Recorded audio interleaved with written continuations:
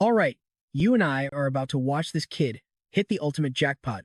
First, he nabs the legendary 5-star necromancer class. But honestly, his biggest win? Having this absolute beast of a girl on his team. With a massive skeleton army and a deadly swordswoman by his side, surviving this apocalypse is a breeze. Plus, unlike other manhwa, he's not some edgy solo guy crying in a dark corner.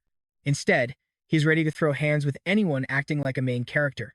Meet Seong-woo, a former Special Forces sergeant who just chose the worst day to return to college. At first, only his buddy Hanho noticed the weird light in the sky, but everyone ignored him. Our ex-sergeant even called him completely delusional. But right in the middle of a boring lecture, the entire world changed as the system suddenly booted up. So, what class do you choose to survive the end of the world? Right then, the power cut out, plunging them into darkness. The glowing system screen was the only light left, giving them 15 seconds to choose. Pick a class card now, or become a dead background character. Dozens of glowing cards hovered in the air, waiting for their choice. Suddenly, one card shines bright, and a real sword drops right onto the classroom floor. The warrior card vanished immediately after. With the countdown ticking down, Songwoo knew he had to make a fast move. Noticing some cards had more stars than others, he grabbed the rarest one. Boom! He unlocked the 5-star necromancer class. He had no idea he just loaded a straight-up cheat code into his life. Time hit 0, locking out everyone who hesitated. Confusion filled the room, but one thing was obvious.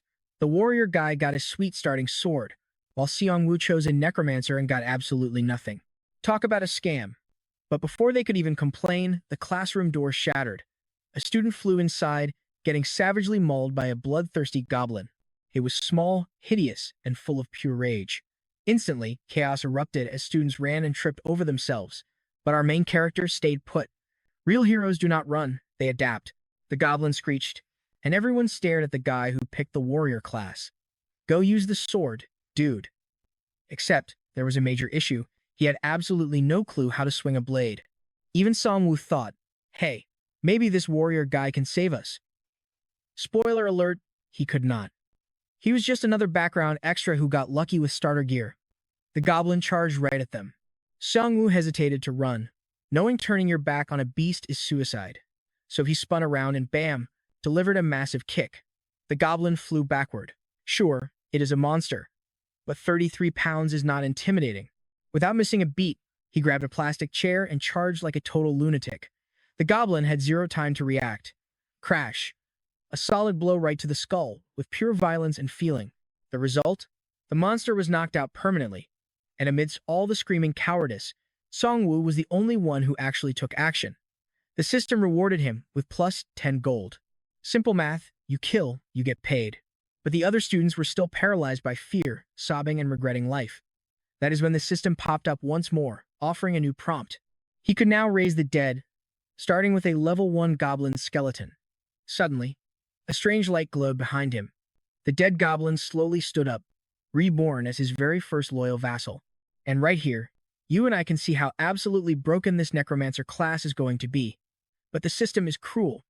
More goblins rush inside, while his skeleton stands frozen, awaiting orders. Honestly, that is better discipline than half the class. Songwoo barked an order, and the skeleton charged forward. No fear, no pain, just straight-up violence. But a major issue quickly appeared. It was 2 against 1, and the skeleton lost an arm. Poor guy just got summoned and immediately thrown into hard mode. Songwoo tried to help, asking the warrior for his sword. Huge mistake. The warrior snapped, screaming that the sword was his. Right, because he was using it so well. Songwoo told him to go fight then, but knew he would not. Time for plan B. Chair time. Working together with his one-armed skeleton, they managed to put the goblins down. But afterward, the creature hobbled back and just stared at Seong-woo. Dead-eyed, expressionless, just creepy, staring. Song-woo felt incredibly awkward. He told the thing to stop staring. Amazingly, the skeleton obeyed, but slouched in sadness. Congratulations, Song-woo. You just managed to depress an undead skeleton. Now he could summon more, aiming for a grand army of 3 monsters. Well, almost, since he hit his minion limit.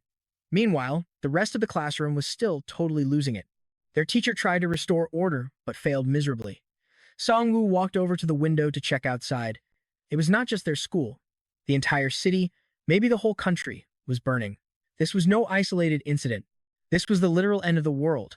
With things getting worse by the second, one student opened the door, shouting that they had to keep moving. Another suggested heading for the parking lot because he had a car. But as they scrambled toward the stairwell, a pack of goblins lunged from the shadows. The monsters rushed the students, but Seong-woo's undead skeletons ambushed them first. He yelled at the class to run while his minions held the line. Overwhelmed by panic, the students scattered in all directions across the campus. Seong-woo briefly tried to stop them but realized they might actually survive better on their own. He knew this game followed strict rules, meaning his best chance to live was to keep fighting and leveling up. He watched his undead soldiers battle fiercely. But then, one goblin went absolutely berserk, slicing the head clean off one of his skeleton minions. Down a soldier, Seong-woo knew he was in a tight spot. It was a tense 2 versus 2 clash. Fortunately, his skeletons secured the kills, earning him gold and his very first level up. Opening his status window, he noticed he did not get standard stat points. Instead, he had to draw a random level up card.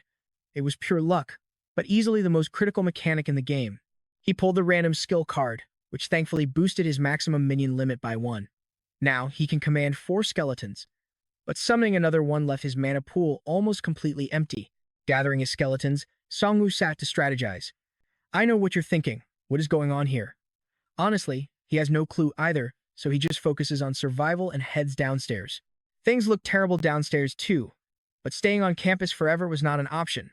Ordering his skeletons to lead, they pushed forward, only to bump straight into his friend, Hanho. Hanho panicked at the sight of the undead goblins and smacked one with his dagger. Seeing his friend crying, Seong-woo called out. When asked about the monsters, Seong-woo casually explained they were his new bodyguards. When asked about his class, Hanho proudly revealed he chose Rogue. Because his buddy is clueless, he picked a weak 1-star class, mistakenly thinking it made him some elite special forces agent. Even the skeleton minions looked visibly disappointed in him. Still, Hanho joined up, and they headed off campus together. Suddenly, Seong-woo received a notification about his special group synergy effect. To trigger the synergy, the group needed to equip 5 daggers. It offered extra gold and critical hit chances. Seong-woo realized these powerful buffs activate when specific party requirements are met. Even better, his skeleton army counts toward the gear requirement. That meant he could trigger this massive buff without needing actual human teammates. Further down, they encountered a horde of minions led by a massive boss monster. As soon as Seong-woo spotted them, a prompt appeared. Scent of Death was active, slashing enemy stats by 30%, a special buff triggered by having 4 of the same skeletons. With the debuff active, Seong-woo sent his skeletons into battle. They easily overwhelmed the lesser goblins, tearing them apart. But the real threat was the giant boss. The monster raised its hand, activating Wild Berserker. This skill massively buffed the remaining goblins, pushing Seong-woo's forces back. He forced himself to stay calm. To win, he had to take down that boss first. Ordering his one-armed skeleton to bypass the minions, it leaped and chopped the boss's arm clean off. Trust me, you and I are definitely going to want to see what happens next. Let us dive into this chaos together. The boss kicks the weapon away, but it is too late. No buffs means our skeleton army tears the goblins apart, though the boss refuses to yield. Finally, the beast collapses, rewarding Seong-woo with extra gold and rare drops. He scores a powerful spear and a wristband designed to buff his nearby allies. Grabbing the gear, he spots his one-armed skeleton waiting just like a proud puppy. Seong-woo laughs and pats its bony head, making it perk right up, before moving forward with his friend. Soon, distant human voices echo ahead. Seong-woo orders his undead crew to hide to avoid starting a massive panic. Ahead, students crowd around the main exit gate. A loud guy tries calming everyone, claiming the student council is on it, but the campus gates are locked shut. Seong-woo instantly recognizes the speaker. It is Jin-suk, a notorious bully and absolute scumbag. Flaunting his council status, he acts like a heroic leader, but Seong-woo sees right through the act. Jin-suk then demands that Seong-woo and Hanho use their weapons to protect everyone. He brags about killing a single goblin while asking for Seong-woo's class level. As Seong-woo internally cringes, a panicked, sword-wielding student rushes over, warning that monsters are flooding the stairwell. Jin-suk orders everyone to take cover in the cafe while they hold the line. Meanwhile, Seong-woo pulls Hanho over to show him a chilling message on the door. It says the barrier will not open until they slay the boss within the time limit. Seong-woo realizes rescue is a fantasy. To survive, they must hunt down the boss. Suddenly, Jisoo arrives, introduces the nerdy student, and tells Seong-woo to intercept the incoming swarm. Seong-woo asks if they saw the warning. The guy nods, but insists on waiting, blindly believing the army will arrive to save them all. Now pay attention. Waiting means death. As Sungwoo moves to the stairs, a vicious pack of goblins lunges forward, sending the terrified nerd into pure panic. When the skeletons rise, the kid loses his mind. Sungwoo quickly calms him, explaining the undead serve him. He calls Jinsuk a complete fool and commands his soldiers to charge. Boosted by the synergy buff and scent of death, the skeletons decimate the monsters. Through the cafe windows, shocked students watch the Skull Squad tear into the enemy. Sungwoo dives into the fray, impaling beasts with his spear. Jinsuk stares in absolute shock, his plans of running away shattered. As the monsters retreat, Sungwoo blocks their escape. He must prove his control. To get allies for the boss fight, they have to trust him.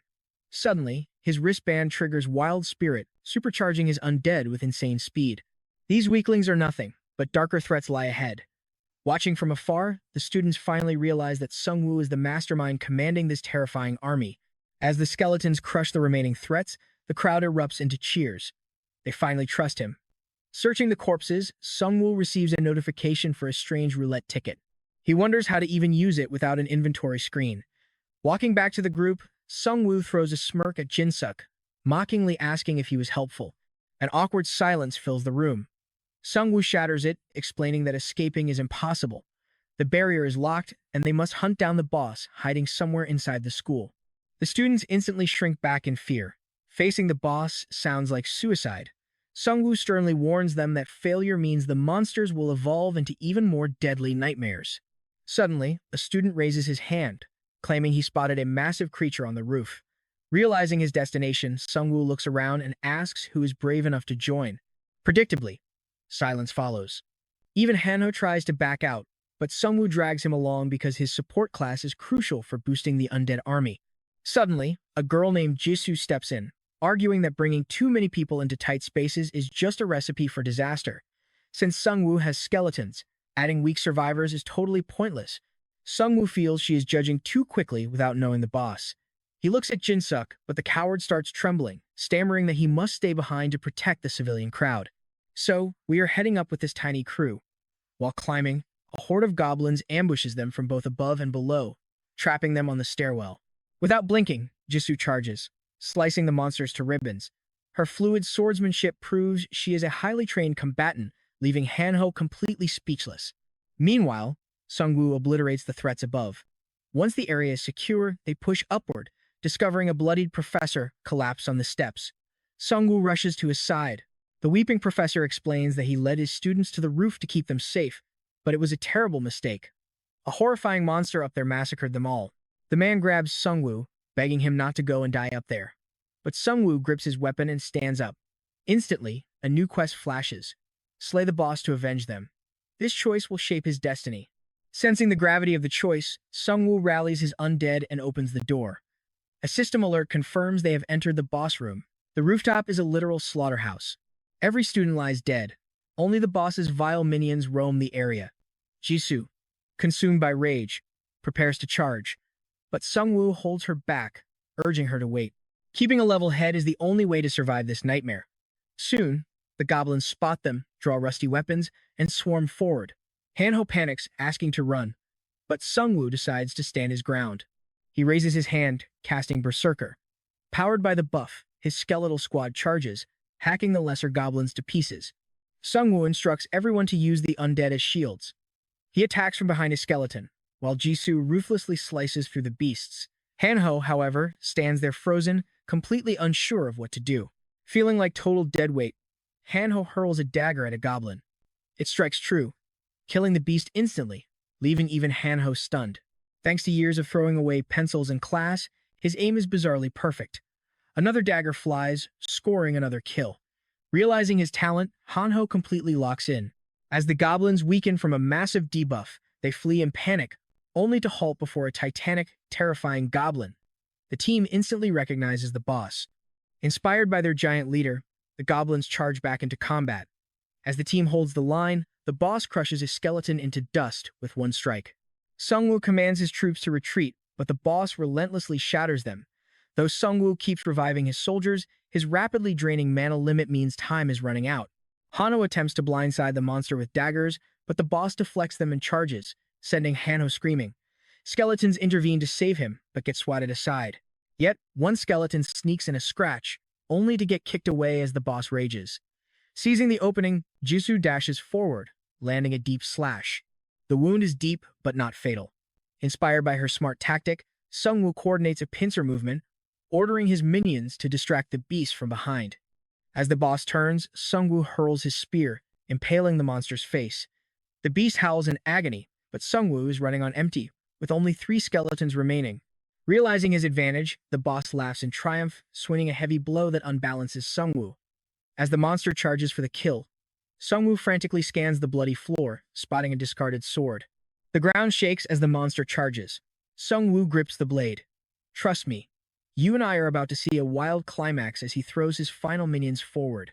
All right, you and I are jumping right into the action where a skeleton catches a tossed sword, but the boss blocks the attack instantly. Armed with a sword, its weapon synergy activates, making its attacks lightning fast and light as a feather. Plus, its one-armed warrior effect kicks in, giving that first strike an 88% chance to trigger bleeding. Our main character knows these buffs are his key to victory.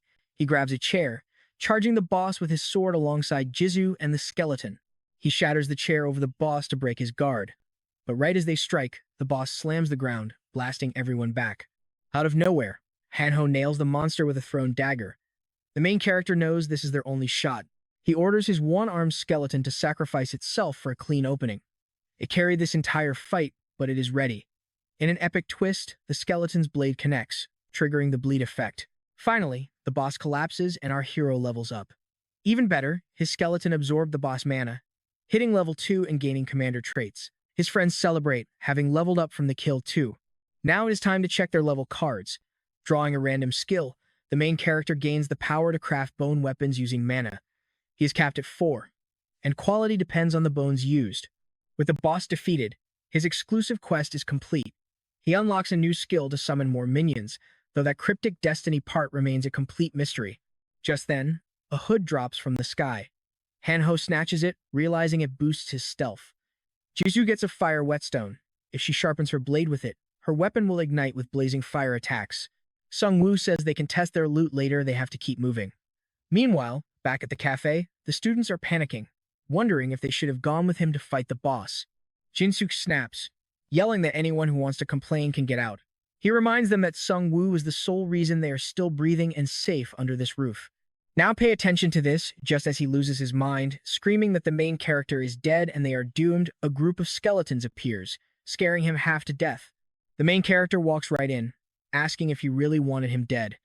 He flings the exit door open, preparing to leave campus, while the entire group and the skeletons stare back at Jinsuk. Sungwoo asks if he has anything to say. Jinsuk just grimaces and shuts up. Behind him, the students start whispering about how he acts tough but is still just a loser. Ignoring the drama, Sungwoo, Hanho, and Jisoo slip out with their skeletons. After ensuring the path is clear, our hero spots a passage and orders everyone to follow. Venturing deeper, they spot bodies with crushed skulls, making them wonder if the monsters are still nearby. Suddenly, Hanho spots a group of survivors ahead, and they quickly head over. This group is fully armed, clearly having survived their own battles. Jinsuk pushes to the front with a fake smile to greet a guy named Daesung, who is shocked to see Jinsuk alive. Watching them, Jisoo frowns. She knows exactly who this guy is. When Jinsuk leans in and whispers to him, Jisoo and Hanho immediately guess they are talking trash about Sungwoo. Our hero just stands there, keeping a calm smile. Daesung introduces himself as the student council president, preaching that they all need to unite if they want to survive. He points at the summons, asking what they are. Sungwoo casually explains they are part of his class card skill. With clear disdain, Daesung asks why he chose murderous monsters. Sungwoo immediately catches onto his game. He is trying to paint him as a threat. Daesung declares that if they want to join, he has to destroy his skeletons. Annoyed, the main character asks what happens if he refuses. The president raises his hands, asking the crowd if they want these creepy skeletons around. Hanho takes offense to the word creepy, though looking at them, he secretly agrees they are a bit weird. Sungwoo points out that these skeletons are his power. Destroying them means losing his weapons. In this dangerous new world, raw protection is everything, and they keep him safe. You and I both know that is a lie, but Daesung smirks, offering their protection instead. He asks one last time to join, which completely sets Jisoo off. She steps forward, gripping her sword, declaring they have no interest in joining, and his student council title is worthless now. Daesung sneers, asking if she is a physical education major. Smirking, she fires back that none of that matters since the university is ruined.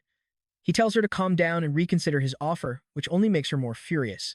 She exposes how he embezzled student funds during a school festival, revealing she was the one who reported him. As they walk away, he angrily yells that they will regret losing out on group synergy. Once they are clear of the council group, our hero asks Jisoo about her history with Daesung. She reveals he is just a trashy bully who only uses his status to harass girls on campus. Hanho mutters about what a complete scumbag the president is. Jisoo suggests they focus on escaping the university, avoiding any crowded areas where massive monster hordes are likely to hunt. Sungwoo suggests the hill trail, as it leads to the main gate while avoiding crowds. They head up a long flight of wooden stairs while the skeletons guard their rear. But things are a little too quiet. Suddenly, Sungwoo signals everyone to halt. Right at the top, they spot a massive orc standing over fresh corpses, dwarf-like in size compared to the goblin boss. Our main character realizes this is the next wave of monsters. Without warning, the beast slams its heavy axe down and charges. Used to this chaos, Sungwoo almost smiles. He sees a gold mine of new bone materials. The orc pulverizes his vanguard skeletons with ease, then locks its sights on Jisoo, who frantically thrusts her sword to defend herself. As the massive axe swings down, one of his skeletons leaps in, shattering to shield her. Knowing he cannot let the beast advance, Sungwoo orders his trusty one-armed skeleton to block the monster's path. The skeleton dodges the swing, landing a swift slash on the orc's shoulder. Sungwoo shouts at Jisoo to retreat to flat ground, since fighting on these stairs is a death sentence. She is frustrated that the beast broke her guard so easily. Regrouping at the top, our hero warns they cannot face it head-on, leading them into the trees to restrict its movement. He tells her he is going to use the skeletons as bait. With plenty of fresh corpses around, his only real challenge is managing his mana reserve. The orc rages through the tree line.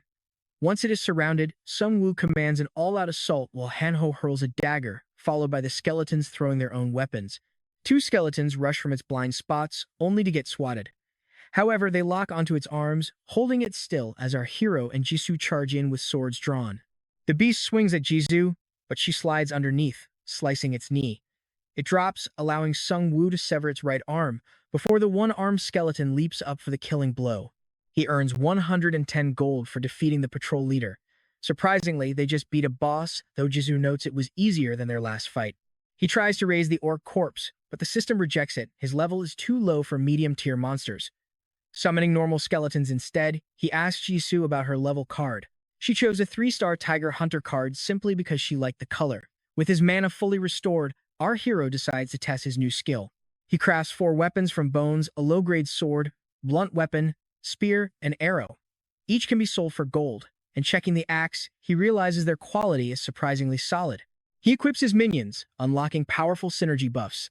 After handing Hanho a sword, he tells him to return it later as we follow them back down the stairs to see what awaits.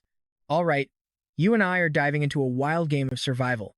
On the road, Hanho spots a sealed purple gate warning them to beat the boss in 8 minutes or the monsters double in strength. Sungwoo groans. They have hit this nightmare twice now. Worse, a new notification warns that orc hunting parties are actively on the prowl, lured in by the scent of large groups of survivors. Jisoo realizes safety in numbers is a total lie here. Sticking together just draws more danger. Suddenly, an orc targets the student council group, and their terrified screams echo right out of the building. Sungwoo is glad they split off. The trio quickly learns that bigger crowds only bring bigger targets. Just then, an alert flashes. The first wave of 5 orcs is headed straight for them. Hanho panics at the sight of the incoming monsters and begs Sungwoo for a plan. Sungwoo pauses, lets out a wicked smirk, and reveals a crazy idea to trap them using nearby cars and his skeletons. As the beasts charge, one spots Hanho perched on a car hood, screaming insults. Furious, they rush him.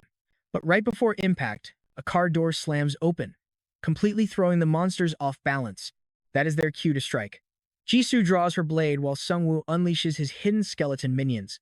They swarm from all angles, giving the disoriented orcs absolutely zero time to react. With the beasts slain, a victory notification pops up. Sungwoo collects 100 gold, hits level 4, and unlocks the ability to summon 7 undead minions. Still, his limited mana remains a major bottleneck. Meanwhile, Hanho is hyped about his new high-speed slash ability. Sung-woo turns to Ji-soo to check her rewards. She chose raw strength, boosting her power by 2 and feeling a warm, burning energy. Sung-woo has Han-ho return the weapon, summoning 2 more skeletons to gear up for the road ahead. He hands the blade to a waiting undead soldier. Stepping out, they see the whole city is falling into absolute ruin. Advancing down the street, Sung-woo suddenly raises a fist to halt the group. Up ahead, a brutal pack of orcs is tearing into a school bus, trying to slaughter the helpless survivors trapped inside. Watch closely right here. From cover, the trio counts 7 orcs. A man inside tries fighting back with a spear, but it is useless. Seeing axes swing, Ji-soo insists they have to step in and help. She suggests a pincer attack while the spear guy fights from within, but Sung-woo highly doubts the stranger has the guts to hold his ground. To him, trusting random amateurs is a fatal gamble. Instead, he points at a nearby truck and decides to show these monsters the true power of human technology. Meanwhile, inside the bus, a blonde survivor with a shield screams at the spearman for missing his targets. The spearman snaps right back, telling him to use his own sword and fight. Terrified passengers huddle together, weeping and praying as they prepare for a gruesome end. Suddenly, the beasts freeze, turning around to face a roaring engine. A heavy truck slams directly into the pack, sending 2 orcs flying through the air. The survivors inside stare in complete, stunned disbelief. Skeletons leap from the truck bed, mercilessly hacking away at the surviving monsters. One passenger actually looks more terrified of the undead than the orcs. Once the dust clears, they whisper, wondering if the monsters left. But then, an undead face presses right against the glass. The spearman drops his weapon, stumbling back in terror as he screams. Han-ho knocks lightly on the door, calling out for them to open up. Even after they explain they are human, the survivors are too paralyzed by the skeleton to cooperate. Deciding to move on, they leave the area. Next, we see Han-ho aggressively bashing a vending machine with a hammer. Sung-woo asks what on earth he is doing. Han-ho grins, explaining he is broke but really wants a soda. The blonde survivor they rescued walks up to buy him a drink, only to realize the machine is completely wrecked. The blonde guy scratches his head and suggests they talk business. He points at a strange capsule machine, asking if it drops gear. Sung-woo nods, explaining they tried it once, but their low gold reserves cut their shopping short. Then he spots an old television set with a handwritten note saying to take it if needed. He guesses that following this odd instruction might actually reward them with a rare item. Now think about this. Suddenly, the screen flickers to life, welcoming them to the E-Class shop. Sung-woo taps the display to browse. They can gamble for bronze, silver, or gold prizes, with items capping at gold rank. As he browses, Han-ho and Ji-soo doubtfully ask if this thing even works. Sung-woo replies there is only one way to check. Currently, Han-ho has 360 gold, while Ji-soo holds 584. Sung-woo, however, boasts 1,552 gold, plenty for the silver tier. Even better, he possesses an unlimited rank ticket, allowing him to pull a reward from absolutely any tier. Han-ho watches in absolute shock as Sung-woo gambles on the gold wheel. Unbelievably, his luck holds, landing first place. He wins a legendary blue orb called the Terror of the Sea Spirit, boosting his mana by 300 and recovery by 200. This is an incredible upgrade, completely solving his constant mana issues. Pushing his luck, he drops more gold on the silver wheel and secures second place, walking away with his sturdy shield. Ji-soo also lands second place, gaining a powerful skill called Leader of the Expedition Force. Han-ho, unfortunately, pulls third prize, winning basic health potions that leave him feeling deeply disappointed. Sung-woo reassures him that those items will definitely come in handy later. Ji-soo points out the battlefield at the sports arena is still active. When Han-ho asks if they are running the same trap, Sung-woo glances at the truck with a wide grin. Across town, the student council group screams in terror as orcs swarm them. Dae-sung orders everyone to bundle together and prepare to flee while he attempts to hold the defensive line with his blade. One survivor points out that people are still trapped up in the stands, but Dae-sung brutally tells him to ignore them, claiming they have zero time to play hero for strangers. He commands Jin-sok and Ya-min to lead with their shields. Suddenly, a massive bus comes roaring out of nowhere, plowing directly through the orcs from behind while the driver cackles like a complete madman. Having pulverized the monsters, Han-ho leans out the window, screaming for the survivors to climb aboard. Looking on, the left-behind players instantly regret not sticking with Sung-woo from the very beginning. Ji-soo leaps off the vehicle to confront an orc, desperate for a rematch. When the brute swings, she cleanly blocks the heavy strike. This time, her blade does not budge even an inch. She slices the monster in half with her blazing sword, turning around proudly, only to find Sung Woo and his undead army already cleaning up the battlefield. She watches him easily dominate from a safe distance. Seeing this makes her feel a bit silly for dumping all her attribute points into pure power.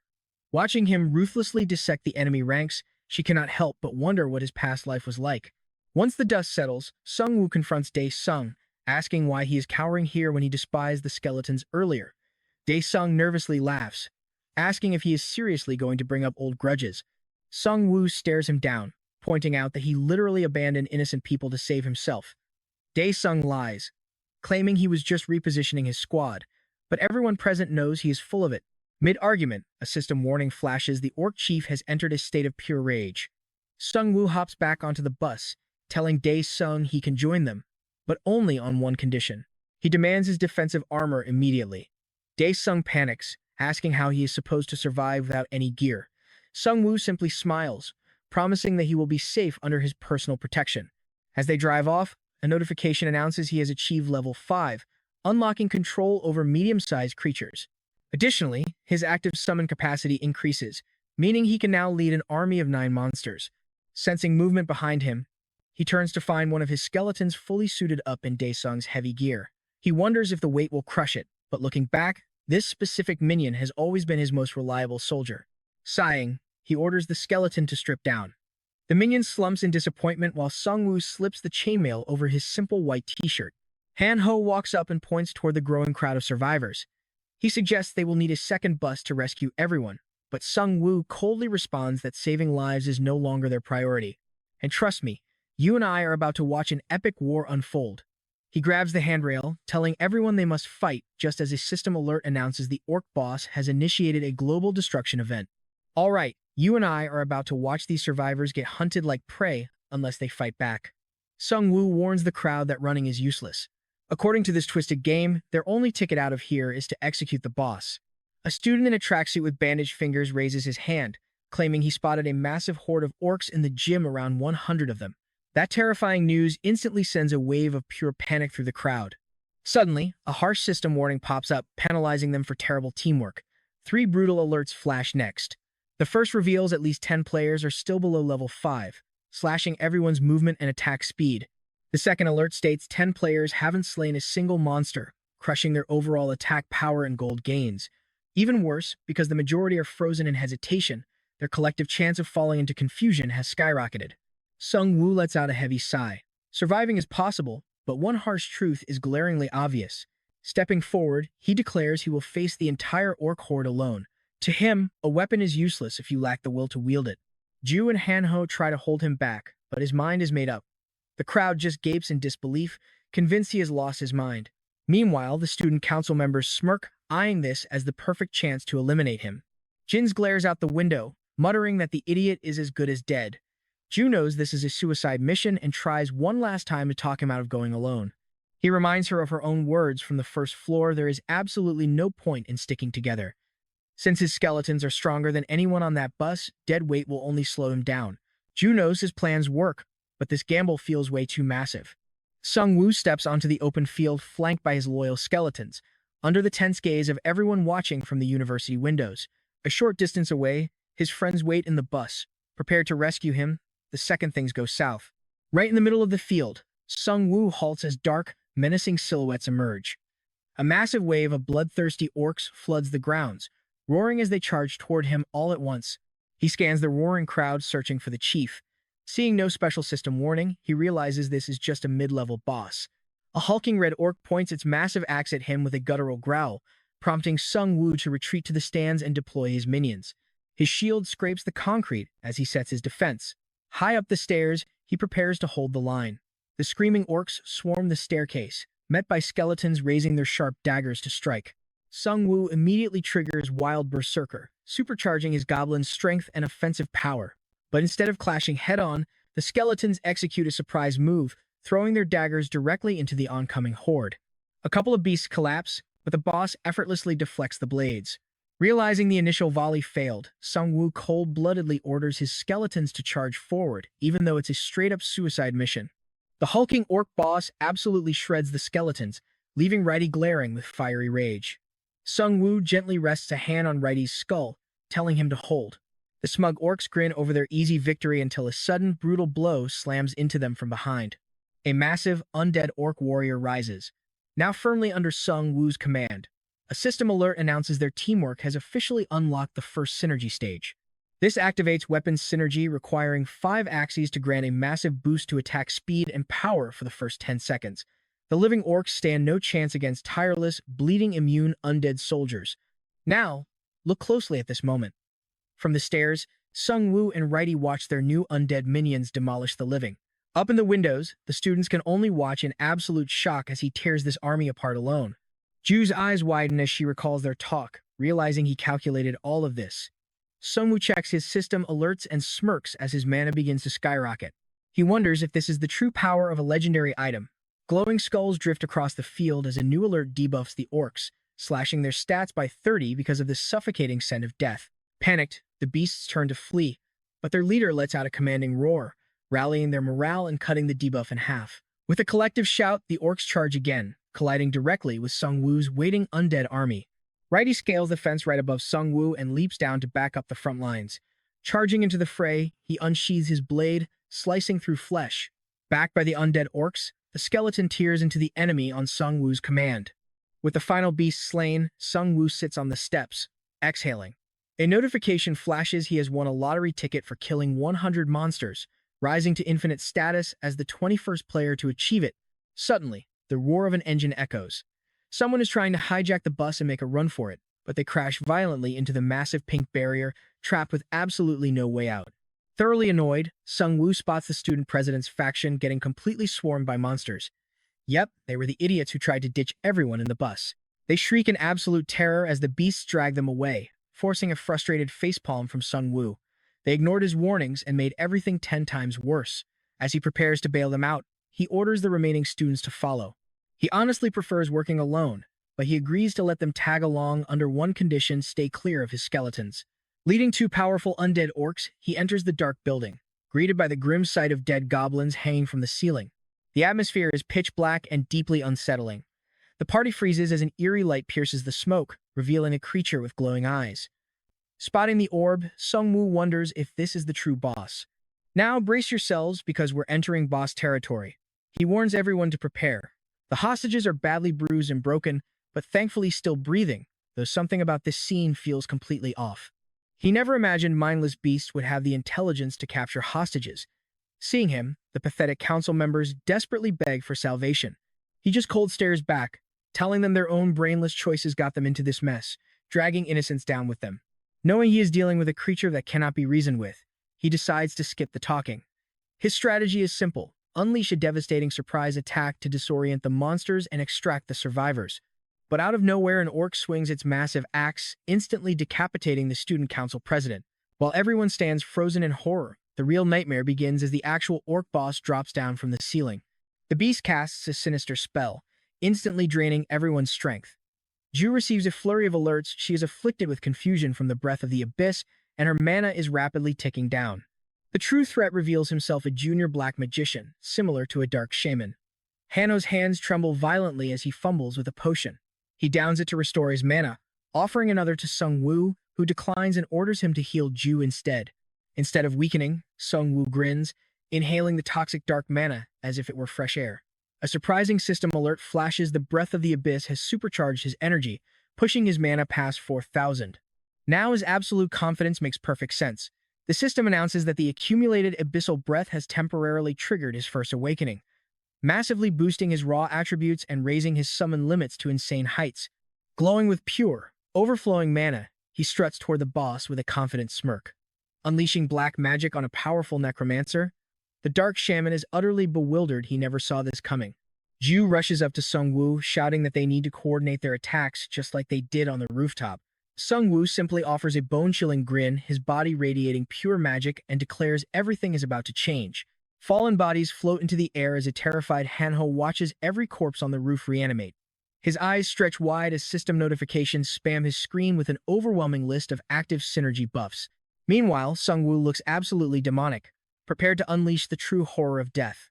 The frantic shaman begins smashing the undead skeletons to pieces, but his system notification reveals they have a guaranteed revival chance.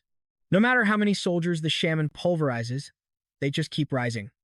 Every single time one falls, Sung-woo instantly resurrects them, slowly grinding the exhausted dark shaman down to nothing. The shaman stares in terror at Sung-woo, who appears far more monstrous than any beast. Sung-woo asks if the creature finally comprehends who he is dealing with. Staring with glowing eyes, he whispers, "This is the true nature of death." The shaman screeches in sheer panic, completely powerless to stop this nightmare. He desperately scrambles to escape, but the relentless undead army closes in on him from every single angle. Watching him run, Sung-woo coldly mocks him for believing anyone can outrun the grave. The shaman wails in despair as skeletons leap from the darkness, dogpiling him from all directions. Righty lands the final blow, ending it. Sung-woo gains over 1,000 gold, and Righty absorbs the boss's mana to rank up. Trust me, you and I are about to see him become unstoppable. Alright, you and I are about to watch our main character, Sung-woo, make some genius moves. He realizes his skeletons need the final boss kill to level up, checking his roster of 33 minions. But right then, Hanho screams that something is crawling out of the monster's mouth. Inspecting it, Sung-woo finds a dark item that grants devil traits. The terrifying catch is that once equipped, taking it off requires massive sacrifices. Not fully understanding the warning, he assumes it fits his necromancer class anyway. He equips the item, instantly gaining the devil attribute. Now, every single attack drains mana from his enemies. Suddenly, the orc shaman spell wears off, and his skeletons crumble into dust. Heading back, the surviving students cheer wildly, chanting his name and praising Sung-woo as their absolute savior. But he is not celebrating. He knows a massive crowd only drags him down and ruins his chances of survival. With the boss dead, the magical seal shatters and the exit doors swing open. The students desperately discuss their next move, wondering if it is truly safe to leave. Many realize their best shot at staying alive is sticking close to Sung-woo. Checking his phone, a panicked Hanho reveals this apocalypse is happening worldwide. While they both worry about their parents, a bus suddenly screeches to a halt, and Kyung-soo shouts for everyone to jump on. He explains he was a driver during his military service and plans to head straight for the army base. Sung-woo just smiles, lying that he must decline because his home is nearby. Kyung-soo ushers the remaining students onto the two buses they secured. Everyone boards except for Sung-woo and his small group. With a final wave, Kyung-soo drives off into the chaos. Once they are gone, Hanho asks about their next move, turning to Jisoo to ask where she lives. Since her family is isolated on an island, she has been staying in the dorms. She asks Sung-woo if she can tag along, even if she is not very strong. He reassures her she will be useful and welcomes her. But pay attention here when Hanho begs to join. Sung-woo jokes he has to chop off his arm first to fight like a warrior. Suddenly, Jisoo tackles them both to the dirt, shielding them from a sudden shadow above. Looking up, they freeze as a massive, terrifying dragon sweeps overhead, leaving them completely speechless. Nearby, the bus screeches to a halt as Kyung-soo spots multiple beasts hunting them. While students scream at him to floor it, he warns that moving will only make them targets. The winged beasts are only targeting moving vehicles. Suddenly, a terrifying system alert flashes the boss, Wyvern Alpha Male, has arrived. Within seconds, the monster swoops down, lifts the bus, and tears it to shreds. Witnessing this devastation, Sung-woo realizes he is still incredibly weak, but he can grow. Without turning back, he tells Jisoo that they are done running from monsters. It is time to hunt. She looks confused, but he explains that passive survival is a death sentence. If they only react, they will remain prey, slightly tougher prey, but still prey. To survive, they must become the ultimate predators. Clenching his fist, he leads his group straight toward a pack of orcs. As they clash, a system notification declares the tutorial has ended. The real hunt begins. Sung-woo commands his skeleton army to corner a pack of goblins. The monsters try to flee, but every escape route is blocked as the undead ruthlessly cut them down. Every single kill lines Sung-woo's pockets with gold, pushing him to level up. Hanho slowly creeps out from hiding with a nervous laugh, joking that Sung-woo did all the work. Sung-woo sighs, dismissing the goblins as mere small fry. Reviewing his level-up reward cards, he selects the strength boost. Instantly, a surge of raw power courses through his entire body. His skeletons push forward, clearing out more pests while his gold counter ticks up. Stepping into a clearing, he finds Jisoo wiping her blade. She smiles, boasting she took down 9 goblins solo. Okay, I know what you are thinking. Goblins are easy money, right? But Sung-woo orders Hanho to pack up the dropped daggers and declares they are ignoring weaklings from now on. Jisoo asks if he is aiming for tougher prey. He explains that goblins only pay 10 gold, while an orc gives 80, but he wants even bigger bounties. They continue walking down eerie, deserted streets. Hanno spots military vehicles parked in the distance, surrounded by piles of fallen soldiers. Getting closer, they are shocked to see these soldiers are clutching basic shovels instead of service rifles. A lone soldier cautiously steps out holding a shovel, demanding to know if they are human. Terrified by the skeleton guards, he only relaxes when Sungwoo smiles and reassures him they mean no harm. The soldier quickly calls out to his superior, announcing survivors. Sungwoo walks over to the vehicle, leaning in to speak with the injured sergeant through the open window. The sergeant apologizes for his poor welcome, explaining his leg is badly injured. Sungwoo immediately recognizes the goblin's stab wound. Sergeant Kim bitterly admits he was taken down by a creature the size of a child. Yet, against all odds, they fought them off. Confused, Sungwoo asks about their lack of firearms. The sergeant explains their weapons simply refused to fire, and it was no ordinary mechanical failure. The moment monsters arrived, modern weapons died, forcing them to fight with shovels and blades. Seeing the officer's state, Hanho whispers to Sungwoo that they have some spare healing potions. Spotting the glowing potion bottle, Kim desperately begs if they can spare just one. Sungwoo looks away, stating they cannot easily hand over valuable survival supplies. Desperate to heal, the sergeant offers to trade some crucial information. He promises to share everything he has witnessed. Sungwoo agrees to listen. Kim warns him of massive, bull-sized wolves roaming the area, explaining how his entire unit was instantly overrun trying to kill just one. He also reveals the existence of mysterious QR codes. He has discovered two so far, one located at the station and the other hidden inside the subway transfer center. Pulling out his phone, the sergeant explains that scanning the code installs a special app. Since all other networks are dead, it is the only way survivors can stay in touch. Intrigued by this network, Sungwoo decides to trade the potion. The sergeant asks about their plans, explaining his squad is heading back to rejoin their unit. Sungwoo questions if his commanders are even safe. Kim admits the officers initially confiscated their useless guns and ordered them to fight with tools, hoping they have learned. Sungwoo simply bids him farewell, choosing a different path. Before parting, Sungwoo drops a final warning about the sky. Kim breaks into a cold sweat hearing that massive dragons are hunting above. With that, Sungwoo marches onward with his companions. Arriving at the station, they locate the first QR code. Hanho nervously worries if the scan will download a virus, but the app reveals a functioning message board and a global news feed. Even the system administrator uses it for official updates. Reading through the strange posts, Sungwoo quietly wonders who is truly pulling the strings behind this apocalypse. Checking the public board, he finds it completely blank. Jisoo mentions that writing a post costs a massive 1,000 gold. Suddenly, user 4884 uploads a post, claiming they are building a safe zone at the H apartment complex. Another user replies, asking how to contact them. Reading the coordinates, Hanno gasps, realizing it is right next to his family home. Sungwoo asks if they should investigate the area. He also questions how anyone could casually burn 1,000 gold. Despite their own intense battles, they are only level 6. The more he stares at it, the more suspicious it feels. Still, the chance to meet other high-level survivors is too tempting, so they continue toward the location. Suddenly, his phone pings, showing that a critical comment on the thread has been deleted. When the user demands answers, the poster replies they simply deleted some childish nonsense. This blatant cover-up only deepens Sungwoo's doubts. Meanwhile, in another part of the city, a hulking man grins at his phone. He flashes a sinister grin, thrilled that yet another victim has taken his deadly bait. And trust me, this apocalyptic world has already turned incredibly cruel. In another neighborhood, a desperate father swings a baseball bat to protect his daughter from monsters. He screams for help, but nearby players do absolutely nothing, choosing to watch safely from their barricaded windows. Alright, let's dive into this epic save. Just as the monsters close in on a terrified survivor, a flying dagger strikes. An undead orc crashes through, hacking them to pieces. The guy can only stare as our hero's skeleton army rescues him. Sungwoo steps up, letting the trembling survivor know he is finally safe.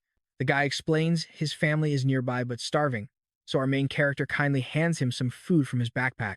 It is not a massive feast, but it is enough. The surviving green monsters try to flee, but the skeletons corner them at the stairwell, revealing a secret dungeon entrance. Hanho immediately wonders if they should dive down and finish them. But before they take a single step, the man begs them to stop. He warns that something far worse than those little green monsters is waiting in the dark basement below.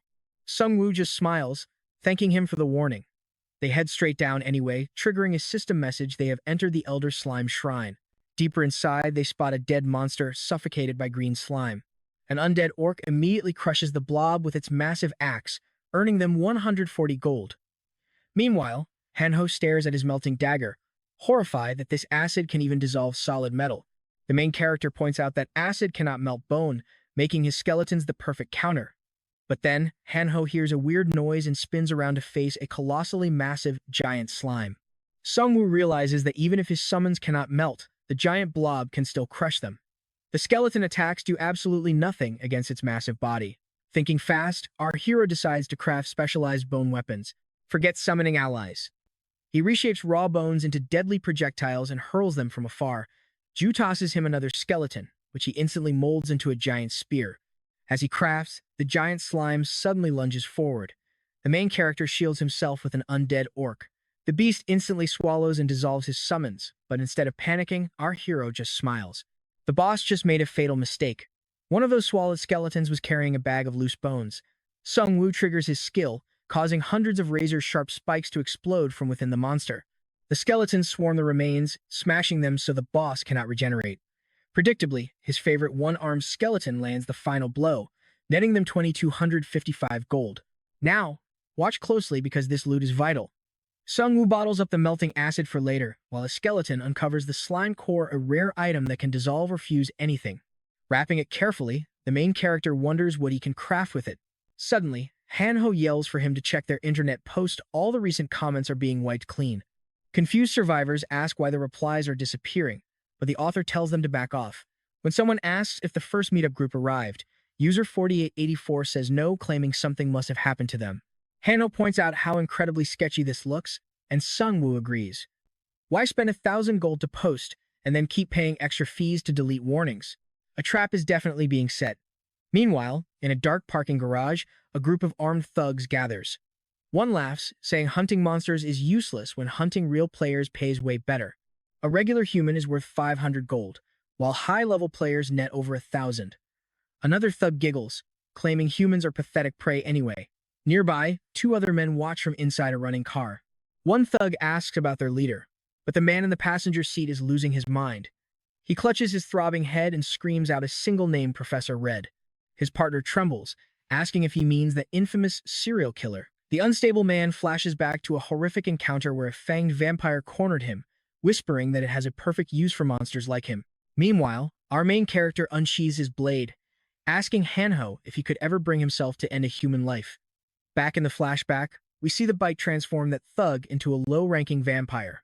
He and his crew had only wanted to raid a convenience store for rations.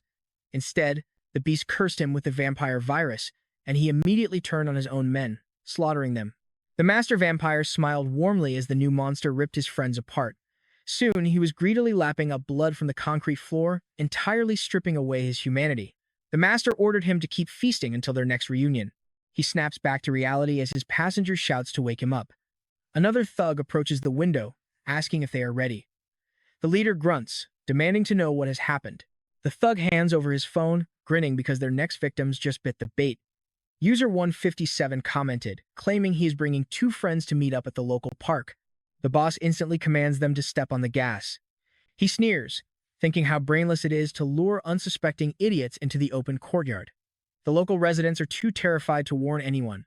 And yeah, I know what you are thinking. They are pure evil. But suddenly, the driver slams on the brakes as a hooded group blocks the road ahead. Their backs are turned, keeping their faces completely hidden under dark hoods.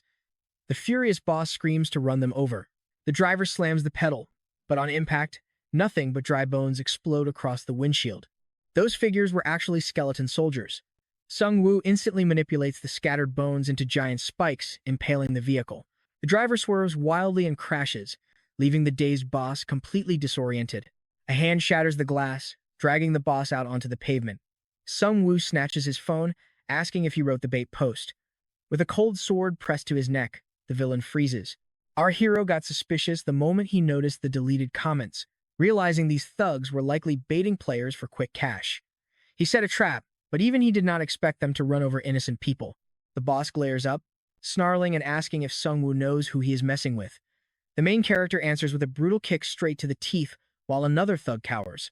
Coldly, Sung-woo asks how many accomplices are waiting upstairs, threatening to sever his neck if he lies. The psycho just laughs, lunging forward to ask if our hero has ever actually taken a life. Suddenly, his skeleton righty leaps in and slices his arm open. As blood sprays, Sung-woo mutters in disgust that while he still hesitates to execute a human, his mindless skeletons do not have that weakness. As an orc skeleton raises its axe to finish him, the bleeding thug just laughs. Our hero wonders if the intense pain has driven him completely insane. Turning to the other hostage, Sung-woo casually asks where they should start breaking him. The terrified coward immediately squeals that 8 people are upstairs, but the boss instantly silences him, slashing his throat. Hanho and Ju watch in absolute horror as the maniac slaughters his own ally.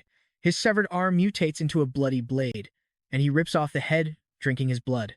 The fresh blood instantly heals him and spikes his stats. He once held a decent 3-star ninja class, but the Master Vampire's bite degraded him into a low-ranked beast that cannot level up. Instead, his power relies on stealing stats from murdered players. Roaring, he activates Berserk mode, boosting all stats by 20. Sung-woo realizes there are classes far more monstrous than his necromancy. They form a tight defensive line with the summons up front. Woo knows a single slip-up means instant death. He sends his army to strike, but the vampire is blindingly fast, forcing him to immediately pull them back.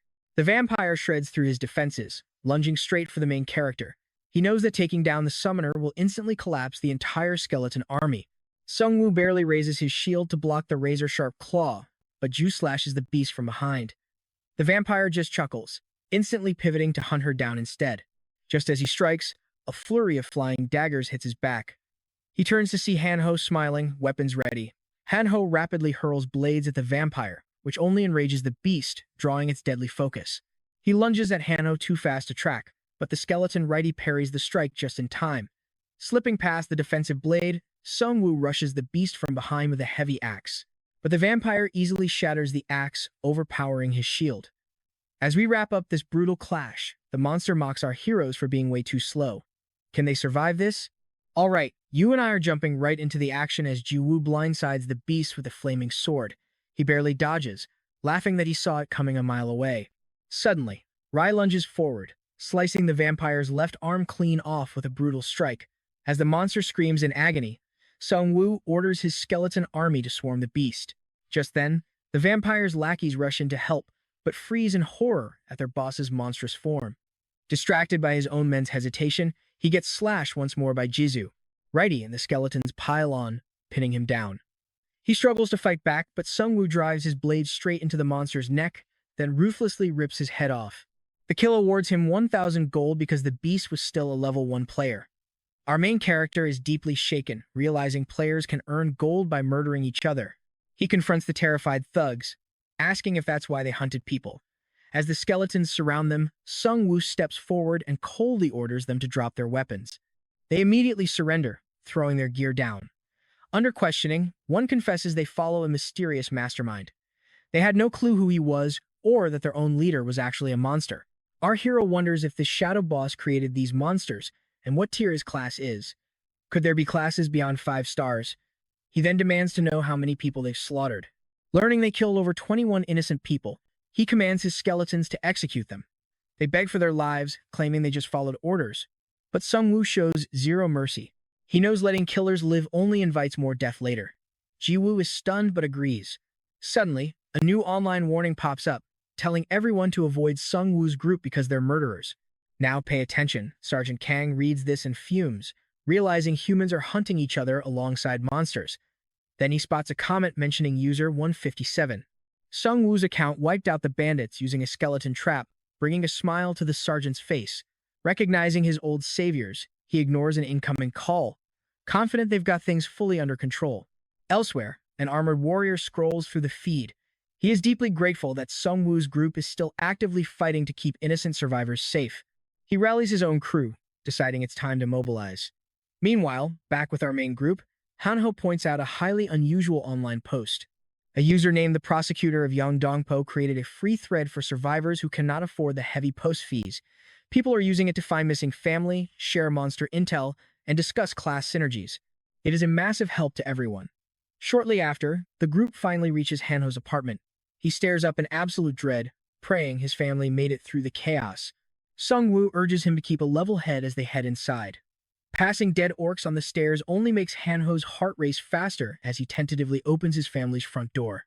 A massive slash mark on the wood makes his stomach turn. He frantically calls out for his mother, and to his absolute relief, both of his parents open the door safe. Inside, they reveal neither parent selected a starter class because none of the cards appealed to them. Over a meal, Sung-woo asks how they possibly survived the vicious orc attacks. While neighboring apartments were destroyed, their door held strong. The dad proudly reveals he repelled the beasts using common backyard pesticide, leaving everyone speechless as the mom details how the monsters ran away. Han-ho nearly chokes on his drink hearing that. After dinner, his mother warmly thanks Sung-woo and Jisoo for keeping her boy alive, offering them the last of their green tea. Han-ho tries bragging about his dagger skills, but his mom completely ignores him. Outside, a gang of teens on bikes spots their apartment lights and smirk. Meanwhile, Jiwoo finishes showering first. The mother worries that Jiwoo looks too fragile, but Han-ho knows she's actually a powerhouse. Sung-woo finally gets to wash up, deeply relieved that his friend's parents are unharmed. Using the orcs' sensitive noses against them saved their lives, or they would have been slaughtered. Amidst this apocalyptic nightmare, at least one family got their happy ending. While cleaning their gear, Han-ho asks what their next move is. Sung-woo agrees they must leave soon, suspecting those first orcs were merely scouts for a much larger horde. Trust me, you and I need to watch this part, because Han-ho suddenly shoves his phone forward with a wild new update. The moderator of the free board has posted again, claiming to have established a secure sanctuary at Yeongdongpo Station. But they are demanding food and gold from anyone seeking entry. Jiwoo questions the guy's motives, but Han-ho wants to believe him. Sung-woo remains highly skeptical, finally piecing together the true intent behind that initial free thread. They spent 1,000 gold just to host that community board, making it hard to believe this is pure charity. He directs them to the comments, which are overflowing with endless praise. Sung-woo notes that building public trust was the plan all along. Soon, a massive crowd will willingly hand over their hard-earned supplies. Han-ho is shocked by such cynical manipulation. While the station is too far to verify, Han-ho spots another user, Chief Gu, who has established a sanctuary at Hasang Fortress, though he charges visitors rent. Sung-woo hates the fee but is intrigued by the location. He asks about the distance, and Han-ho says it is only 20 minutes away. Deciding this is their next stop, Sung-woo apologizes to the parents for dragging them into danger so suddenly, but the father warmly dismisses his worries. Having saved his son's life, Sung-woo has earned his complete trust. However, the mother warns him that predatory bandits are now roaming the streets alongside the monsters.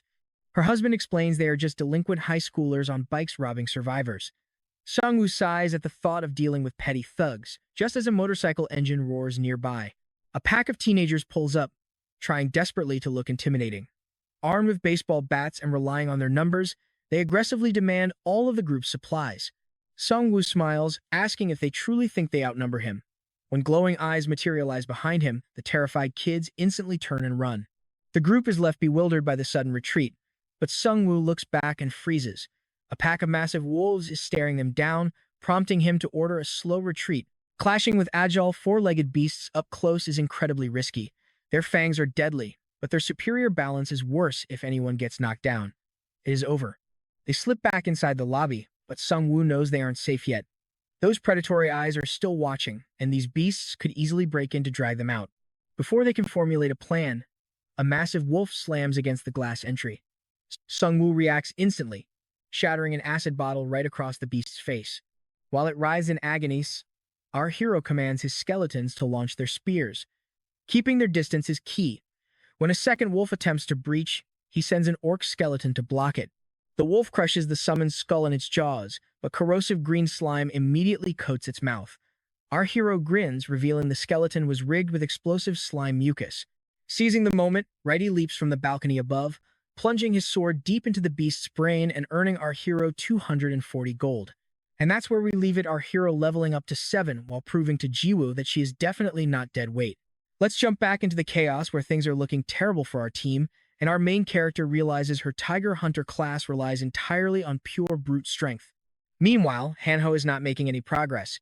He fails to control a wolf due to his low level, so he warns the group to keep moving before more monsters show up. Elsewhere, flying dragons are chasing a military helicopter. The captain screams to go faster, but the pilot yells back that they are already at maximum speed. He curses Sergeant Kim for the bad intel, but the pilot reminds him he ignored those warnings. Suddenly, a red system alert flashes on screen. The field boss Wyvern has spawned. The beast tears the helicopter apart with its bare claws. Landing on a skyscraper, it unleashes a terrifying roar, leaving Sung Woo and his crew watching in absolute horror. Hanho hoped the military could handle these monsters, but those dreams are crushed. His father notices the beasts are actually settling down to sleep on the rooftop. That puts them way too close to the danger zone, but moving is suicide. Sung Woo tells everyone to rest up since the monsters will fly away eventually. Night falls, and while the beasts sleep, a familiar bright flash illuminates the dark.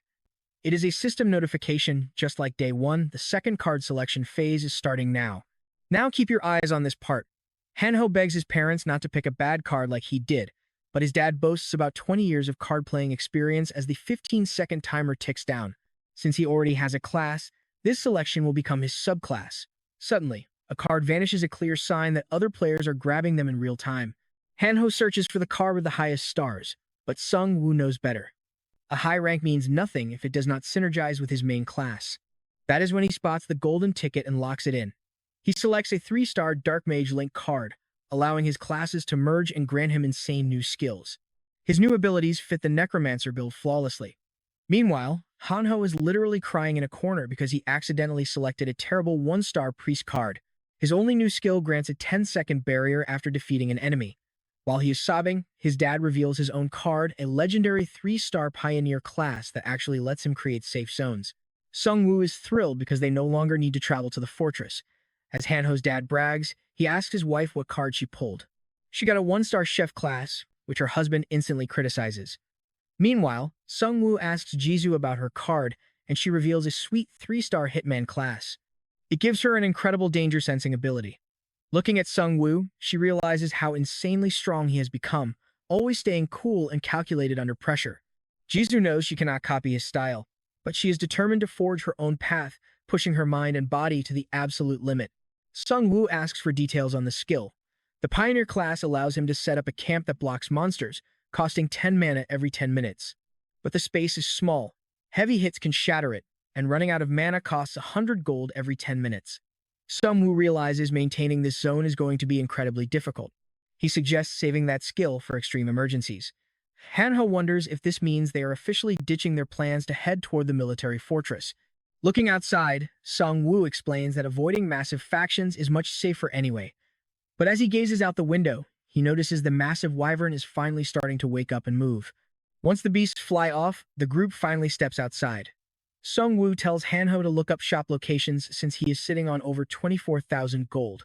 He needs to gear up immediately before those high-level threats return. Unfortunately, even after scanning the entire community forum, Hanho cannot find a single mention of where the shops are located. Just then, motorcycle engines roar in the distance as the local thugs resurface. Hanho warns that it is probably yesterday's gang, but Sung Woo just smiles, realizing they found their map. If these punks have been robbing people, they definitely know where the shops are. Nearby, the thugs are talking about their next roll of the store, hoping for better luck this time. After all, 90% of gamblers quit right before hitting the jackpot. Returning to their hideout, they find it dead silent, but unlocking a backroom reveals their crew huddled in fear. Let's stop for a moment because what they say next is heavy. They ask where Eugene is, and a kid cries, saying the man dragged her away for not bringing enough gold. Suddenly, Eugene walks in and snaps at them to shut up. He asks if she is all right, but his expression turns to pure horror. She looks completely like a vampire now. The boss calls him Taesong and demands to know why he killed Woo-seok, who was their leader. Taesong defends himself, stating that Woo-seok attacked them first, leaving them with no option. The boss asks if he plans to kill Eugene next, warning that vampires lose their minds without blood. Taesong fires back, asking if the boss knows how many innocent people Woo-seok murdered. That triggers the boss, who screams at Taesong for talking back. He reminds the kid they only survive because of their master's generosity, warning that disobedience means an instant death sentence. Taesong turns to walk away, but the boss stops him with a brutal ultimatum. If he does not deliver 10,000 gold within 2 days, he is a dead man. Right then, voices echo from the hallway. Sung Woo and his squad have broken in, with our main character casually mocking their service. The boss demands to know who they are. Sung Woo points his blade forward, demanding they hand over all their loot. The vampire boss just laughs, thinking these fools have no idea who they are messing with. Noticing his fangs, Sung-woo asks if he is the apartment gang leader. Enraged upon realizing these are the guys who killed his men, the boss lunges, but an orc skeleton grabs him instantly. Sung-woo presses his sword against the vampire's throat, asking if his healing factor can regrow a head. He drives the blade deep, ordering the monster not to make a single move. He asks if he is the vampire lord, but the boss laughs, shatters the sword, and breaks free. He lunges at Sung-woo, but a volley of throwing daggers stops him cold. It is like Sung-woo predicted his exact move. Before the vampire can even react, Jisoo blurs forward, severing his arm in a single flash as blood splatters everywhere. The wound cannot heal because of her weapon's fire attribute. Jisoo swings her flaming blade again. The boss dodges, but she instantly ducks under his counter and slices him wide open. Furious, he tries to overwhelm her with speed, but she keeps up effortlessly. He catches her sword to counter, but her new danger sense skill flashes, allowing her to dodge with ease.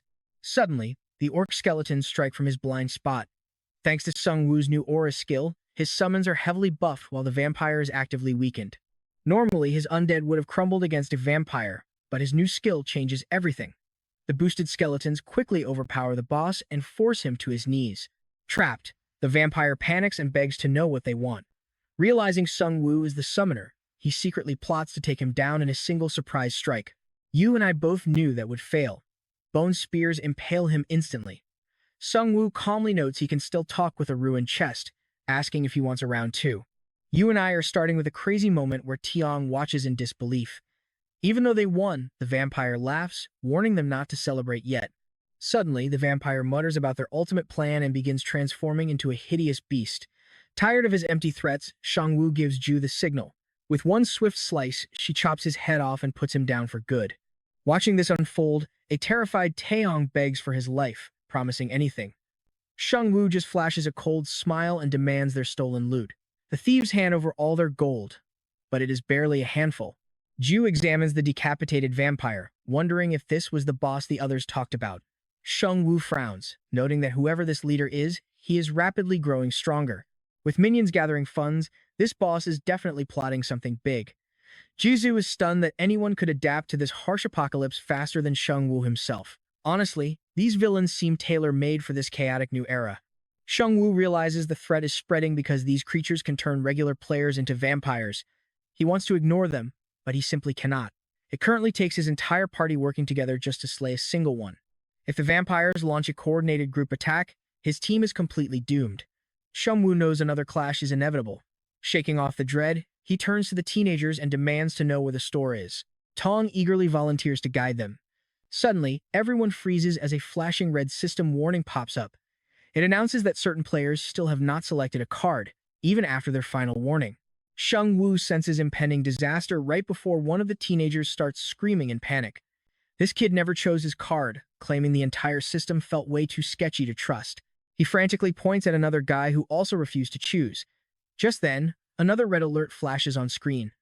Anyone without a card is forced to transform into a beast. Both players scream as their bodies warp. The moment Sung-woo sees this, he realizes they are dead meat if these beasts fully transform. He commands his team to strike immediately. Meanwhile, outside, Hanho's parents wait anxiously.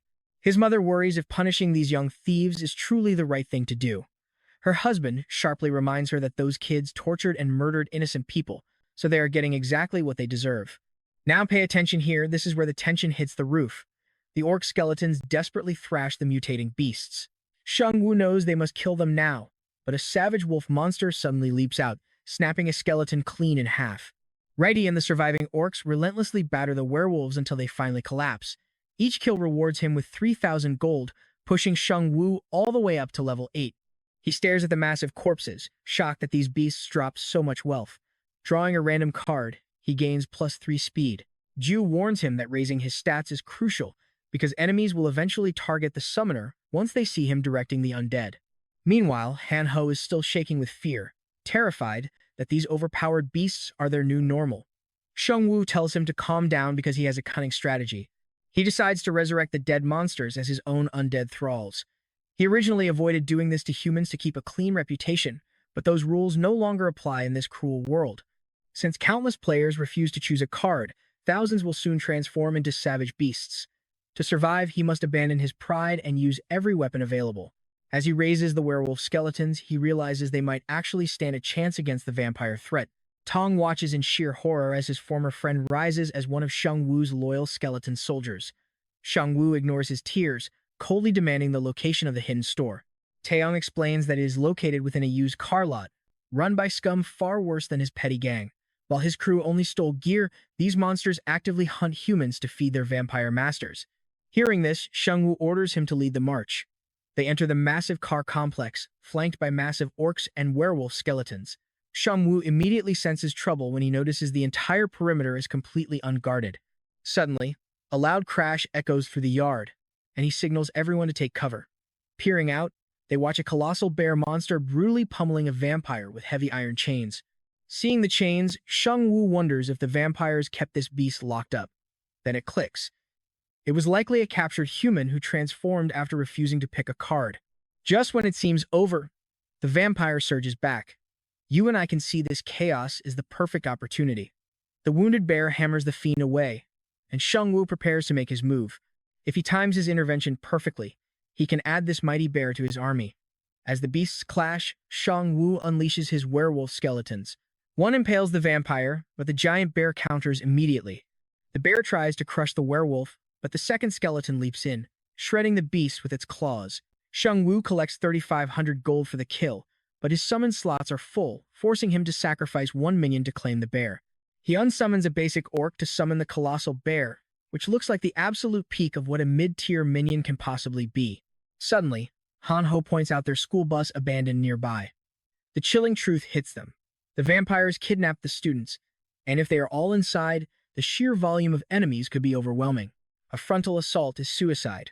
Shang Wu turns to Taeyong for directions to the store, but just as the team begins pointing, someone violently slaps his hand away. They spin around to find his classmate Eugene, now fully transformed into a vampire.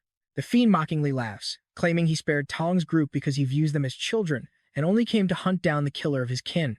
Shang Wu instantly deduces Eugene as being possessed by the master vampire who sensed his minions' deaths. He smirks, telling the Lord he talks way too much for a supposedly terrifying boss. The vampire lord chuckles, admitting he enjoys lecturing fools, which earned him the nickname of Professor. But cutting the banter short, he coldly declares that they are all dead men walking. Without warning, he inflicts a nasty lesser curse on Shang Wu that requires high-level holy magic to remove. The villain cackles, preparing to slaughter the entire group, but before he can even blink, Shang Wu boots him straight in the face. Han Ho watches in disbelief, asking if Shang Wu is even human. Shang Wu inspects a glowing red mark on his hand, realizing it is the curse. Fortunately, he does not feel any side effects just yet. Suddenly, Han Ho rushes over in his oversized priest robes, dramatically offering aid like some kind of holy angel. Shang Wu sighs internally, depressed that this goofy kid is the world's savior now. Han Ho grabs his hand and attempts to cleanse the mark, but his amateur magic is far too weak. The curse allows the vampire lord to track Shang Wu's location every 12 hours. Suddenly, a special quest alert flashes, tasking him with slaying the beast. The reward is a massive 30,000 gold and a C-rank item voucher. This actually simplifies things for Shang Wu. He will simply hunt down the master first. Turning to Taeyong, he demands the exact coordinates of the vampire lair. The party enters the D-rank item store. Here, they face 4 different gacha choices ranging from bronze to platinum. The legendary platinum ball costs a whopping 100,000 gold, and Shang Wu steps up to pull first. Though he possesses a rare unlimited rank ticket for the platinum tier, he decides to save it for a more dire situation.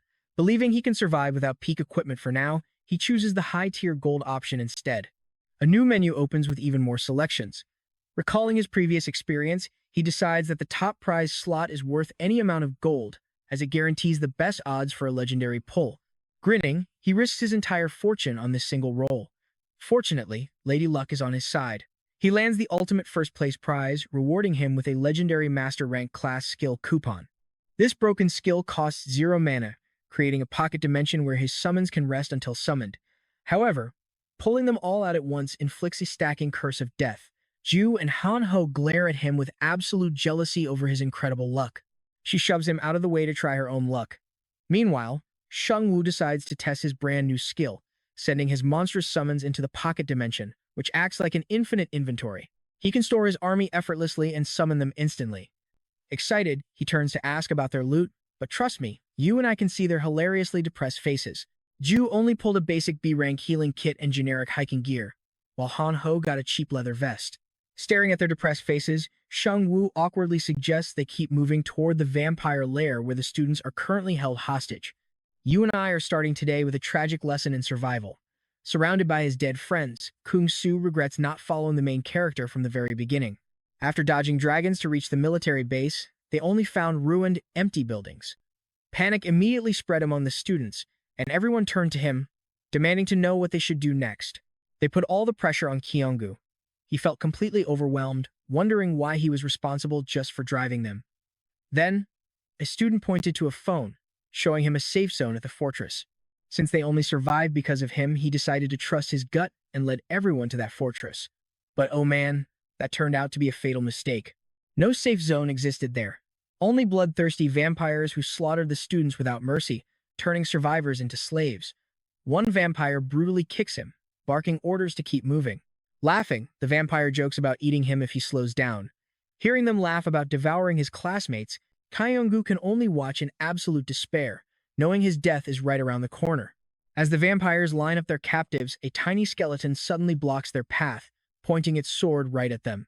The vampires laugh, completely dismissing it as a weak monster. Watch closely, because this is where everything changes. One vampire leaps to shred the skeleton, but massive spears impale him instead as Sung Woo's entire undead army rolls up. When Sung Woo steps forward, Kyunggu realizes just how incredibly strong he has become. They are both ordinary college students, yet the massive gap between them now is truly terrifying. The vampires scramble to regroup, but a giant skeleton bear instantly shreds one to pieces. Standing calmly among his terrifying forces, the main character commands his army to wipe them all out, leaving only one alive for questioning. Kyunggu watches in pure awe as he realizes this crew is on a whole different level. Even Ju looks insanely powerful now.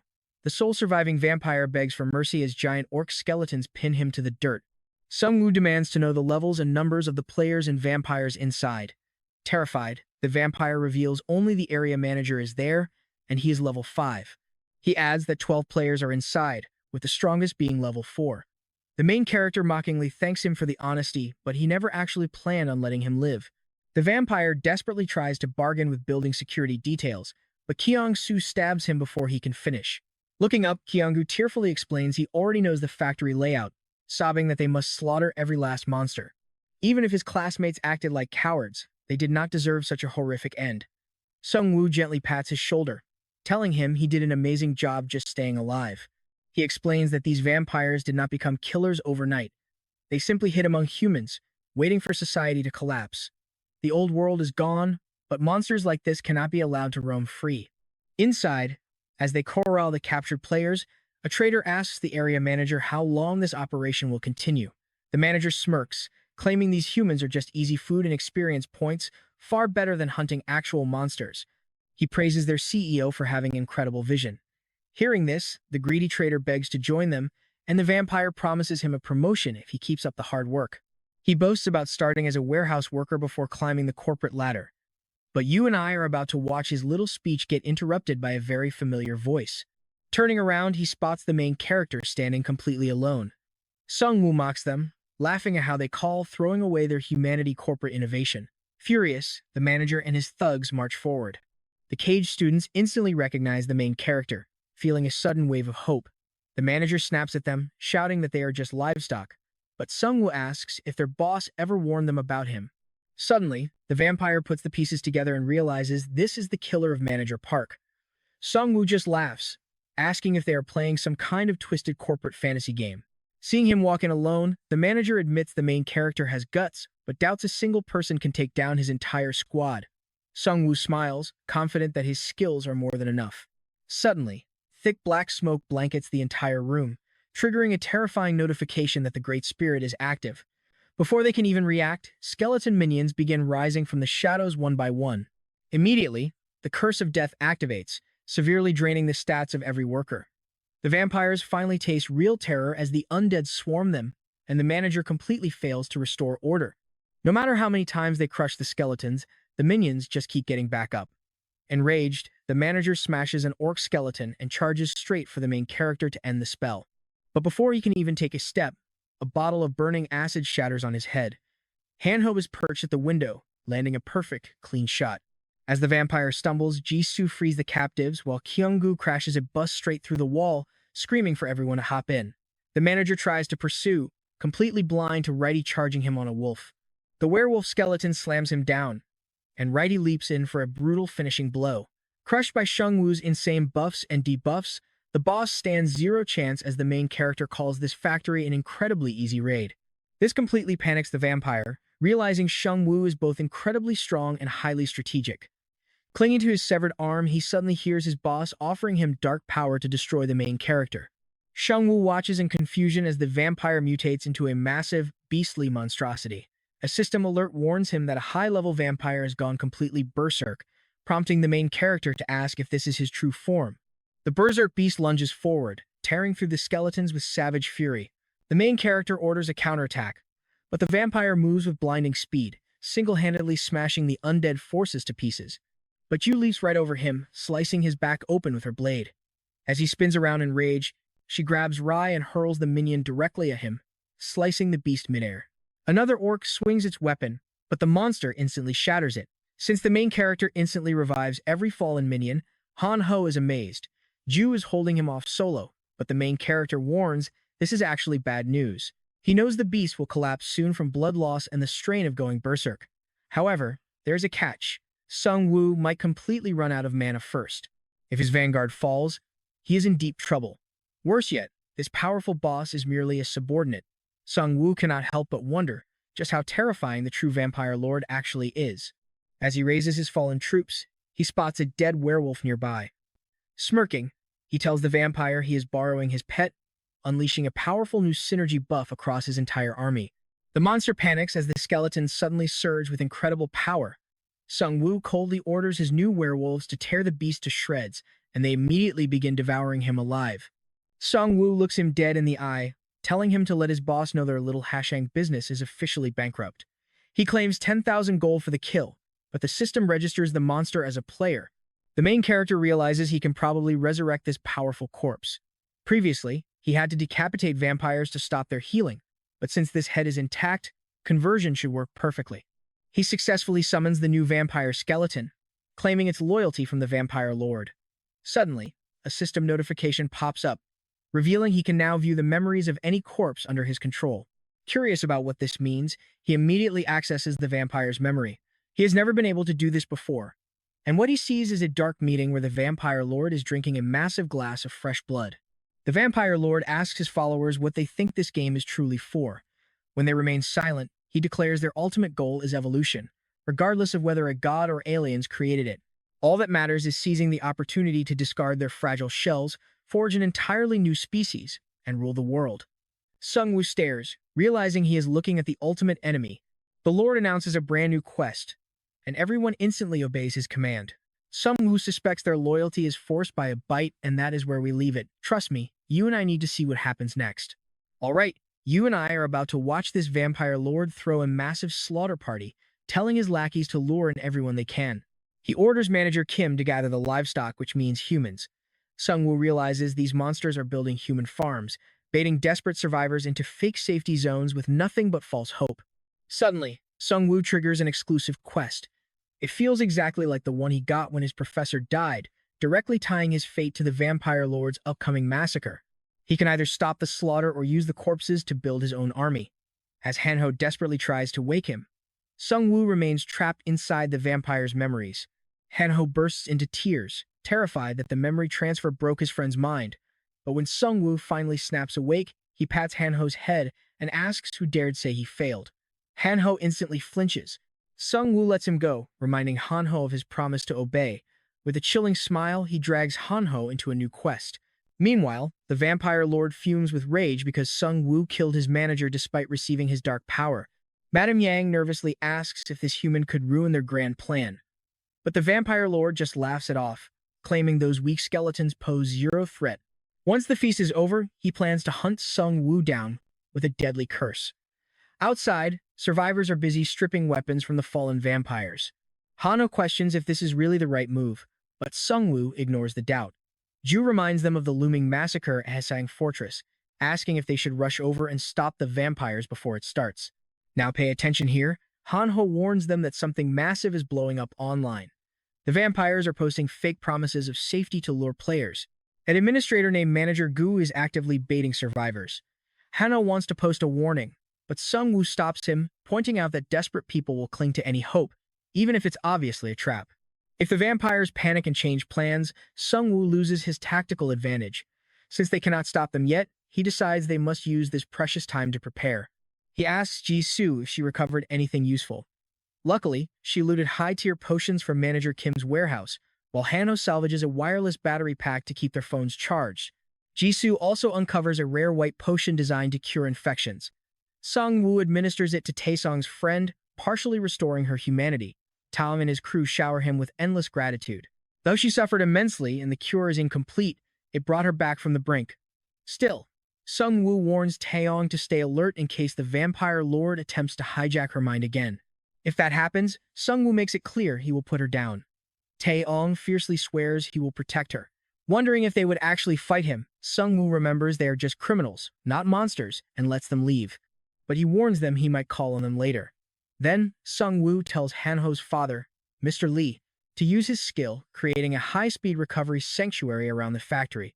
Inside this domain, Mr. Lee has absolute authority, soothing everyone's wounds. Better yet, since Hanho's mother is a master chef, her home-cooked meals grant incredible stat buffs to the entire group. Looking around, Jisoo notes survivors are adapting, but let's pause here. Sung-woo realizes he's the only one with an exclusive quest, so he tells Jisoo Yoon she can sit this out. She insists on coming. When he asks if she is driven by justice, she denies it. She simply refuses to keep running from monsters forever. Running only leads to death, so she chooses to fight. Just then, a global notification flashes, announcing that all remaining survivors have officially entered Chapter 1. The system administrator congratulates the survivors, revealing that those who failed to adapt have mutated into vicious beasts. From now on, players must battle both monsters and ruthless humans. 4 crucial warnings are displayed. The 7-day event locks everyone inside Suan or Haseng Fortress. Gold rewards are doubled, while players can loot random combo cards from beasts. Plus, regional bosses will spawn carrying exclusive, non-shop items. Sung-woo realizes they are locked down, unable to flee to other regions. Ju firmly declares they have no choice but to stand and fight. Hanho whines about being dragged into another suicide mission. Sung-woo reminds him that Ju chose to stay from the very beginning, even though she is strong enough to survive easily on her own. Hanho, however, wouldn't survive a single day solo. Quickly changing the subject, he shows Sung-woo replies to his forum post. Most comments are mixed, but one from the prosecutor of Yongdong-po really stands out. This individual established a secure stronghold using a level 3 pioneer skill, founding the Independence Guild to protect survivors and maintain a genuine sanctuary. Sung-woo doubts the guy expects them to join. He's simply advertising his guild's honorable intentions to the public. As Hanho marvels at the strategy, Sung-woo notes that ambitious leaders are finally stepping up. When Hanho asks where they are heading, Sung-woo declares it's time to grind. Learning that Hanho is only level 5, Sung-woo bluntly calls him pathetic. Kyung-gu suddenly pulls over, announcing their arrival. Stepping out, Hanho doubts this creepy location, but Sung-woo confirms this is their brand new hunting ground, crawling with hidden monsters. Suddenly, a massive flaming boulder streaks toward them, forcing them to duck behind ruined cars. Though these small beasts wield magic, they are no match for Sung-woo's skeletal horde. After Ju and the skeletons crush them, Sung-woo identifies the monsters as kobolds, brought here to level up Hanho and recruit fresh undead minions. Ju waves Sung-woo over, pointing toward a nearby grocery store.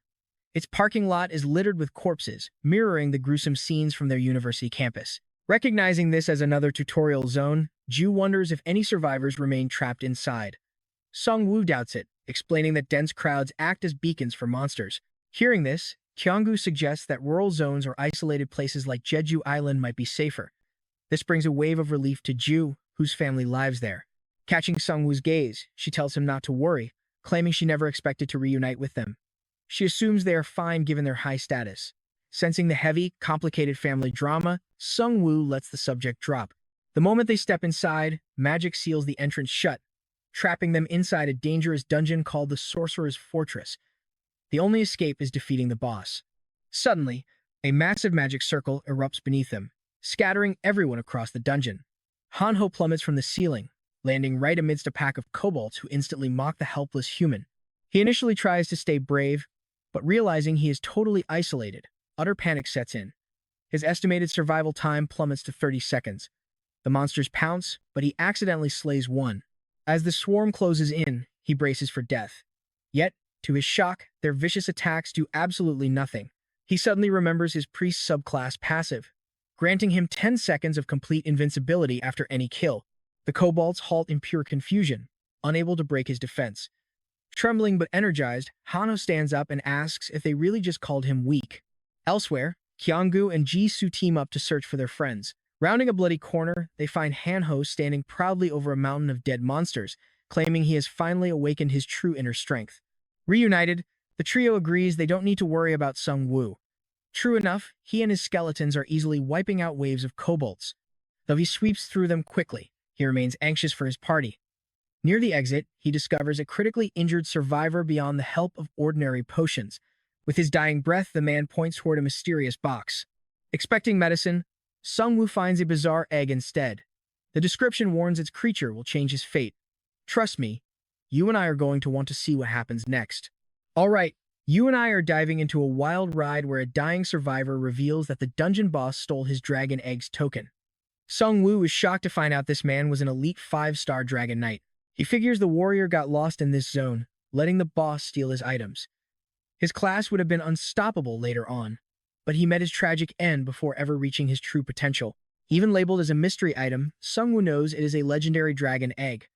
The dying knight wanted him to finish this game. Suddenly, more kobolds swarm them, but his undead crew easily shreds them.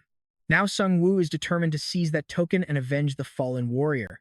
As his skeletons slaughter the incoming kobolds, he notices something strange. Why are these monsters attacking so mindlessly, rushing forward like brainwashed puppets with absolutely zero fear? Suddenly, a loud blast echoes as a creepy kobold sorcerer appears, but one of his minions rushes in and instantly tears it apart. Sung-woo levels up and picks a new skill, hoping to raise his summon limit. Instead, he gets Corpse Explosion, which detonates bodies for 10 mana. He gets to test it immediately as more monsters charge. Ordering his minions to step back, he triggers a massive blast using a single corpse. The nearby kobolds freeze in terror from the noise, and then Righty bursts through the door to finish them off.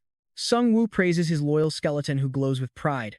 Soon, they discover the dungeon boss trapped in roots. It is a high-level kobold sorcerer protected by a shield powered by 3 hidden cores. Regular attacks are useless here.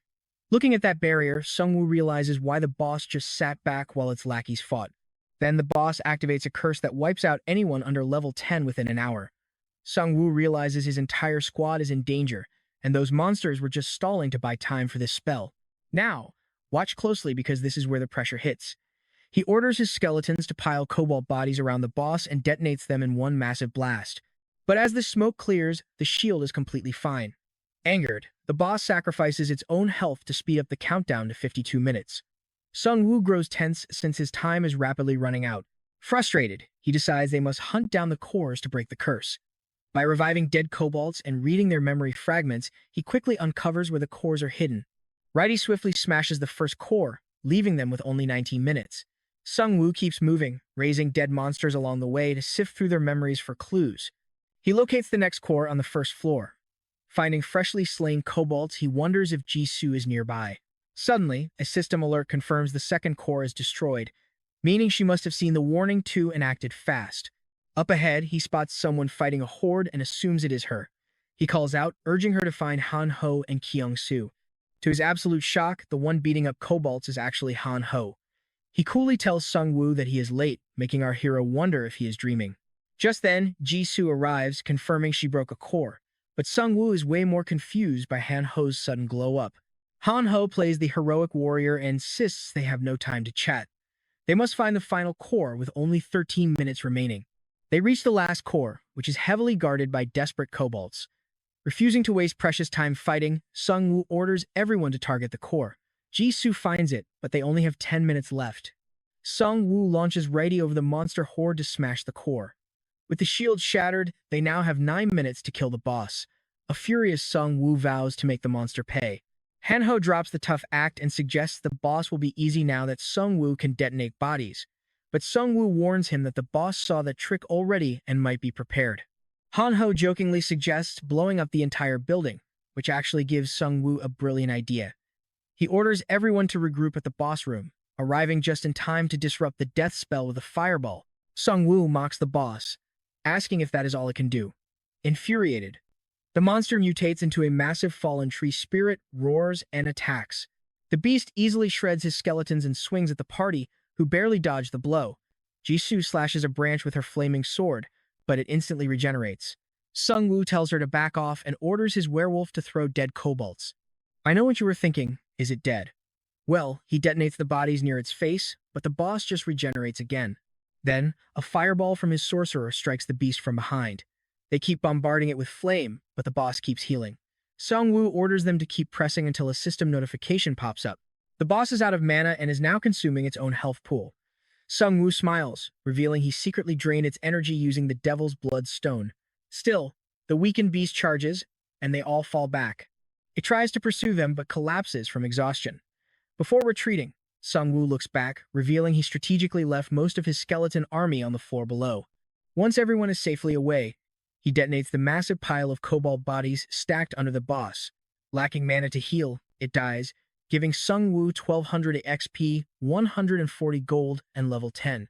The system also awards him a roulette ticket for being the 69th person to reach level 10. His minion capacity increases by 5, and he learns a new skill called Death Response. This lets him summon 10 zombies for 10 minutes without using any minion slots, boosting his undead army to 25. On top of that, he finally secures the coveted Dragon Knight token. Gripping his new sword, Sung-woo feels fully prepared to take down the Vampire Lord. The token transforms into the Masterless Sword, granting him a solid 6-point boost to his strength. Though he cannot hatch the dragon egg directly without being a dragon tamer, it is set to hatch after 5,000 days. Luckily, slaying strong monsters with his new sword will shorten that timer. Sung-woo realizes he would normally have to wait 13 years for the egg to hatch. Jisoo notes that this absurd delay is likely the penalty for not possessing the proper tamer class. The more he hunts, the quicker it hatches, while the blade continues boosting his stats. As he celebrates, Han-ho points out that Sung-woo's phone is ringing with an urgent text from Taeyong. Taeyong reports a large crowd is gathered, but no vampires have shown up yet, giving Sung-woo some temporary peace of mind. Back at the factory, Sung-woo had instructed him to blend in with the survivors to keep tabs on their enemies. Since he had already been around vampires for a while, he gladly accepted the spy job.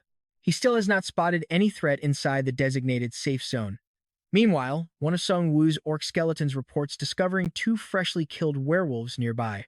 Wondering if the tree spirit killed them, he resurrects both to bolster his army, bringing his forces to 15 undead. Fully prepared, he marches toward Hyung to annihilate the vampires. Meanwhile, the nervous survivors realize their hosts are missing. Suddenly, the vampire master strides into the room and coldly commands everyone to get ready to move. When one asks if it is time to feed, the master smirks, revealing they are hunting the factory attackers instead. The other vampires are confused since they expected a feast first. The master explains the plan changed because that dangerous necromancer is nearby. He wants him eliminated before he ruins their operation, and since the order came from the Lord himself, nobody can hold back. Taeyong spots the sudden movement and quickly alerts our hero. Meanwhile, the vampires arrive at the school, tracking Sung-woo easily thanks to the lingering curse on him. They mock his carelessness as they explore. Spotting a dead dire wolf with massive claw marks, they suspect his werewolf minion was here and eagerly follow the fresh blood trail left behind. And that's where we leave it for now, the arrogant vampires heading straight into his trap. Trust me, you and I are going to love seeing their smug faces get crushed next time. Alright, you and I are about to watch a weak necromancer take on an entire army of bloodsuckers. It all starts when the vampire lord orders his death. This arrogant vampire master only expects 5 werewolf skeletons at most.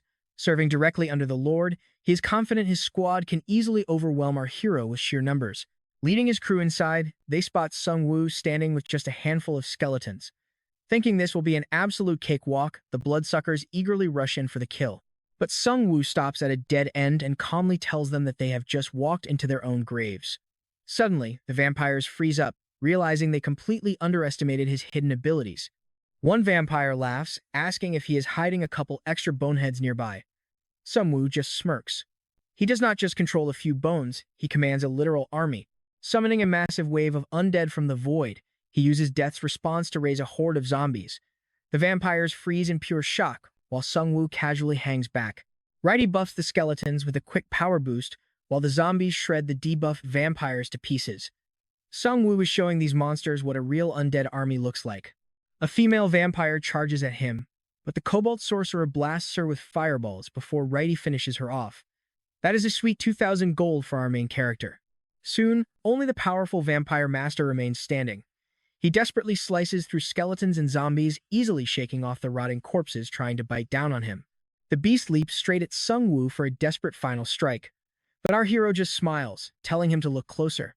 Cue the instant panic as the vampire hesitates. See, 2 hours earlier, Sung-woo was experimenting with corpse explosion. He tried blowing up an orc skeleton but failed, realizing the skill requires an actual fleshy corpse, not just dry bones. Since skeletons were out, he summoned fresh zombies using Death's response. He wondered, since they are made of actual meat, could they be used as walking bombs? Turns out, stationary zombies revert to regular corpses. Sung-woo detonates the zombie right next to the Vampire Master, blasting him with massive explosive damage. As the monster collapses in agony, Sung-woo just laughs. A werewolf rips off his leg, and the dying vampire gasps, asking if Sung-woo really thinks he can beat their lord.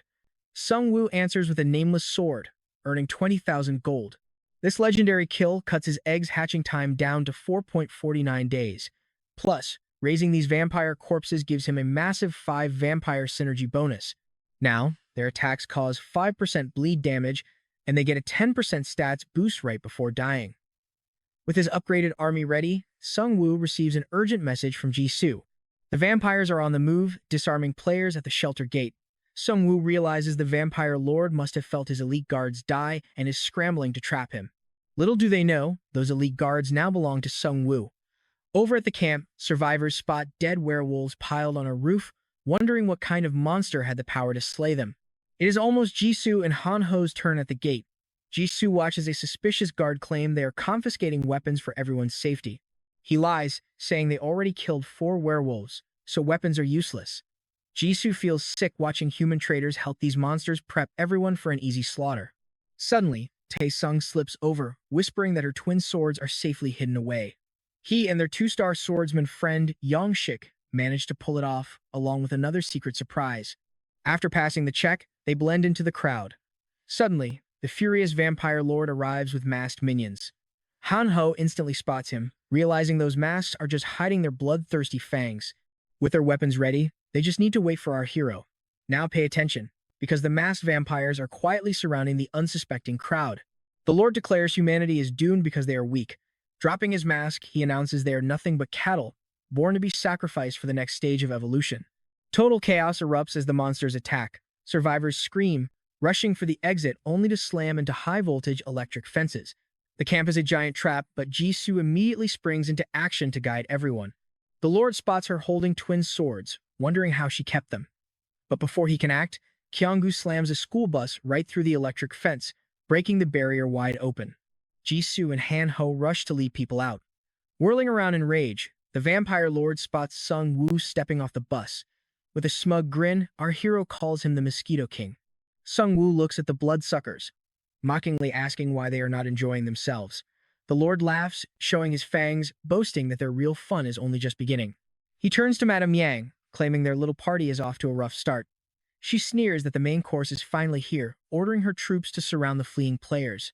The lord mocks him, asking if he thinks he can save everyone.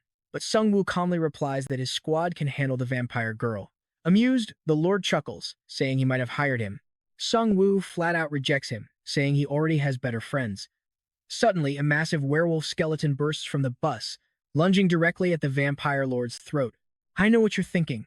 A simple skeleton? Well, it is actually a trap stuffed with goblin corpses. Sung-woo detonates them all, causing a massive explosion. The minions panic seeing their leader on the ground, but they know he is not that easy to kill. Spotting Sung-woo running back into the bus, they chase him inside. Inside, they only find piles of monster corpses. Sung-woo slips out through a hidden hatch and detonates the entire bus, instantly vaporizing a massive chunk of the vampire force. Hearing the massive blast, Madame Yang's human lackeys worry about their master. She snaps that he is far too strong to die, telling them to focus on hunting down the survivors. But turning around, she gasps as her allies drop dead. Feeling a cold presence behind her, she barely dodges a lethal slash from Jisoo. While she faces her alone, Han-ho and Tae-sung guide the players to safety. So far, the plan is working perfectly. Han-ho keeps his daggers ready, but suddenly, a hidden vampire jumps them from behind. The Lord had left him there to guard the escape route. The bloodsucker mocks them, asking to use their lives to level up. Thinking this guy looks weak, Tae-sung recklessly charges ahead, ignoring Han-ho's desperate cries to stop. The beast easily dodges and lunges for his neck, but Han-ho intercepts with a quick dagger throw. As the monster leaps to dodge a punch, Han-ho nails him right in the face, slamming him down. Han-ho is in disbelief that he actually took down a vampire. But wait, he did not get any gold, meaning this fight is far from over. Screaming in rage, the bleeding vampire stands back up, absolutely furious about his ruined face. Meanwhile, Sung-woo's blast wiped out the lesser thralls, but he knows the real battle is just starting. Suddenly, the vampire lord lands on the bus, unleashing massive bat wings. Bro literally bought the premium skin. Knowing this will be a brutal fight, Sung-woo summons his undead army from the void. The lord crashes right into the middle of the orc skeletons, ripping them apart like paper. Realizing they will not hold him, Sung-woo quickly summons zombies from the ground. The boss is slightly surprised but scoffs, knowing these rotting corpses cannot actually hurt him. As he tears through a zombie, Sung-woo tries to detonate it, but the lord is already one step ahead. He uses Bloodfly to spray a high-pressure mist, stopping the explosion. And trust me, you and I are about to see a legendary showdown next. Alright, you and I are jumping right back into the action where Sung-woo sends his boosted werewolves to swarm the vampire lord. But with one swing, 3 beasts are sliced in half. Realizing close combat is suicide, Sung-woo orders his troops to attack with spears. The vampire lord effortlessly dodges the spears, yawning and calling the battle totally boring. He claims this is the limit of unevolved humans, but Sung-woo fires back, asking if ugly monsters like him are supposed to be evolved. With supreme arrogance, the vampire lord boasts that they are far superior. To him, the strong ruling the weak is just how the world works, and always has been. Before the apocalypse, he was treated like trash for being a serial killer, but the end of the world became his playground. Now he believes he is a chosen savior meant to guide humanity's evolution. Sung-woo just facepalms, realizing this guy is completely delusional. He asks if people still believe in that outdated garbage. Seriously, who takes that stuff seriously anymore? The vampire lord keeps rambling until Madame Yang's desperate screams interrupt him. She cannot accept losing to a human she looked down on. After all, she hasn't managed to land a single hit on Jisoo. Jisoo calmly tells her she has never actually trained. Sure, she has raw power, but her predictable moves are completely uncoordinated.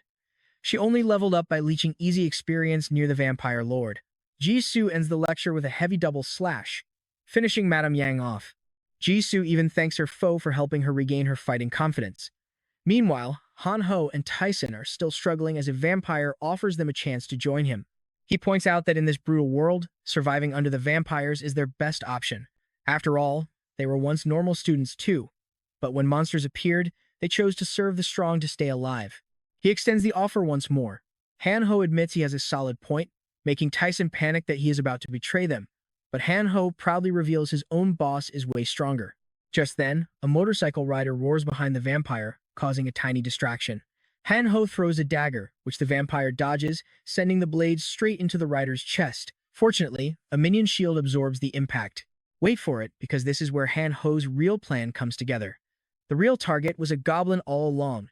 Shifting into his Gigachad form, he looms over the trembling vampire. The vampire strikes with everything he has, but Han-ho does not budge. It is like punching solid steel. Han-ho unleashes a high-speed slash of rapid stabs, while Tyson and Kue Yongu jump in to launch a coordinated triple assault. When the vampire targets Tyson, Han-ho tanks the blow directly with his body. He boasts that his agility-focused build makes it impossible for the vampire to ever escape his grasp. He keeps absorbing the damage while his allies deal the pain. The vampire realizes their individual attacks are weak, but their teamwork is lethal, especially when they have a fast-moving tank shielding them. But mid-strike, Han-ho feels his power starting to fade. The vampire realizes his skill has a strict time limit. Right on cue, a goblin is hurled at Han-ho, who slays it instantly to refresh his buff. His teammates are literally feeding him goblins from a safe distance. Han-ho laughs, taunting the vampire that he can keep this overpowered state active as long as he wants. They have got an endless supply of green targets. He mocks the vampire's logic about clinging to the strongest, calling it dead wrong. Real survival is about having friends you can actually trust. Yes, Han-ho is actually defeating a pureblood vampire with the power of friendship. Striking a goofy pose, he claims they survive on love and peace. The furious vampire screams that they are just ganging up on him. Honestly, he has a point. Meanwhile, the vampire lord watches his elite forces drop one by one and loses his mind. Sung-woo steps up, declaring he is next and his weaknesses are already exposed. First, the boss cannot wield weapons. At first, Sung-woo assumed they just preferred using sharp claws, but after turning them into minions, he discovered their class is literally forbidden from equipping gear. That is a massive flaw. Second, he has low defense but high healing, making his flashy movements incredibly wasteful. Third, he has no mana, so every single skill relies entirely on blood. Let's look at this carefully. Sung-woo has been secretly using a devil's blood stone to drain his health, meaning his biggest flaw is actually his big mouth. He mocks the boss to shut up and attack.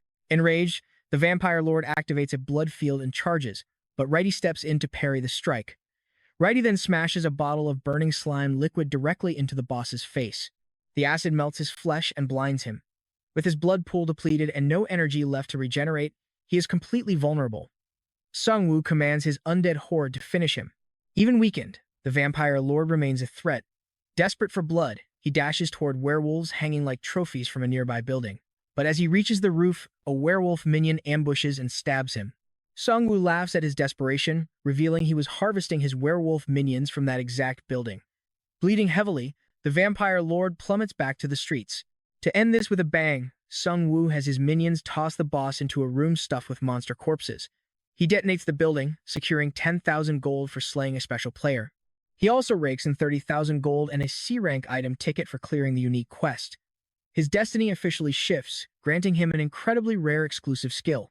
As the squad regroups, they celebrate their massive victory together. Looking at their happy faces, he smiles. The world might be falling apart, but he is going to protect them. By morning, the survivors are singing his praises. Many survivors owe their lives to Sung-woo's squad, and Han-ho notes their fame is growing fast. But the party ends abruptly when a military squad rolls up, led by Sergeant Kim. Kim explains they spotted the massive battle from a distance and came to investigate. Sung-woo welcomes him warmly, expressing relief that he survived before asking what brought them here. Sergeant Kim explains they were tracking a faction that claimed to build safe havens, never expecting to find a massive war zone. Sung-woo sizes up the soldiers, feeling glad they did not engage the vampires since they do not look very powerful. Kim then drops a bombshell, saying someone high up wants a meeting. Sung-woo is puzzled, but Kim just smiles and reveals the military is still active. Far away, an army general with 4 stars on his cap stares out a window. Later that night, Sung-woo checks his stats, now reaching level 10 with 300,000 gold, half of it from the boss fight. He realizes standard hunting cannot compare to quest rewards. His main skill is upgraded as well, letting him summon bone armor along with weapons, which instantly wraps around his entire body. The defense is seamless, offering maximum protection without restricting his movement. He immediately plans to equip his entire skeleton army with this gear. The quest also rewards him with a heroic tier crossbow that fires without reloading, which is perfect for a backline fighter. With these epic gear upgrades, he feels confident he can crush anyone in his way. Suddenly, intense heat flares behind him. He spins around to see his childhood home engulfed in flames, his parents screaming for help, begging their powerful son to rescue them. Sung-woo desperately tries to summon his minions, only to realize he is a helpless child again. He can only watch them burn before running away in terror, reliving his darkest memory. He whispers that he is still just that helpless kid before the nightmare jolts him awake. Han-ho notices him stirring, mentioning he slept all day, and points out that Kim has returned with the military. When they originally invited him to base, he told them to come to him instead, being far too exhausted. Now, he finally stands up and tells Han-ho to make them wait just a bit longer. But the vision still haunts his mind. He has to grow stronger so he never has to abandon those he cares about again. While Han-ho tries to stall them, a lieutenant pushes right past him. He introduces himself as Major Taeyong Park, demanding to know if Sung-woo is the necromancer. Skipping any small talk, he sits down to get straight to business. He asks if Sung-woo was the one who wiped out the rogue faction in Hong, demanding the details. And trust me, you and I are going to want to see what happens next. All right, you and I are about to dive into a massive clash of pride. Sung-woo can explain his victory, but he has zero interest in joining military operations. Yet, Lieutenant Lo Taeyong points right at him, demanding he enlist, which immediately ticks Sung-woo off. Enlisting is the absolute last thing he wants, so he asks for a single good reason to join. The lieutenant keeps rambling on about how Sung-woo's power could help the military and the government restore complete order. To Sung-woo, it just sounds like they want him to do all their dirty work. He brings up the prosecutor of Yangdang-po, a man labeled as a rogue leader who actually saved countless civilians, established Korea's very first guild, and secured safe zones. Sung-woo thinks the prosecutor sounds pretty impressive, especially since he conquered his local boss. But Lo Taeyong only views him as a threat because he refuses to submit to government authority or cooperate with their forces. Sung-woo bluntly disagrees, stating they have absolutely no right to call anyone a rogue faction. After all, the army and the state completely failed to protect their own citizens when the apocalypse began. People had to adapt and fight for survival entirely on their own. He tells the lieutenant he would rather operate as a free mercenary than enlist. Enraged by his defiance, the lieutenant snaps and grabs him by his collar. Sung-woo slaps his hand away, standing up to walk out. The lieutenant barks a warning that he will regret this refusal because survival is impossible alone. Glancing back over his shoulder, Sung-woo coldly replies that he actually prefers being solo. The funny part is, he is far from alone since he controls his own undead legion. Meanwhile, other players feel incredibly relieved just having these regular soldiers around. Han-ho is annoyed by this, pointing out that it was Sung-woo's squad, not the army, who rescued them. Ju explains it is just human nature to seek protection. Even Han-ho grudgingly admits trained soldiers should theoretically fight better than average citizens, giving off a sense of security. Jisoo closely monitors the troops and catches onto their tense, uneasy body language. This immediately raises a red flag, as professional soldiers should remain completely composed during crises. Han-ho approaches a couple of guards and asks if they serve alongside Sergeant Kim. He mentions he met Kim earlier and also crossed paths with a soldier named Kwon, wondering if they are around. One guard claims he has no idea where other squads are stationed, while another quickly cuts in, declaring that information classified. Overhearing this, Jisoo finds it highly suspicious since Han-ho only asked about a simple private. Now, pay attention here. Both of them feel like something is deeply wrong with these soldiers. Meanwhile, Sung-woo walks out of the office, thoroughly annoyed. He wanted to maintain a decent relationship, but the lieutenant completely trashed any chance of that. As he heads off, Sergeant Kim catches up and apologizes for dragging him into that meeting. Sung-woo reassures him that he was only obeying orders, then asks if the officer sent him to sway his mind. Kim lets out a strained laugh as Sung-woo sighs. The military is clearly desperate for his help. Kim admits as much, but confesses that the commander handled the entire conversation horribly. He then leans in close, offering to show Sung-woo a highly classified secret. They slip quietly into the dark underground parking structure. As Sung-woo questions what this secret is, Kim suddenly signals for him to freeze. Armed patrols are stationed just ahead, and getting caught here could lead to execution. Luckily, the troops look so exhausted that Kim believes they can sneak past undetected. This massive risk only fuels Sung-woo's curiosity. They slip down the staircase and enter a hidden room. Inside, Kim opens a secure container to reveal a radiant crystal, introducing it as a prophecy stone. He explains that these rare crystals are scattered globally, granting anyone who touches them a direct glimpse of the future. Securing one provides a massive advantage over other players. Intrigued, Sung-woo reaches out and makes contact. Instantly, a vivid premonition slams into his mind. He feels weightless, suspended inside a surreal dreamscape. Suddenly, a massive skeletal wyvern glides past, soaring over an endless wasteland of rotting corpses. The entire city is transformed into a colossal undead legion. Among the bones, he recognizes himself and Jisoo. Han-ho is present as well, leading the low-tier grunts as usual. Then, Sung-woo spots the mastermind, the terrifying Lich King, looming high above his endless army. As Sung-woo locks eyes with him, the monstrous being abruptly turns and incinerates him into nothing but ash. He jolts back to reality as a system alert warns this future will occur on January 1st. Shaking, he grips his arm. Kim explains the skeleton forces reminded him of Sung-woo's skills. Suddenly, Sung-woo triggers an exclusive quest to acquire the Grim Reaper's scythe. He must achieve level 15 to pinpoint its location. If he fails before January, the Lich King will crush him, making that horrific nightmare a reality. Sung-woo facepalms, realizing Kim just dumped a massive quest on him. You and I both know he looked insanely powerful in that vision, but he wants absolutely zero part of that dark future. With only 2 months to hit level 15 and track down the scythe, he immediately asks Kim about the local boss monster. He previously avoided bosses due to the extreme danger, but now he has no time to waste since they offer the fastest experience. Sergeant Kim confirms there is indeed one nearby, and it is the military's biggest headache. The commander's primary mission is reclaiming the region and restoring order, but achieving that is impossible without elite players like Sung Woo. Hearing this, Sung Woo agrees to slay the boss, but establishes one clear condition: he is not working for free. When the scouts report back, they reveal Sung Woo is demanding over 100,000 gold. The commander loses his mind, raging over how Sung Woo dared ask for such an astronomical fee. A scout defends the price, stating they have nobody of that caliber, having witnessed Sung Woo solo an entire horde of vampires. Hesitating, the commander asks if Sergeant Kang could defeat him. The scout points out that while Kang is formidable, Sung Woo commands an entire army. Despite how much the officer detests the high cost, they simply cannot beat him. He is literally stronger than an entire battalion. As the lieutenant hesitates, Sergeant Kim steps forward to argue that hiring Sung Woo is worth every single penny, guaranteeing that the mercenary always delivers on his promises. With their daily income hovering around 60,000 gold, hiring Sung Woo represents almost 2 days of entire budget. The commander knows it is a staggering amount, but they desperately need to secure critical strategic locations. Their top priority is the 01 fighter wing. A monstrous beast has claimed the runway, grounding all military aircraft. They have already sacrificed dozens of soldiers attempting to reclaim it, but none have returned victorious. Eliminating that threat would finally allow the military to deploy air support. Reluctantly, the commander agrees to Sung Woo's hefty fee, swearing vengeance for the exploitation. Shortly after, a soldier delivers the massive chest of gold. The messenger requests Sung Woo initiate the subjugation immediately. Sung Woo counters, explaining he is locked to this region for 5 days due to an active event, and asks if resolving it within that time frame works.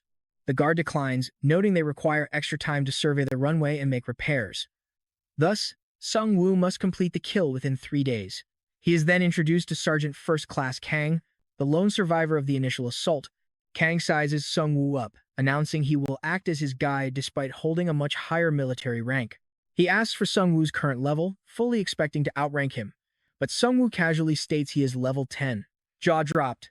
Kang asks if he is using a cheat code, claiming he has been farming orcs endlessly and still has not reached that level. Sung Woo dryly suggests he should try hunting much tougher prey.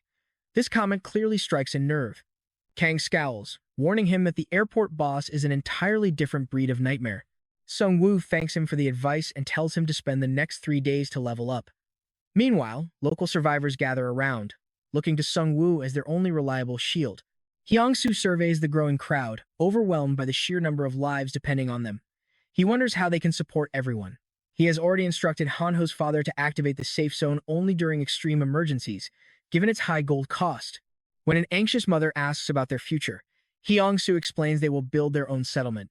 Since everyone here managed to survive, they must possess some practical skill to contribute to the community. Those skilled in physical labor will handle construction, while the fighters will form specialized hunting squads. The ultimate objective is accumulating wealth and military strength. Hearing this blueprint, Hanho's parents immediately start applauding. Young-soo quickly defers the credit, admitting it was actually Sung Woo's grand design. He feels entirely unworthy of praise, still carrying the guilt of failing those who relied on him before. Hanho's dad reassures him that stepping up takes real courage. But that's where we leave it for now, as Sung Woo and his team stand amidst raging flames and piles of slaughtered beasts. Han-ho can only mutter that it looks like a total massacre. Alright, let's dive back into this wild ride where Sung Woo and his squad have become ridiculously overpowered. Any monster that charges them drops dead, while those calling for backup get swarmed by minions. If they rush them in groups, his massive explosions blow them to pieces. Anyone lucky enough to survive gets easily picked off with his crossbow as the team moves deeper into the building. There, they spot a mysterious hammer symbol.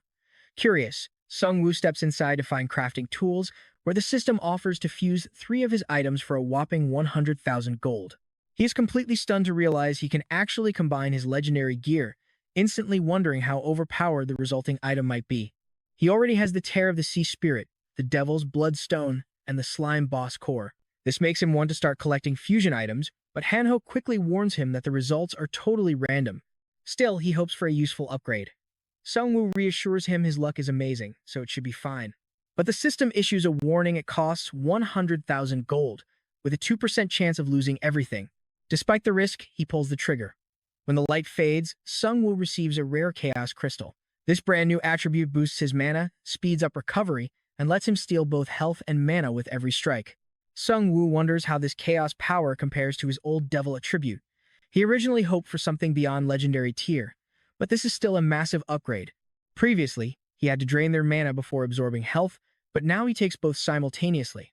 After his friends congratulate him, Ju confidently steps up to the crafting machine next. She receives a prompt to combine two of her own items for 15,000 gold. The resulting fusion grants her a fiery blade with an ignition switch that burns enemies on impact, leaving her very satisfied. Hanho glares at them in jealousy, slams the table, and demands to know where his own fusion option is, but absolutely nothing pops up. Feeling a bit guilty, Sungwoo promises to buy him something from the shop instead. But when they reach the old car complex, they find the shop completely destroyed. Hanho bursts into tears, crying out to know who did this. Now pay attention to this clue. Sungwoo examines the shattered screen and realizes a monster didn't do this. There is writing carved into the wall warning of a new species, with claw marks far too neat to be wild beasts. He deduces that a highly intelligent creature did this, one that actually understands human language. Deciding to head back, they step outside only to cross paths with Sergeant Kim again. They ask him what he's doing here, and he explains his squad received a ground quest, which has kept them out hunting. It's basically a daily mission they have to clear. They must slay a specific number of monsters before midnight, and if they succeed, their commander claims the reward. Sungwoo asks if the soldiers get anything, and Kim says they gain a 10% boost to strength and attack power. But no matter how many goblins they slaughter, more keep coming back, almost as if they're respawning. He dreads this possibility, because then all their comrades' deaths would be completely meaningless. Ju asks if anyone tried to desert to see their families. Kim reveals many tried initially, but stopped after realizing they couldn't survive alone, especially since the army brutally punishes anyone caught running. Now, they are forced into these daily missions with absolutely no plan, serving only as a stalling tactic. Worse yet, the military confiscates all their gold, preventing them from even accessing the online forums. Sungwoo realizes the army still hasn't adapted to this new reality, making civilian guilds far more effective at survival. Still, as they part ways, he kindly offers to heal any wounded soldiers in their town. Back at their base, the survivors are suddenly ambushed by massive, terrifying bear monsters. The local defense team tries desperately to hold the line, but they're utterly outmatched as the beasts tear right through them. Terrified, the defenders abandon their posts and run for their lives. Hyung-soo screams for them to stand their ground, but his pleas are ignored as a giant beast looms directly over him. He bitterly wonders why this nightmare had to strike while Sungwoo was away. Gathering his remaining courage, he charges forward with his spear, stabbing one bear directly in the eye and blinding it. The successful strike gives him a brief surge of hope that he can hold them off. But another beast blindsides him, slashing him across the chest. Facing certain death, he desperately screams Sungwoo's name. Out of nowhere, Righty bounds in and cleanly severs both of the monster's arms. While it shrieks, Ju drives her flaming blade straight into its skull, and Hanho finishes the rest just as Sungwoo arrives. Honestly, you and I both know Sungwoo is thrilled these strong beasts showed up for him to claim. The soldiers can only stare in absolute awe at his power as he unlocks an epic Wild Tyrant synergy bonus. This buffer drops enemy defense by 10% while boosting ally defense by 10%. Sergeant Kim watches in shock, realizing that Sungwoo's entire squad is incredibly strong and perfectly coordinated. Gripping his battle axe tightly, he can't help but feel how unfair everything is. His fallen comrades could have easily fought like this too, instead of being thrown blindly into meat grinder battles with zero strategy. Realizing they never deserved to die, he begins questioning if blindly following orders was the right choice. Sungwoo then instructs him to tell their commander that they're ready to take back the airstrip. The following morning, all the survivors of the brutal bear attack are fully healed. Hanho and Ju praise Kyung-soo for bravely holding off those fearsome werebears alone, and Sungwoo highly commends him too. Facing such terrifying beasts solo would break anyone. But then, Sergeant Kang arrives, arrogantly mocking their ruined town. Sungwoo is disgusted by his complete lack of empathy after so many people just died. When they explain that a pack of vicious werebears attacked them last night, Kang smugly shrugs, bragging that he already knows how tough they are because he personally killed one. Kim had already warned Sungwoo about Kang's elite class, a 3-star striker who fights barehanded. However, they still have no idea what secret combo card Kang selected during the crucial second phase. Kim asks Kang if he's ready to raid the boss now that Sungwoo is fully prepared. Annoyed by Kim acting like a messenger, Kang kicks at his feet and snarls that Sungwoo can speak for himself. He demands to know if Kim has even been killing monsters as ordered. When Kim nods, Kang mockingly asks why he's still whining about comrades dying on the battlefield every single day. Walking away, he grumbles that Kim's unit isn't harvesting enough gold, mentioning that the commander is tracking their metrics in real time. Sung-woo realizes the military is ruthlessly exploiting these soldiers like slaves. Sergeant Kim finally snaps, accusing Kang of sacrificing their comrades just to power level himself. Infuriated, Kang grabs him by the throat, yelling that low ranks should shut up and grind gold while he does the real fighting. He blames the deaths entirely on Kim's incompetence, mocking him for choosing a support class like blacksmith just so he can safely hide behind the real fighters. In reality, Kim chose the battlesmith class solely to forge gear that would keep his men alive. Having seen enough, Sung-woo grabs Kang's arm firmly, telling him they don't have time for petty drama. Kang shakes his hand off, muttering that they need to move, and even fake apologizes to Sung-woo for the scene. Afterward, Kim notes that Kang only lashed out because he feels deeply threatened by Sung-woo. Sergeant Kim departs with his squad to prepare for the upcoming raid. Sung-woo pities their situation, but there's little he can do. Soon, they arrive at the heavily ruined airport runway. Kang mentions he scouted the boss yesterday and warns it's incredibly strong. Sung-woo feels annoyed because the arrogant soldier refuses to share any actual intel, too blinded by petty jealousy to cooperate fully. Fortunately, Sergeant Kim had already filled him in on the boss's traits, so he isn't worried. Suddenly, the monstrous boss emerges a massive troll towering far over the parked airplanes.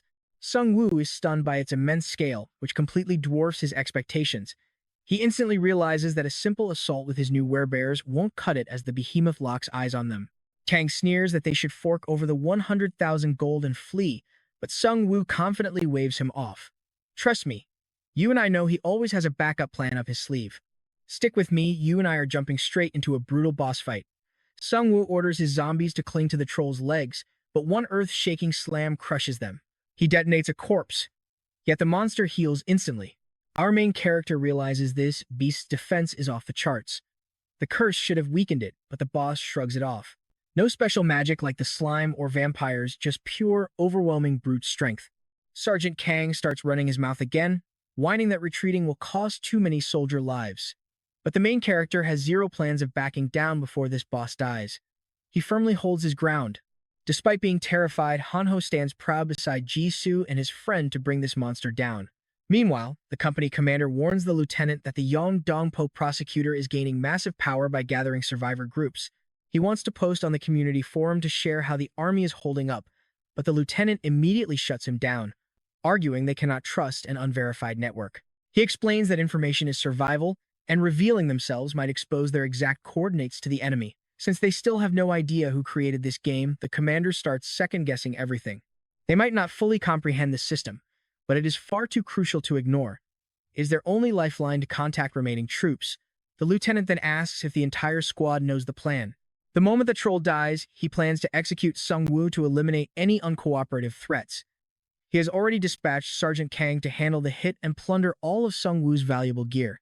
The lieutenant is still highly concerned about the main character's allies, especially Jisoo, but the commander completely brushes it off, calling her just a girl and labeling Hanho as totally useless.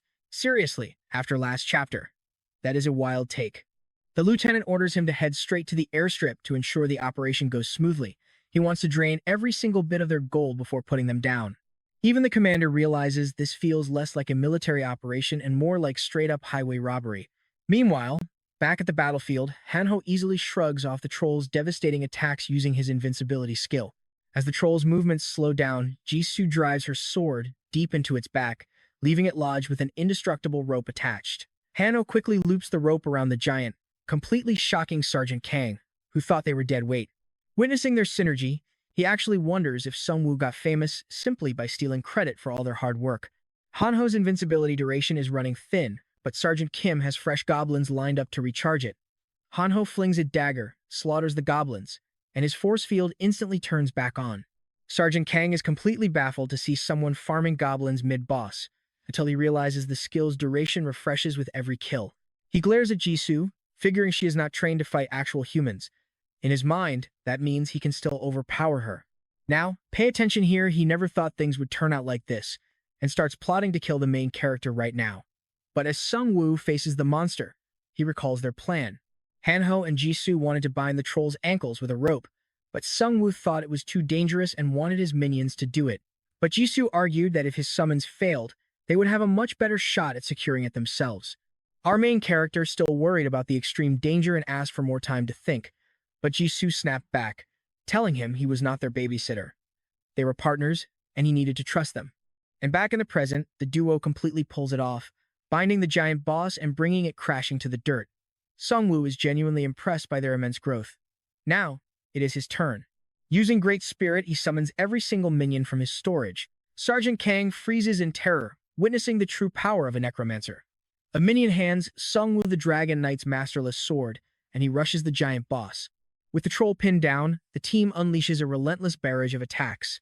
The boss manages to swallow an orc skeleton mid-strike, but our main character immediately detonates the skeleton's corpse bag, completely blowing up the inside of its mouth. Then he steps forward and slams the masterless sword right onto its skull, securing the kill. For defeating the boss, he receives 220,000 gold, hits level 11, gains 2 points to all stats, and earns a special item chest. Since he wielded the masterless sword, the dragon egg's hatching time drops by 98 days, leaving 450 remaining. For his level-up skill, he selects the Great Bone Weapons card, which allows him to craft a wider variety of bone weapons. Sergeant Kang is in complete disbelief that the boss is actually dead.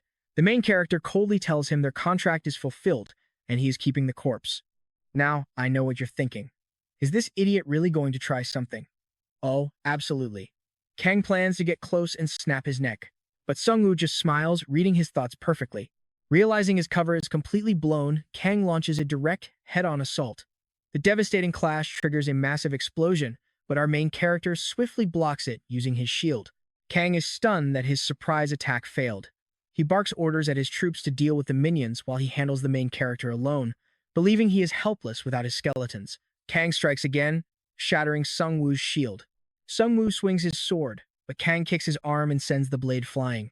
He laughs, thinking the main character is completely unarmed, until a hidden dagger suddenly slices right across his face. He leaps back, clutching the bloody cut, and demands to know where that dagger came from when the main character was empty-handed a second ago. Sungwoo calmly explains his armor is made of bone, which he can shape into weapons. The furious sergeant snarls that he is still vastly superior in close-quarters combat, but in an instant he finds himself completely surrounded by skeletons, as the main character reminds him he can weaponize their bones too. Activating his skill, he manifests sharp bone spears that pin Kang firmly in place. The panicked sergeant screams for backup, but his own squad reveals they have already sided with Sungwoo. Sergeant Kim declares they finally want to survive. Kang screams that this is outright mutiny. The soldiers shout back that they are not even protecting civilians anymore. They are just earning gold for the army. The rest of the squad rallies behind Sergeant Kim, agreeing with his stand. Just then, the company commander arrives on the scene, furiously demanding to know what is going on. Sergeant Kim boldly states the other platoon exposed their true, corrupt mission, and they refuse to serve such an army. The commander tries to bully them back into submission, warning that nobody survives alone in this apocalyptic wasteland. But Jisoo tells him he is only making things worse. The commander continues screaming, threatening severe punishment if they desert. Kim looks over at Sungwoo's powerful group and realizes that the fear of simple penalties is what turned them all into mindless slaves. But with our main character and his friends standing right beside them, they have absolutely nothing left to fear. Driven to madness, Sergeant Kang pulls out a syringe, ignores the commander's warnings, and injects himself, mutating into a monstrous, tiger-like beast. Possessing insane power but completely driven mad, he brutally slaughters the company commander. He then charges straight at the main character, but Jisoo intercepts. She aims for his head, smoothly dodging his desperate counterattacks using her supreme sense. With her blazing sword, she skewers his massive paw. Yet, Kang is still powerful enough to seize her with one hand and hurl her across the battlefield, making her spit up blood from the devastating impact. Suddenly, the mutated beast triggers a brand new synergy notice as the main character summons over 3 canine skeletons. Furious that Jisoo was harmed, Sungwoo abandons any plans of taking him alive, ordering his skeletons to rip the monster to pieces. Meanwhile, the lieutenant is relieved to see Sergeant Kim return from the area. Kim reports that while the boss was successfully eliminated, both the company commander and Sergeant Kang did not survive the battle. The lieutenant nervously stammers, asking what they did to the main character. Right at that moment, Sungwoo strolls in with the mutated tiger beast as his newest minion, coldly stating they need to discuss this mission. When Kim returns to the barracks, the other soldiers are highly confused, thinking he was still on duty. But their confusion rapidly spirals into absolute terror when they spot the massive undead minions marching right behind him. Kim simply smiles and reassures them that they are finally free. Meanwhile, the main character throws the captured lieutenant down in front of the commander, who finally understands exactly why his men chose to obey this necromancer. The commander forces his troops into meat grinders, labeling any form of resistance as high treason. Yet, he still desperately insists it was a valid mission, arguing they only survived by taking quick, decisive action. The main character asks if he means the game's synergy, the exact thing he once feared. And that's where we leave things. Trust me, you're going to want to see what happens in the next chapter. Alright, you and I are jumping right into a brutal survival game where the commander slams his cup down, arguing his cruel sacrifices kept everyone alive. Back when the apocalypse started, they threw their own men to the monsters just to get a special synergy. This twisted system forces his soldiers to obey. Every day, they must clear a group quest for a tiny buff, and anyone trying to escape gets marked as fresh bait for nearby monsters. Other units wiped out, but is survived by meat-grinding soldiers. Still, our main character points out a harsh truth: he is only fighting mindless, disorganized monsters. He calls this world a survival game where humans are just chess pieces for higher powers. Then, Sungwoo looks him dead in the eye and asks why he ordered his troops to kill him. The commander openly admits Sungwoo is too dangerous to live, fearing any group strong enough to challenge the government. Our hero realizes this guy is not even worried about making him angry. Now, pay attention here, because this guy seriously thinks a single crossbow is enough to stop a necromancer. Sungwoo demands he free the soldiers and hand over all of his gold. But when the main character makes it clear he's just going to take it, the coward folds, handing over 45,000 gold. Sungwoo is actually disappointed. He expected way more. Before leaving, he asks about that strange werebeast vial. The commander hesitates, admitting he bought it from wandering peddlers.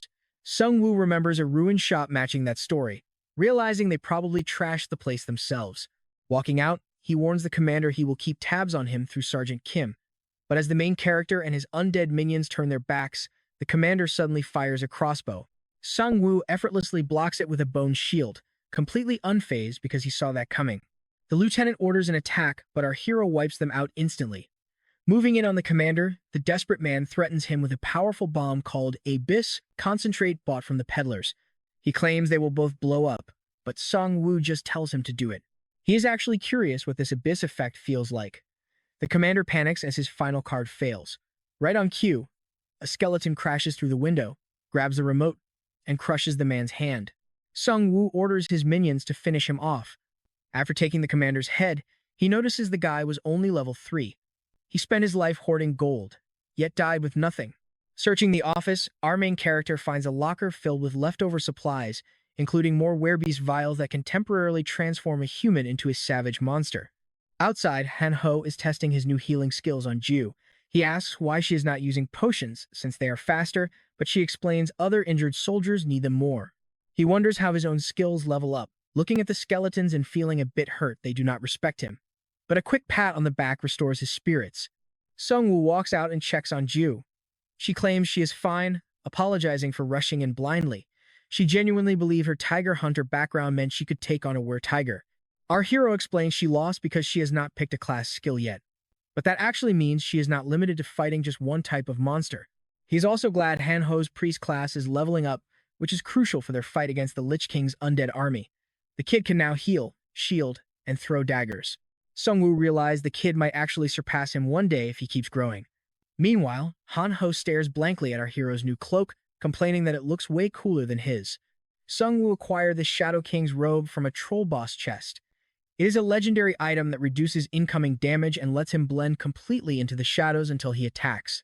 I know exactly how Han-ho feels. Legendary gear is hard to come by. Just then, Sergeant Kim reports that while some soldiers want to find family, others chose to stay with them. The best, bravest soldiers died early on, and Sergeant Kim does not expect much from the survivors. Sungwoo tells everyone to return to base and keep preparing for what is next. With only 3 days left in Season 1, the grind never stops. The town is getting organized with players assigned to chores, but our main character's leveling speed is still way too slow. Reaching level 15 is taking forever. Sure, he can crush orcs easily now, but his current stats are not enough to face the Lich King. He needs 15 to unlock his ultimate weapon. Suddenly, a system alert pops up announcing Chapter 1 of the main story is complete. The double gold event ends, region barriers drop, and a guide message congratulates survivors for entering Chapter 2. It warns they will soon learn the game's true purpose, urging everyone to get strong. Then, 3 new alerts flash: a 20-day event has officially begun. Colossal raid bosses will spawn globally, offering massive rewards, but they can attack safe zones. Plus, hints about angels and demons will soon appear for players to discover. Our hero targets 2 major details from this update: massive experience from raid bosses and the mysterious arrival of angels and demons. Next, the regional rankings are unlocked. Sungwoo is sitting at number 3 in Korea, but a mysterious player named Gangok is first at level 15. He cannot believe someone leveled that fast. He has been grinding non-stop and only just hit level 12. But first place is not the only weird thing. The 4th and 5th ranked players belong to the same massive guild. Their leader, the famous prosecutor of Yongdeungpo, runs Korea's largest survival community with 500 players. On the forums, this prosecutor publicly invites our main character to meet up and join their faction. He claims they should team up to survive and uncover the system's secrets. But remembering his past experiences with self-proclaimed heroes, Sungwoo suspects an ulterior motive. Regardless, he agrees to the meeting. Meanwhile, the prosecutor's faction seems to be thriving. Some members want to expand immediately now that barriers are gone, but others urge caution due to incoming raid bosses. The guild leader insists their absolute duty is to slay monsters and protect humanity, hoping to fully restore the world to its former glory. A blindfolded follower gets incredibly emotional, deeply moved by their leader's righteous speech. An officer reports that first place is untraceable, but she successfully messaged the legendary third-place necromancer. Hearing that word, the blindfolded guy instantly panics, shouting about how dangerous he is. He asks if he is some greedy monster, claiming the necromancer never helps anyone without getting paid first. But looking at her phone, the girl corrects him, saying that is not entirely true. His demands are actually quite fair, and his online reputation for saving people is surprisingly solid. The guild leader smiles, saying that is exactly why he wants this meeting. Surviving with just 3 people and reaching level 12 is incredible. He just wants to ensure this powerful necromancer will not threaten their community. Just then, she reveals the necromancer accepted the invitation. As they prepare, Han-ho asks our hero why he agreed to meet this self-proclaimed protector. Sungwoo explains they were bound to cross paths, and the prosecutor might have crucial secrets on leveling up. At this rate, he will never get strong enough. During their preparations, a beaten-up biker gang led by Taeyong arrives with urgent news. He reveals they were ambushed by ruthless bandits searching for a legendary treasure called the Golden Deer. Fearing these bandits will target their settlement next, our hero tells Taeyong to lead the way. Nearby, the thugs are brutally beating a captive for information. He refuses to talk, praying he can hold out until help arrives. And trust me, you and I are about to see these bandits regret ever crossing our main character. Alright, let's jump right back into the action. These arrogant bandits think they've hit the jackpot, demanding info on a golden deer. Our main character plays dumb, while a cocky thug targets Ju, thinking she's helpless. She shoots Sungwoo a deadly look, practically begging to paint the walls with him. Once she gets the green light, she effortlessly dodges his clumsy strike like it's nothing. After playing around, she clean chops his hand off, leaving his crew frozen in horror. They retaliate with magic fireballs, but she easily slices through their leader and blitzes them with terrifying speed. Han-ho leaps into the fray, unleashing his ultimate form while lecturing them about manners. When a desperate bandit tries to grab a hostage, our main character slips behind him and ends him instantly. Securing 8,000 gold as the survivors run, Han-ho gets incredibly jealous of the fancy robe. Sungwoo promises to share it later, while Taesung tends to his wounded ally, questioning the deer's value. He explains it drops a legendary item, and right on cue, Jisoo spots the golden creature glowing nearby. Instantly, a hidden quest triggers capture the beast to unlock a secret stage. Sungwoo commands his slow undead to chase it, but it's way too quick. Unleashing his werewolf summons, he pursues the fast beast right into a narrow alleyway. The prey halts as a wild werewolf blocks its path. The wild beast tries to act tough, but instantly runs when facing 3 undead werewolves. Trapped, the golden deer is captured effortlessly. While the squad celebrates winning a ticket to the secret stage, Sungwoo is deeply troubled. That wild werewolf showed real survival instinct. Unlike the brainless, mindless beasts they usually fight on the battlefield. There's no time to overthink it, though. Their highly anticipated meeting is starting, and everyone eagerly awaits the arrival of the legendary prosecutor. Suddenly, Taishang points out military helicopters roaring overhead. Sungwoo immediately realizes this arrogant guild leader wants a flashy, dramatic entrance to show off Korea's absolute top squad.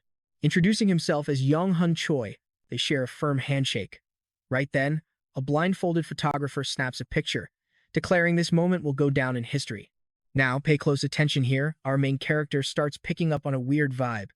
This entire guild is following their master blindly. Is there mind control involved? Even local players are falling under Young Hun's hypnotic charm. This makes Sung Woo highly suspicious because these people have never even met the guy, yet they already adore him. It feels exactly like fanatical vampires willing to die for their lord. Shaking off the dark thoughts, he invites Young Hun inside, who casually remarks on how peaceful the town looks. Sung Woo replies it's nothing compared to Young Hun's territory. The leader boasts they gathered over 30,000 survivors, and that massive number will soon hit 40,000. Sung Woo asks if this massive crowd is just a convenient labor force. Young Hun objects, claiming his sole purpose is saving lives, even if most of them are practically helpless. With so many children and elderly, less than 25% can actually fight. Sung Woo realizes this guy is carrying the weight of 30,000 dependents. Young Hun confesses he'd been tracking Sung Woo's progress. He wasn't interested at first, but checking the global rankings proved our hero's rapid growth was definitely not just luck. He confesses that carrying everyone's expectations is terrifying. Sung Woo notes that's a heavy secret for a stranger, prompting Young Hun to reveal he lost his parents when this nightmare began. He survived by constantly growing stronger, but his burning hatred for this game never faded. He plans to strike back at the system, and needs Sung Woo's legendary power. Sung Woo expects a standard guild invitation, but Young Hun offers something far bigger, presenting a mysterious box containing an ancient prophecy stone. Touching it triggers a horrific vision of a massive world tree on Yui Island. It's completely out of control, its roots tearing through the land and slaughtering everyone in sight. The system warns that this apocalyptic future is inevitable unless he manages to stop the fallen. Young Hun warns this tree will devour their world, meaning they must work together. You and I both know our hero can't walk away from this. With the fate of humanity resting on his shoulders, he has no choice but to join this massive raid party and take down the boss on Yui Island. He thinks about warning Young Hun about the future Lich King, but decides to keep quiet, hoping his upcoming Reaper's Scythe prevents that nightmare. He accepts, but refuses to join the guild, demanding a strict 50-50 split of all boss rewards. They seal the agreement, but Hanho suddenly bursts in with urgent news. A hostile army of raiders is marching right toward them. Hearing this, Young Hun steps up, calling this the ultimate opportunity to show off his guild's true military might. His elite crusaders instantly form a defensive wall. The bandit leader approaches confidently, chomping on a cigar. Young Hun turns to Sung Woo, suggesting they share their character classes before the chaos starts. Acknowledging Sung Woo's powerful necromancer class, the guild leader reveals his own epic rank, Crusader Commander. His stats multiply based on the number of loyal knights under his command. The bandit boss asks if the armored commander is their mark, but his scout points toward the caped necromancer and Jew. Grinning, the boss realizes these are the exact run killers who slaughtered his scouting party earlier. While seeking simple revenge, he didn't expect to find such a massive, crowded settlement. Now he's thrilled, imagining the insane amount of gold he'll plunder from slaughtering everyone here. Knowing these bloodthirsty thugs have killed countless innocents, Young Hun shows zero mercy. He orders a full-scale heavy cavalry charge, but the enemy has brought serious countermeasures. They unleash a devastating barrage of arrows and magic to shred the front lines. But as the projectiles rain down, Young Hun raises his blade, conjuring an impenetrable force field. Annoyed, the bandit boss sends in motorbike squads, but their weapons bounce off the heavy armor. The knights easily counterattack until a heavily armored truck suddenly rams straight into the battle. The enemy driver screams for his allies to clear out. Stepping up to shield his soldiers, Young Hun begins channeling a massive amount of energy into his glowing sword. The blind photographer panics, shouting for everyone to retreat from the upcoming blast. Young Hun releases his cross-spear skill, sending a colossal cross of pure light erasing everything ahead. The massive trucks disintegrate instantly from the single strike. The bandits panic as their lines shatter. But amidst the chaos, a knight is abruptly impaled by dual throwing axes, dying instantly. The bandit boss laughs, recalling his vortex blades that completely bypass defense. Witnessing a top-tier knight drop so quickly, Sung Woo's danger senses go off. Those dual axes possess incredible armor-piercing capabilities. As his vanguard begins to hesitate, Young Hun steps forward with a confident smile, directly challenging the arrogant bandit leader. Furious, the leader boasts his axes are legendary tier, throwing them with full force. Instead of dodging, Young Hun tanks it head-on. The blast is huge, but the blades shatter completely. Young Hun mocks his trash gear, crushing the scrap metal. Trust me, you and I wouldn't want to face this absolute beast on the battlefield. His defense scales with the size of his army, giving him godlike durability. Sung Woo watches in awe, realizing this commander is literally a walking, breathing fortress. Yang Hun raises his sword, casting a massive rejuvenation spell that bathes his knights in golden light. His unique skill heals allies based on the damage he just absorbed. Meanwhile, Kyanggu and the other survivors stay hidden inside a building. All right, you and I are diving right back into this madness. Hano's dad convinces Kyung-soo to peek outside, but when they step out, thick smoke completely covers the battlefield. The noble knights are down, and the battle takes a dark turn. Knowing he could never win fairly, the bandit leader unleashes a deadly poison cloud called Abyss Concentrate, bought from a mysterious wandering salesman. Young-hoon holds his breath, but his shield is useless against the toxic gas. He desperately wanted to impress Sung Woo, but now he has to go all out. Suddenly, he hears footsteps and turns to see Sung Woo smiling. Sung Woo casually takes a deep breath of the deadly poison, stating he is the ultimate counter to these bandits. He strolls through the toxic cloud as if it is nothing. The furious bandit leader hurls another bottle at him, but that only fuels his power. Sung Woo actually loves the poison. The bandit forgot he is fighting a necromancer, and Sung Woo enters his awakened state with a chilling grin. Chuckling, Sung Woo inhales the Abyss Concentrate deeply. It is not quite as potent as the orc chief's poison, but it is more than enough to awaken the beast inside him. Now, it is time to show the Liberation Guild what he is truly capable of. The bandits stare in sheer disbelief, wondering how he is standing. One idiot thinks the gas is a dud and pulls off his mask. Big mistake, it drops him instantly. Meanwhile, Sung Woo only grows stronger with every toxic breath. He triggers death response, summoning a horde of zombies as the bandits finally realize they are facing a necromancer. To put on a real show, he summons his entire skeletal army. The bandits completely lose their minds and run as resurrected werebeasts rise, but Sung Woo seals their escape by blowing them up with spectacular corpse explosions. Watching from a safe distance, Kyung-soo is utterly speechless at Sung Woo's terrifying talent. Suddenly, Hanho's mother steps outside and asks what is happening. Sensing their presence, the desperate bandit leader orders his men to take them hostage. It is his last option. Kyung-soo steps up to defend them, but then Ju slides in front of everyone like a solid shield. Now pay attention, because those bandits think she is easy prey. Big mistake. Ju absolutely shreds them with her flaming blade, and the bandit leader realizes she is another monster. Pure panic sets in, but before he can run, a cold blade pierces his stomach. Sung Woo stabs him, claiming the second ticket to the hidden stage. With both golden tickets in hand, he can finally unlock the portal.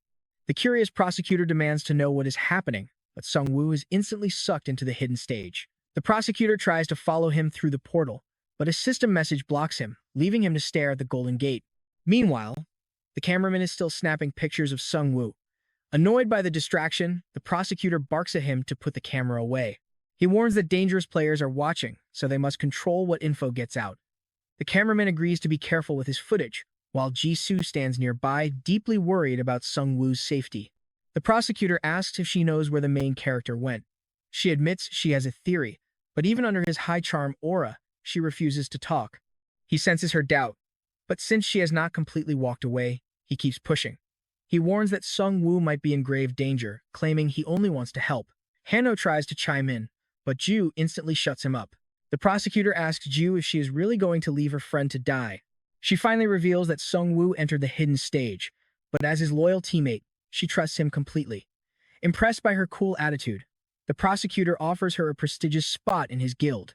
He promises that joining them will give her a massive power boost, but Ju instantly rejects him, saying she already has a squad she trusts. As she drags Hanho away, the blindfolded man glares at her, furious at her disrespect. By now, even the prosecutor knows these people will be incredibly tough to recruit. Meanwhile, Sung Woo materializes in a stunning golden city. A system notification promises an epic reward for clearing the stage, but warns that death means his body gets sent right back. As he looks around to assess his surroundings, he spots a creepy golden minion staring at him. You saw those creepy little eyes, right? Suddenly, a whole pack of these brave goblins surrounds him. Smiling, Sung Woo summons Righty to teach these little runts a lesson. Back outside, the Liberation Guild rushes to treat the wounded. Normal potions fail, so they try antidotes. Hearing this, the clever prosecutor realizes they are dealing with a curse, not a poison. He asks the girl for her thoughts, and she guesses it is black magic. She has no clue how the bandits got it, unless it came from a secret shop. The prosecutor's party is baffled by how Sung Woo ignored such a deadly curse. The blindfolded man uses his 3-star scout class to reveal that the curse actually buffed Sung-woo during the fight. The stat boost was minor, but it triggered other hidden skills, raising his mana recovery and health at an insane speed. This only leaves the prosecutor with more burning questions. Manhwa asks if he seriously agreed to split all the raid rewards 50-50. He sighs, explaining it was the only way to get him to join their team. Hearing that, she demands to draft the contract herself, hoping to exploit his youth with sneaky fine print. The prosecutor agrees, but warns her not to write anything that might offend him. Then he asks his squad about their experience with the prophecy stones. Both admit it was pure terror. He notes that while everyone else panicked over visions of the apocalypse, the main character did not flinch once. So he orders her to investigate if Sung-woo has encountered a prophecy stone before. Meanwhile, inside the hidden stage, Sung-woo's undead army tears through everything. He even resurrects golden orcs, finding them much tougher than average monsters, but still no match for him. With no teammates to protect, he can unleash his true power and butcher everything in sight. No reputation, no distractions, no limits. He is a literal one-man army, but as he presses deeper, his mind wanders for a moment until the sound of his name pulls him back to reality, surrounded by his skeleton minions. Even with his undead companions, he feels a sudden wave of loneliness. Soon, he hits a fork in the path. A massive treasure chest sits on the left, and a tiny one on the right. He knows the larger chest holds greater danger, but also far better rewards, so he confidently chooses the high-risk option. Curiously, not a single monster appears on the way, making him highly suspicious. He orders his skeletons to strike first.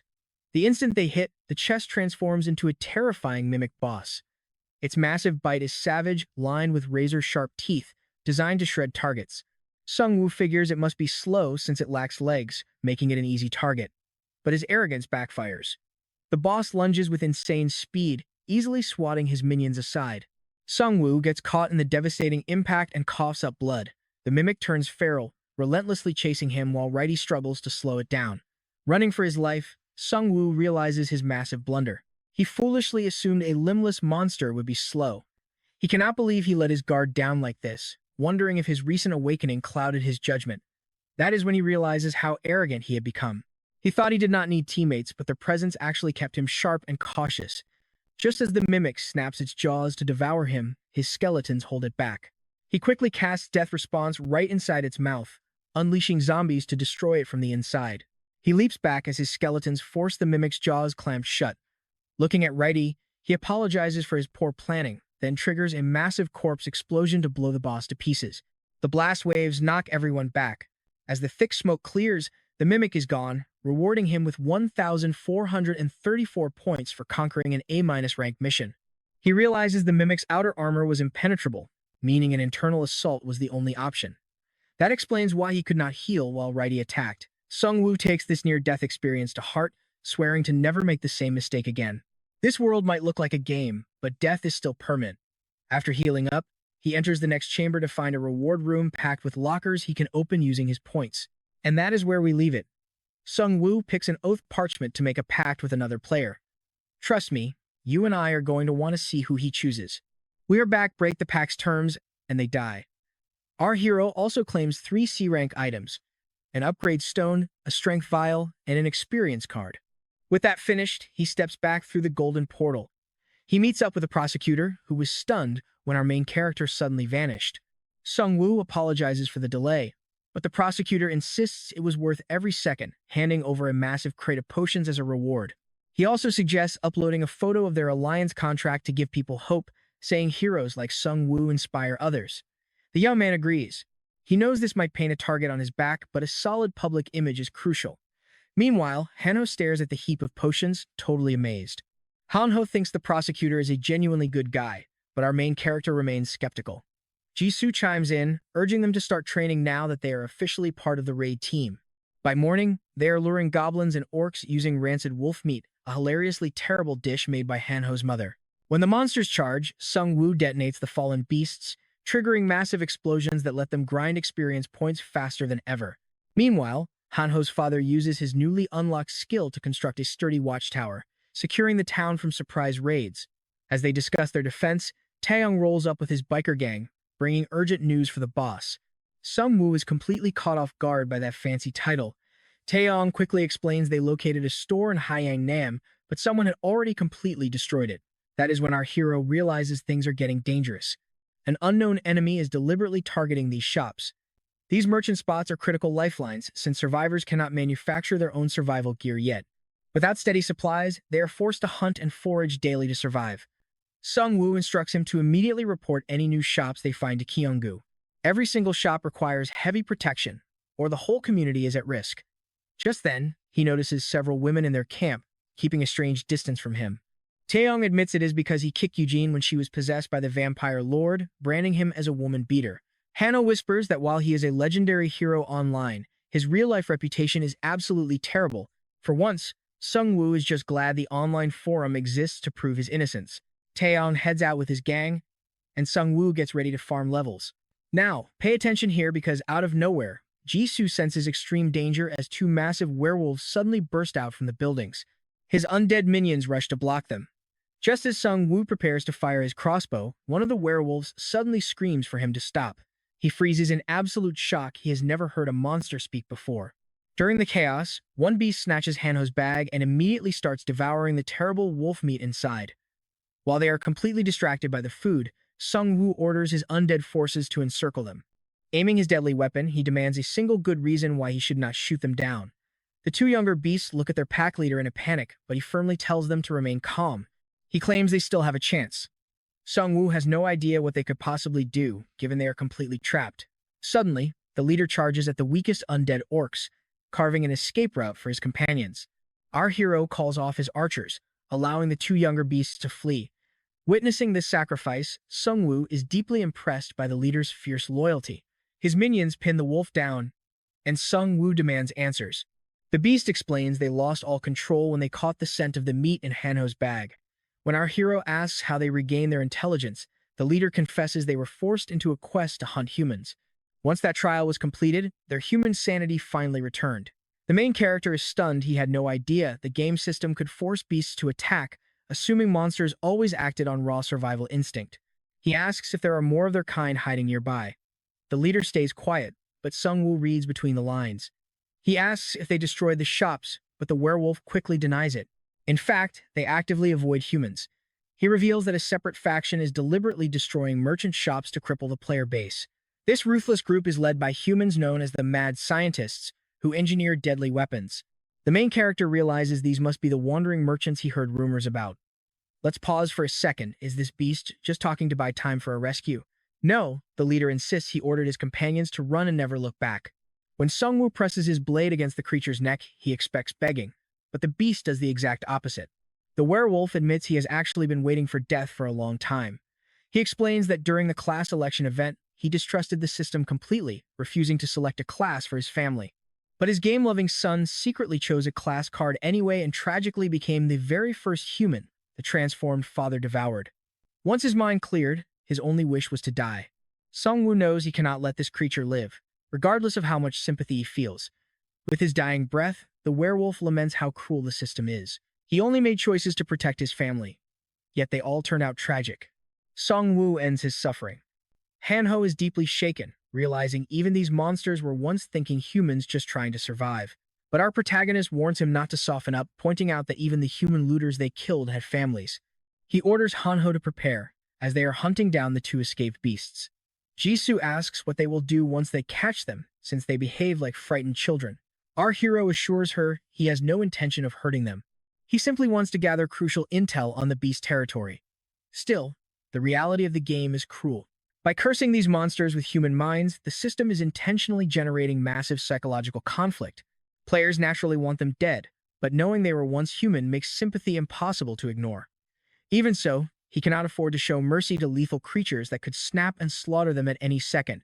The system engineered these monsters specifically to hunt humanity, as proven by their twisted trials. Sung-woo's squad tracks them across a massive distance until they hear nearby voices, prompting them to hide in the shadows. They spot the two young werewolves captured by a pack of kobolds. One kobold jokes about turning them into sausages, but their leader snaps that they are intended as gifts for the queen. Jabbing the helpless prisoners with crude spears, the kobolds drag them toward their nest. Our team is baffled. Kobolds are notoriously weak, so how did they easily capture two dangerous, mid-level beasts? Sung-woo suspects their spears are coated in a powerful paralyzing toxin, though the easy capture still puzzles him. Suddenly, they spot an untouched merchant shop deep inside the dungeon, meaning no players have cleared this zone. Sung-woo alerts his team that securing this shop is absolutely vital for their community's long-term survival. Right on cue, a system notification appears, identifying the dungeon as the Venomous Spider Queen's chambers.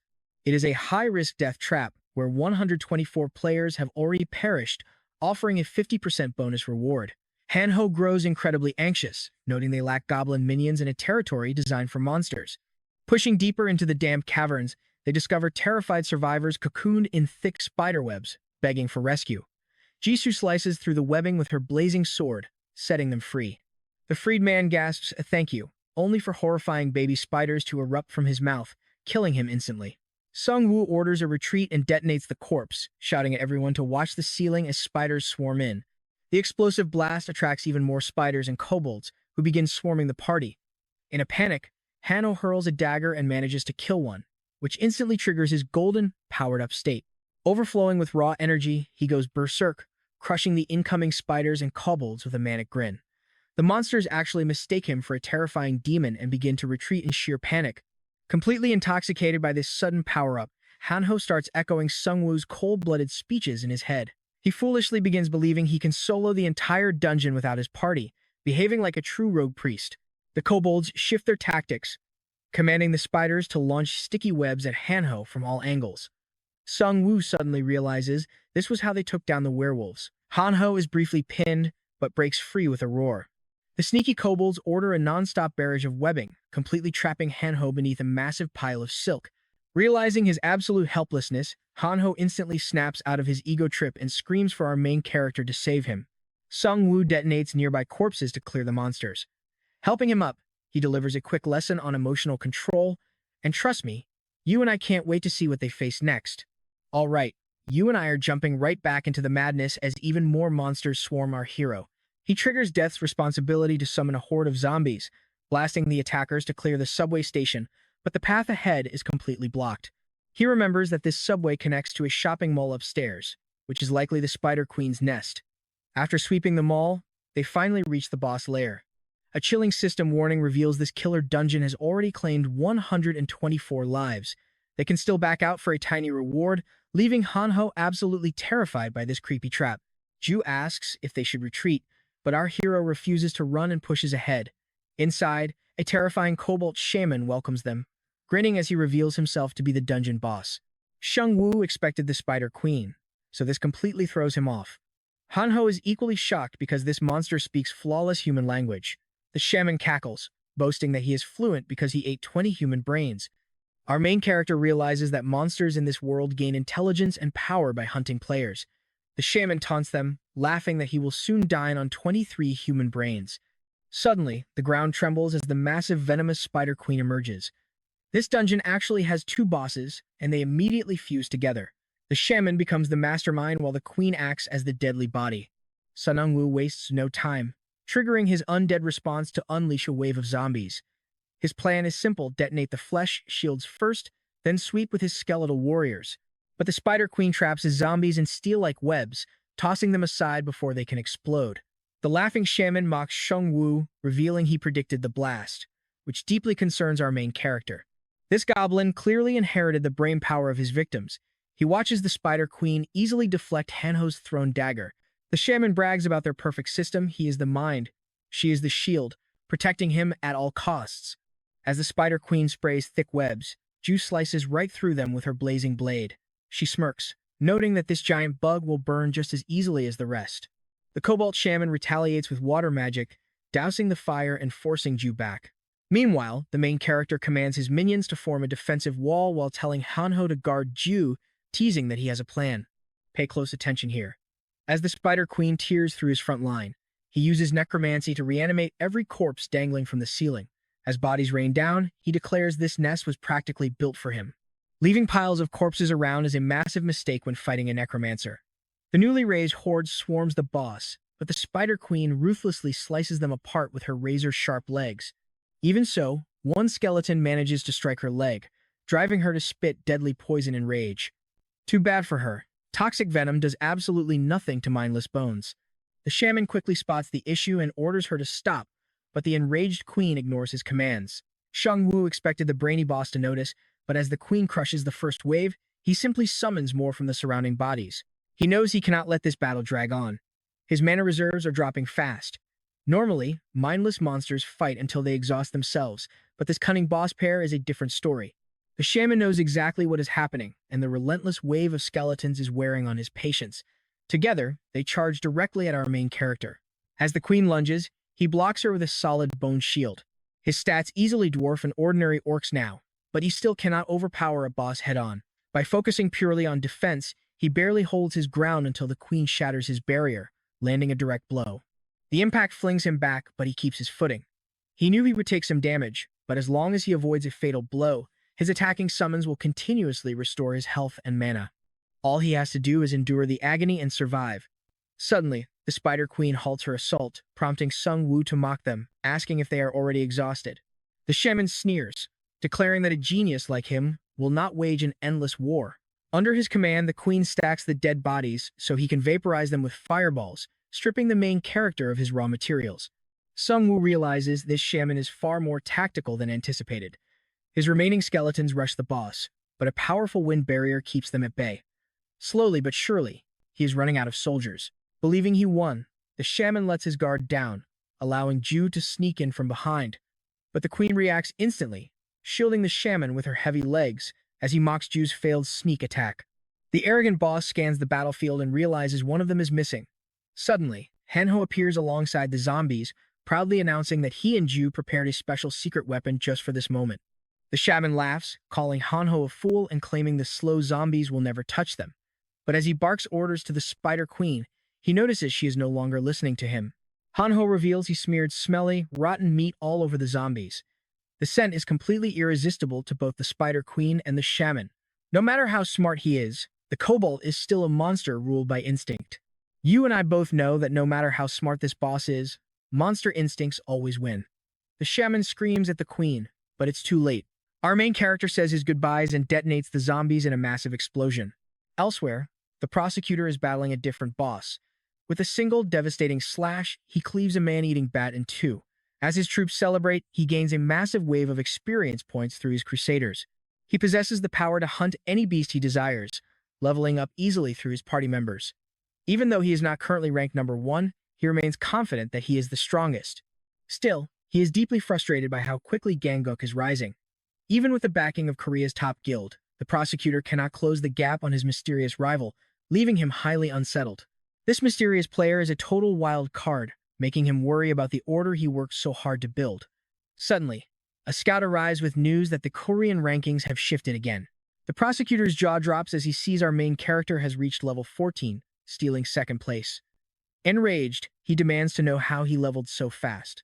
Back at the subway, Hanho finishes off the critically injured shaman with a dagger. For defeating the shaman boss, they receive 300,000 gold, plus a 50% killer dungeon bonus. Hanho beams with pride, declaring he is no longer a useless shield, but the Spider Queen is still standing. She shrieks and charges, but Righty drives a blade straight through her eye, killing her instantly and securing another 300,000 gold. The main character hits level 14, and Righty ranks up, gaining major stat boosts. Shang Wu draws a brand new card, adding 2 more minions to his army. With this many soldiers at his command, he feels almost ready for the raid. He has no doubt that finding the Grim Reaper's scythe will be easy, though his approaching First Awakening makes him slightly anxious. Jizu suggests that since the dungeon is cleared, they should locate the shop. Inside, they locate a C-rank shop. It operates like a slot machine with gold, platinum, and diamond options. Sung Woo spots a major discount on platinum pulls, but reading the rules reveals this is pure gambling. Hanho jokingly asks to speak to the manager, while Sung Woo begins calculating their mathematical odds of winning. The system awards tokens, and having more tokens increases the odds of pulling high-tier loot. Hanho eagerly volunteers to spin first, hoping for beginner's luck, but Sung Woo points out there are 3 machines so they can all play simultaneously. After several failed attempts, a pity system notification promises a low-rank item after 5 losses, which only irritates Hanho further. Meanwhile, Ju and Sung Woo keep pulling the levers like total addicts. The system slowly increases your success rate with every pull, which is exactly how gambling hooks people. They burn through their gold, and Hanho finally hits the grand jackpot. He pulls a legendary magic scroll that teaches a random skill, though it has a 50% failure rate. Ju eventually runs out of gold, but our boy is not stopping. He hits the jackpot, claiming a top-tier Shadow King's ring. It boosts his stats with 3 agility, 2 health, and summons a shadow clone dealing 50% damage. It also triggers a quest to collect the rest of the set for the legendary Shadow King's crown. And that is where we leave them today. He gifts Jizu a Wind Spirit bracelet, then casually smashes the machines. Trust me, you do not want to miss what happens next. Alright, you and I are diving right back in as Sung Woo heads to town to secure the shops. Over the next few days, the team works hard to make their base fully self-sufficient. Just as they gear up for the next raid, Hanho spots a new live stream feature on the app. He opens a broadcast, but Ju shrugs it off as a simple test since it is just an empty office. Our main character wonders if this broadcast is system-made or the Liberation Guild's doing. It might not be evil yet, but he knows exactly how powerful media can be for controlling minds.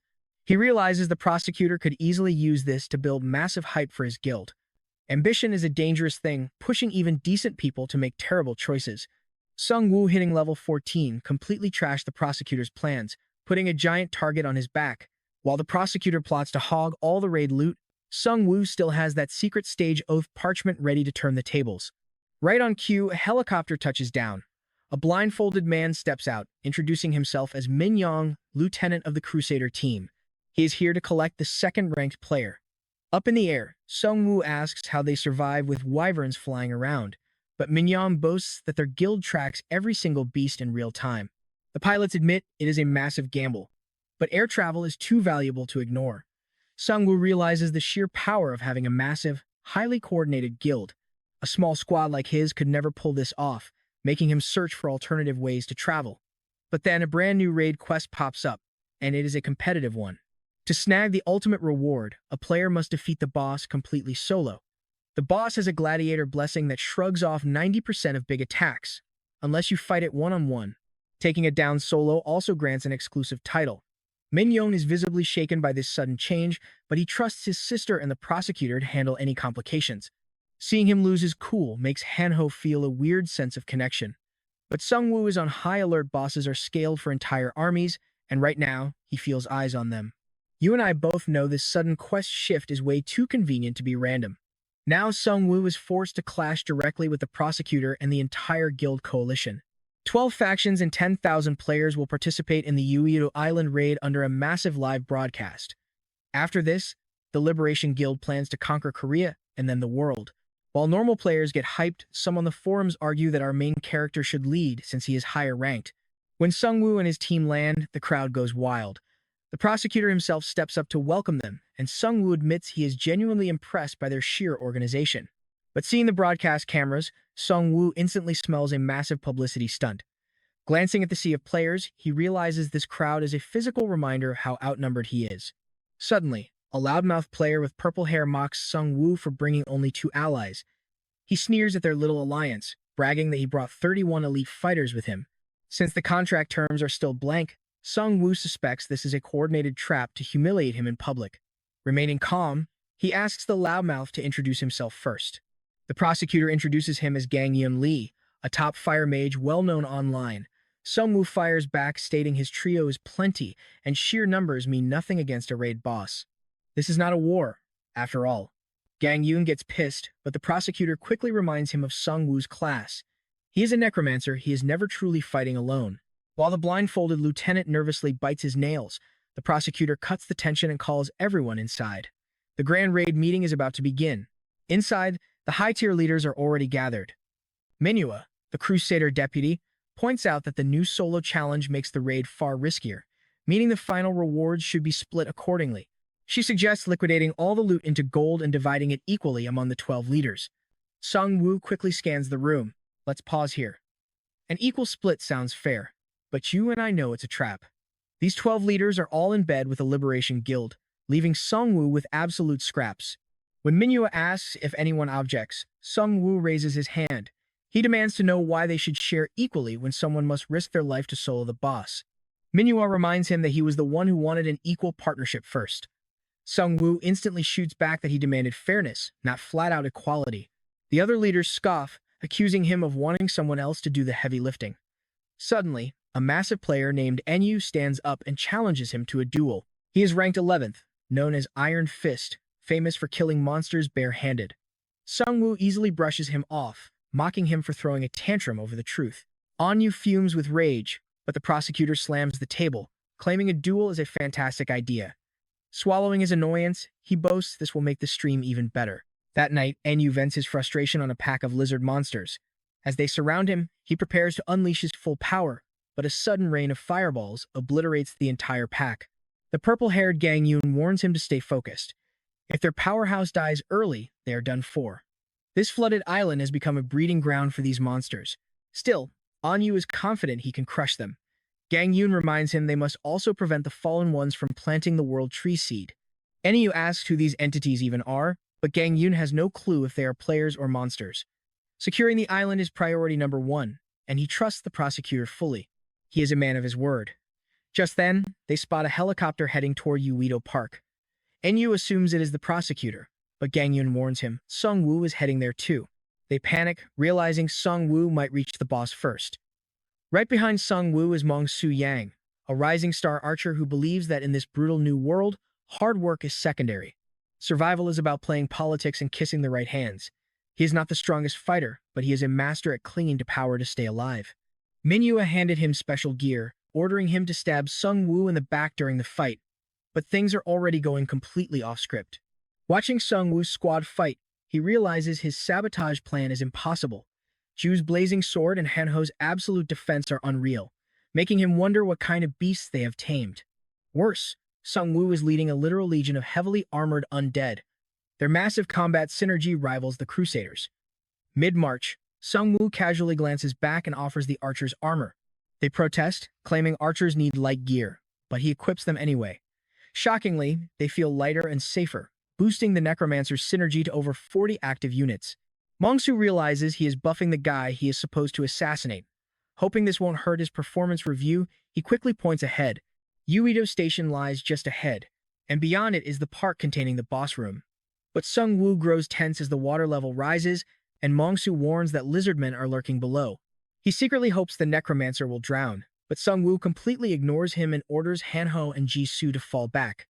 His werebears hurl the beasts back, and Sungwoo detonates the corpses, wiping out everything. Trust me, you and I are going to love seeing what he pulls off next. Alright, let's jump right back in as our main character clears the path. Just as a news chopper arrives to catch him on camera, Hanho quickly realizes this broadcast was supposed to highlight the guild master, but the cameraman is so hyped by our main character and his skeleton army that he cannot look away. It is the perfect morale booster for survivors everywhere. Viewers go wild watching the main character shred through monsters, until the assistant reveals the Crusader team is calling in.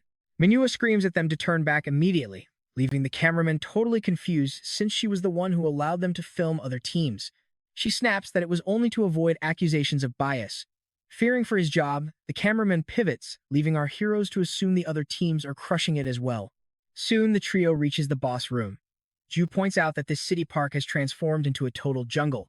Suddenly, a massive tremor shakes the zone as a pillar of light erupts. The notice pops up: the Lizardman Warlord has spawned, reducing multi-attacks by 90% and demanding a true one-on-one duel. Helicopters speed toward the boss.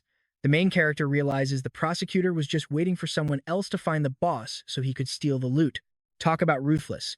The Crusader team flies straight for the boss, completely ignoring the massive swarm of monsters crawling below. It is not technically cheating, but this guy is dangerously obsessed with winning. Hanho asks for the plan, and our hero decides they will fight their way through. Now, pay attention here. As his skeletons clear a path, a green light glows from his jacket. It is that C-rank experience card, finally ready to level him up. Level 15 is finally within reach, meaning his first big awakening is ready. He activates the card and is instantly pulled into a completely different dimension. It feels like the Prophecy Stone all over again, but now his body floats in deep space. A blazing light appears, calling him the Master of Death, telling him to seek out the Grim Reaper Scythe. A new quest triggers. Who is the Master of Death? Part 2. Claiming the Scythe unlocks his first awakening, but failure means becoming a mindless servant to the Lich King. This single choice will decide his entire future. A shadowy figure inside the light tries to speak, leaving him wondering if the system itself is communicating with him. Oddly enough, the presence feels warm and familiar, clearly not wanting to hurt him.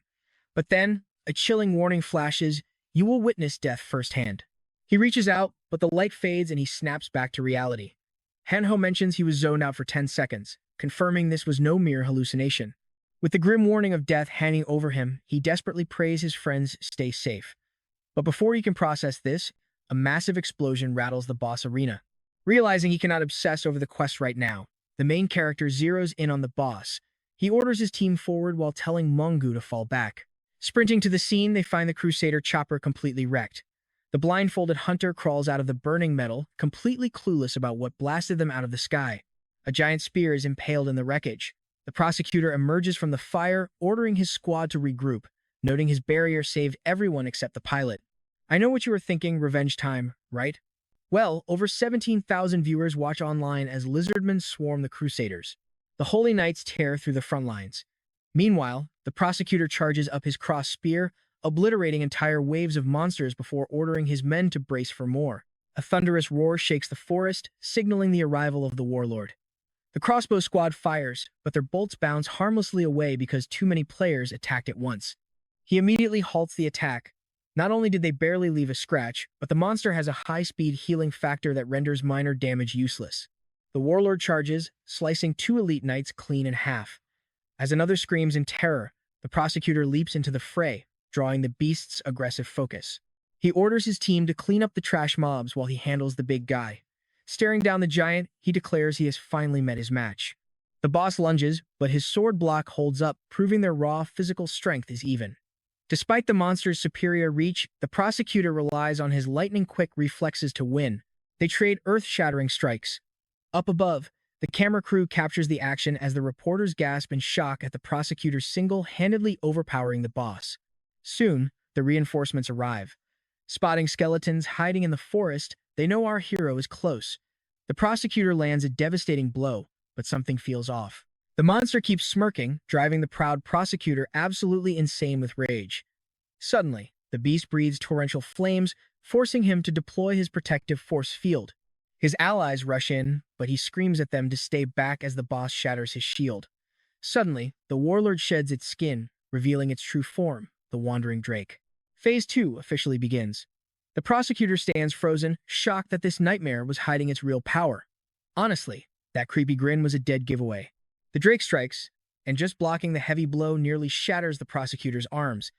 Before he can recover, a whip of its tail blade leaves him brutally wounded.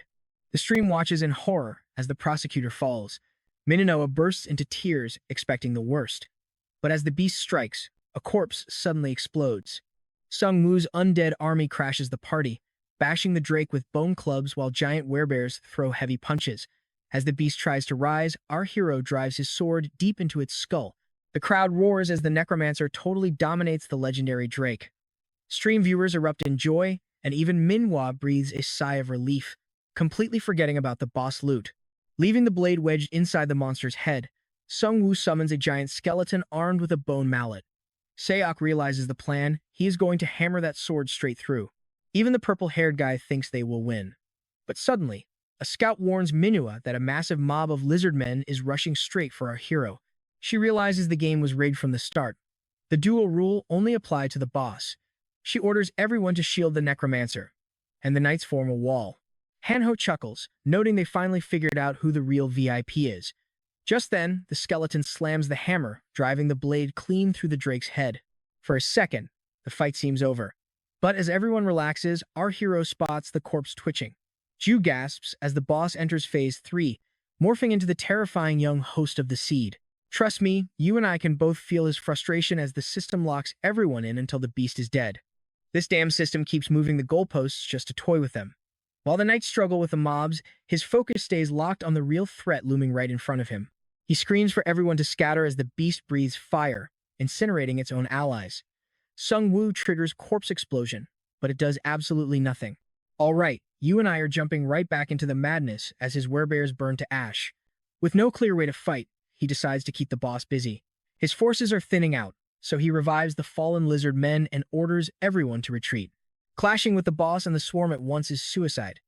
The lizard men charge first, giving the raid party room to pull back. As they retreat, Hanho notices the prosecutor is seriously wounded. He tries to drag the injured man to safety, but the boss blindsides them. Rai leaps in, slashing the beast to block the strike. Suddenly, The main character bursts from the shadows and stabs the boss directly in the eye, but the monster retaliates and severs his arm. But wait, that was just a shadow clone. The real Sung Woo grabs Han Ho and books it. Han Ho, completely stunned, gasps and asks how he just did that. Sung Woo explains it was only a shadow clone. It did not deal real damage, but it bought them time by fooling the monster. Targeting the eye definitely worked, and now the enraged boss is hunting them down with pure hatred. The main character wonders if blinding the beast just made it more dangerous. Suddenly, Ju lands a heavy surprise attack on the boss, buying the rest of the team precious seconds to escape. Sung Woo glares and reminds her that he ordered her to run. Ju simply smiles, saying the three of them always fight as one. Hearing those words, Sung Woo and Han Ho turn around to face the beast by her side. Sung Woo triggers his death response, summoning swarms of zombies from the earth. The boss tears through them effortlessly, so Sung Woo detonates the corpses. He promised they would win, but he knows this is an uphill battle. The explosion does not even scratch its tough hide, and attacking from the inside is impossible since the monster refuses to eat his minions. He keeps resurrecting lizard men to aid Han Ho and Jisoo, but the boss obliterates them instantly. Now the boss gears up for another devastating fire breath. With Han Ho and Jisoo trapped right behind him, the main character cannot dodge. Instead, he braces himself to block the flames with a bone shield. He barely survives, but almost all his minions are wiped out. The boss charges again, and Sung Woo is too exhausted to move. As a massive tail swings toward him, Han Ho leaps in front. The impact instantly shatters Han Ho's holy barrier. The boss strikes again, and Righty steps up to block, but his sword snaps in half. Undeterred, he grabs the boss's blade and severs its tail. As the beast lunges once more, Righty shoves Han Ho out of harm's way. He bids a final farewell before being crushed by the monster. Han Ho loses it and charges, but a weretiger grabs both him and Ju, carrying them away. Now pay attention because our main character is left to face the beast alone. Righty's sacrifice bought Sung Woo just enough time to recover a fraction of his strength.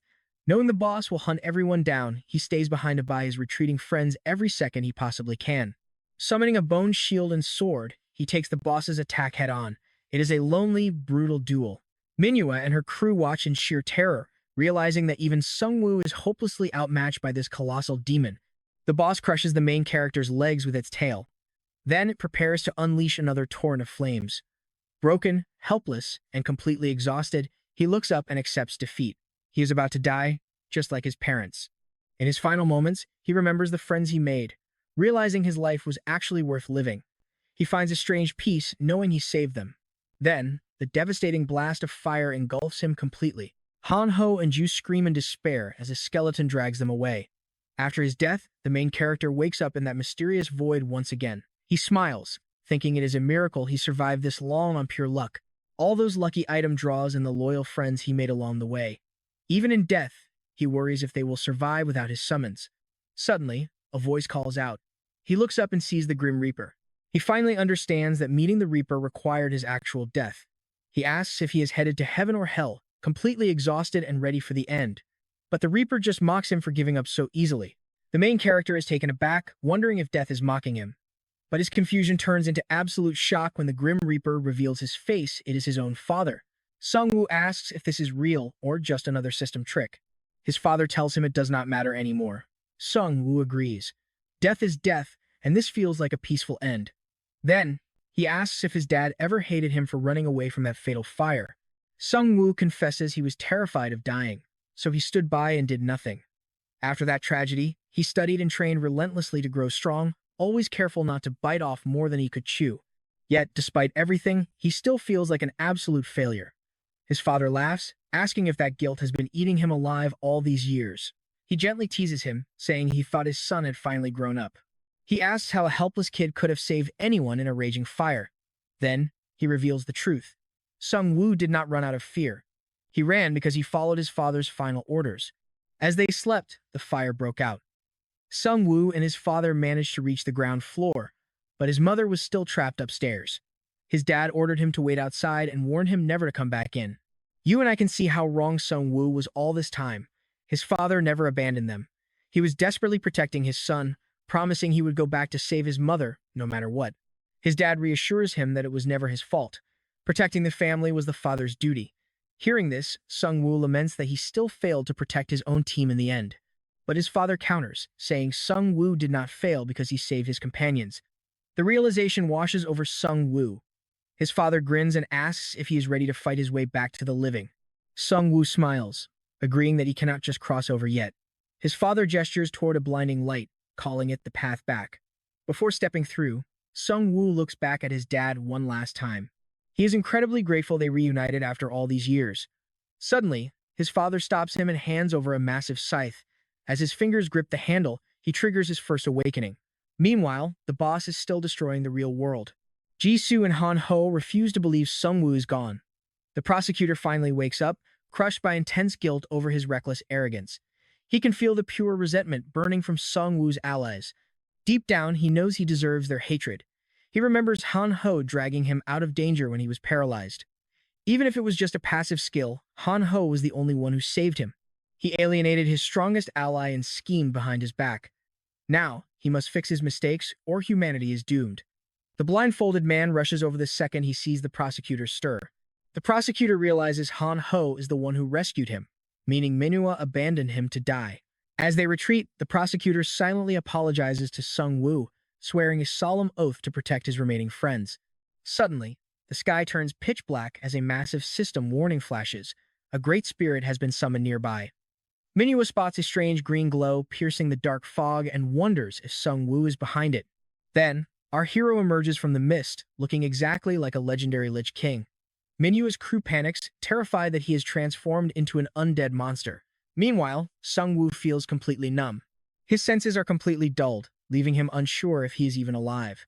A notification flashes explaining he was revived by a unique necromancer trait, which now has a 31-day cooldown. His first awakening allows him to summon the Grim Reaper's scythe and resurrect giant monsters.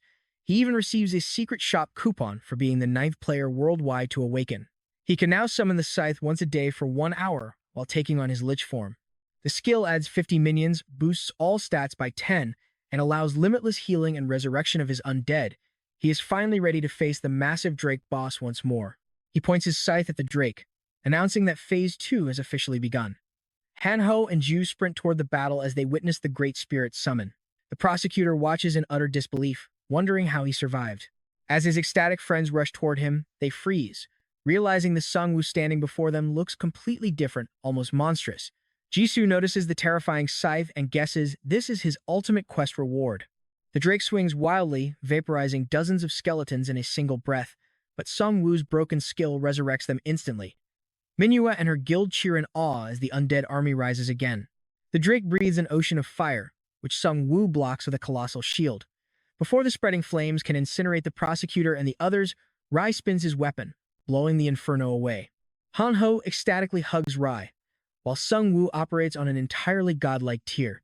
He mocks the Drake, asking why it stopped. And trust me, you and I are going to love watching him crush this beast with his infinite mana.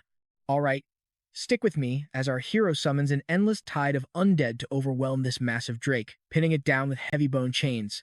He orders his skeletal army to strip away its tough hide, shredding its defenses until it's completely helpless. Sung Woo tells Righty it is time to finish this. With one final, devastating slash from Righty, the raid boss falls. The masterless sword clock drops to 4,235 days, and Sung Woo pockets over 115,000 gold. He even snags a sweet amateur dragon hunter title, boosting his stamina and granting 30 fire resistance, while everyone back in town celebrates after watching the live stream.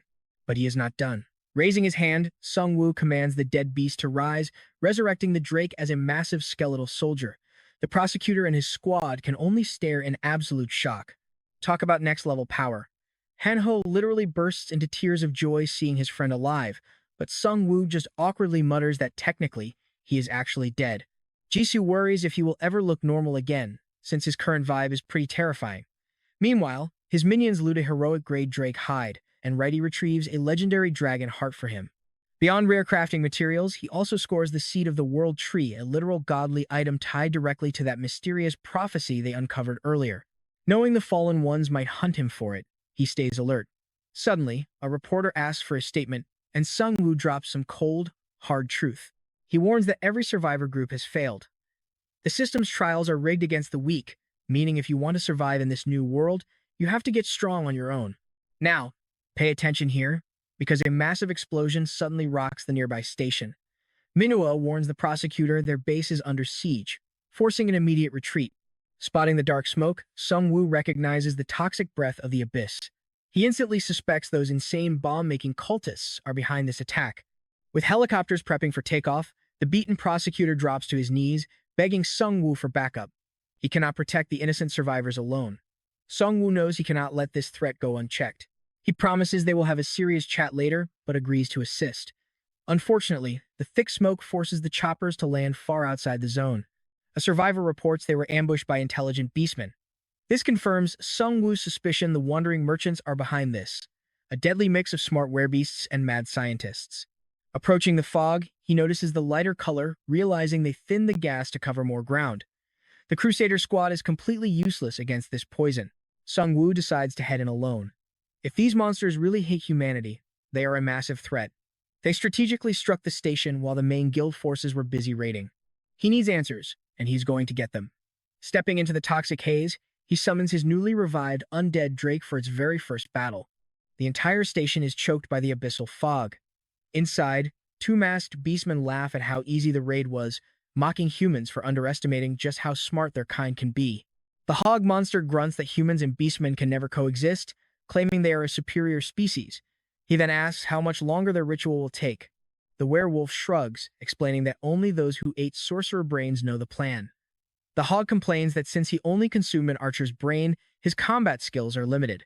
The werewolf points out he is still luckier than the lab test subjects. But mid-sentence, glowing eyes appear in the window as the skeletal drake bursts in and shreds them.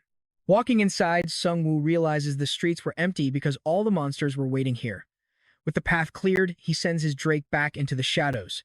Since they mentioned a ritual, he figures they are capturing survivors instead of executing them. You and I know he can easily handle these beasts, so he plans to hunt them one by one. Deep inside, a massive bull monster is rounding up over 200 players.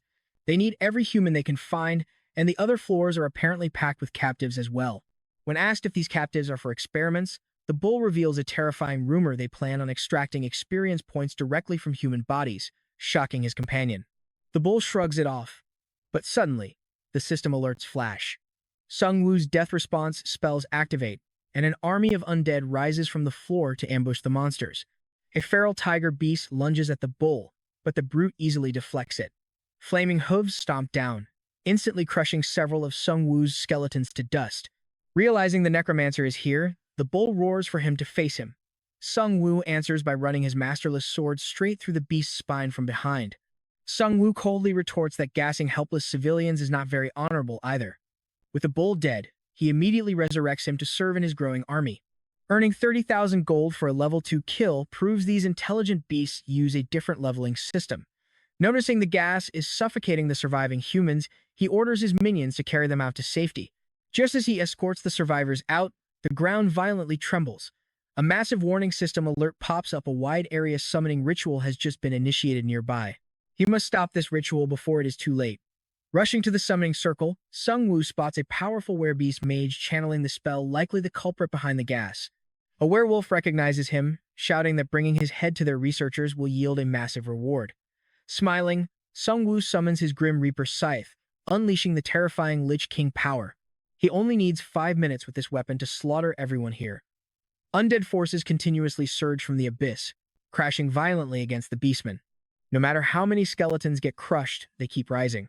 But the channeling beast just laughs, telling Sung-woo he is too late as the summoning spell successfully completes. The mage mocks them for broadcasting their previous raid online, boasting that they calculated exactly how exhausted Sung-woo's forces would be after fighting the Drake. But mid-gloat, one of Sung-woo's minions bites the mage and tosses him off the roof. Standing over him, Sung-woo demands to know what was summoned, but the monster just laughs wildly. The entire station begins to crumble as a critical raid boss warning flashes. Meanwhile, the injured prosecutor is desperately chugging healing potions to recover his strength. He curses his own arrogance. But when Hanho and Jisoo spot Sung-woo's minions carrying the rescued survivors out of the fog, the crowd cheers, and the prosecutor has an epiphany. Amassing a massive guild was not the path to survival. He did not lead because he had to, he just thought they would all die without him. Suddenly, the smog clears, revealing a new threat. The summoning spell completes. Jisoo and the others rush forward just as the station collapses, revealing an absolutely colossal ogre gladiator dropping down as the new raid boss. The werewolf cackles, confident Sung Woo is too exhausted to fight, but our hero just smirks, noting they should have watched his stream to the very end before summoning this beast. He reveals he has his own boss card, summoning the skeletal drake to land a massive punch directly to the ogre's face. The crowd roars with hope seeing the dragon. The werewolf is speechless, and trust me, you and I cannot wait to see this boss fight unfold. Alright, you and I are jumping right into a brutal battle where the prosecutor realizes he must surpass Sung Woo to survive. The ogre champion roars, crushing two of Sung Woo's spear-throwing minions with a single, devastating clap. Talk about raw power.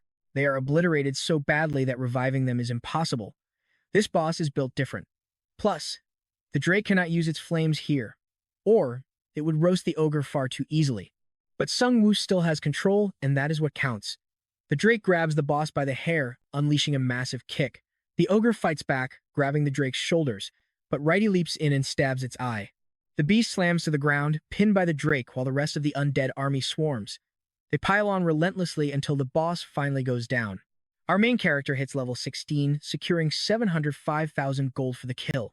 He upgrades his death's response skill, which now summons 15 masterless zombies, lasting 20 minutes with a 30-minute cooldown. The loot is great, but the real prize is the ogre itself. Now it is his personal puppet. The beast even wears a heroic rank bracelet, protection of the thunder god, which burns mana for a massive damage boost.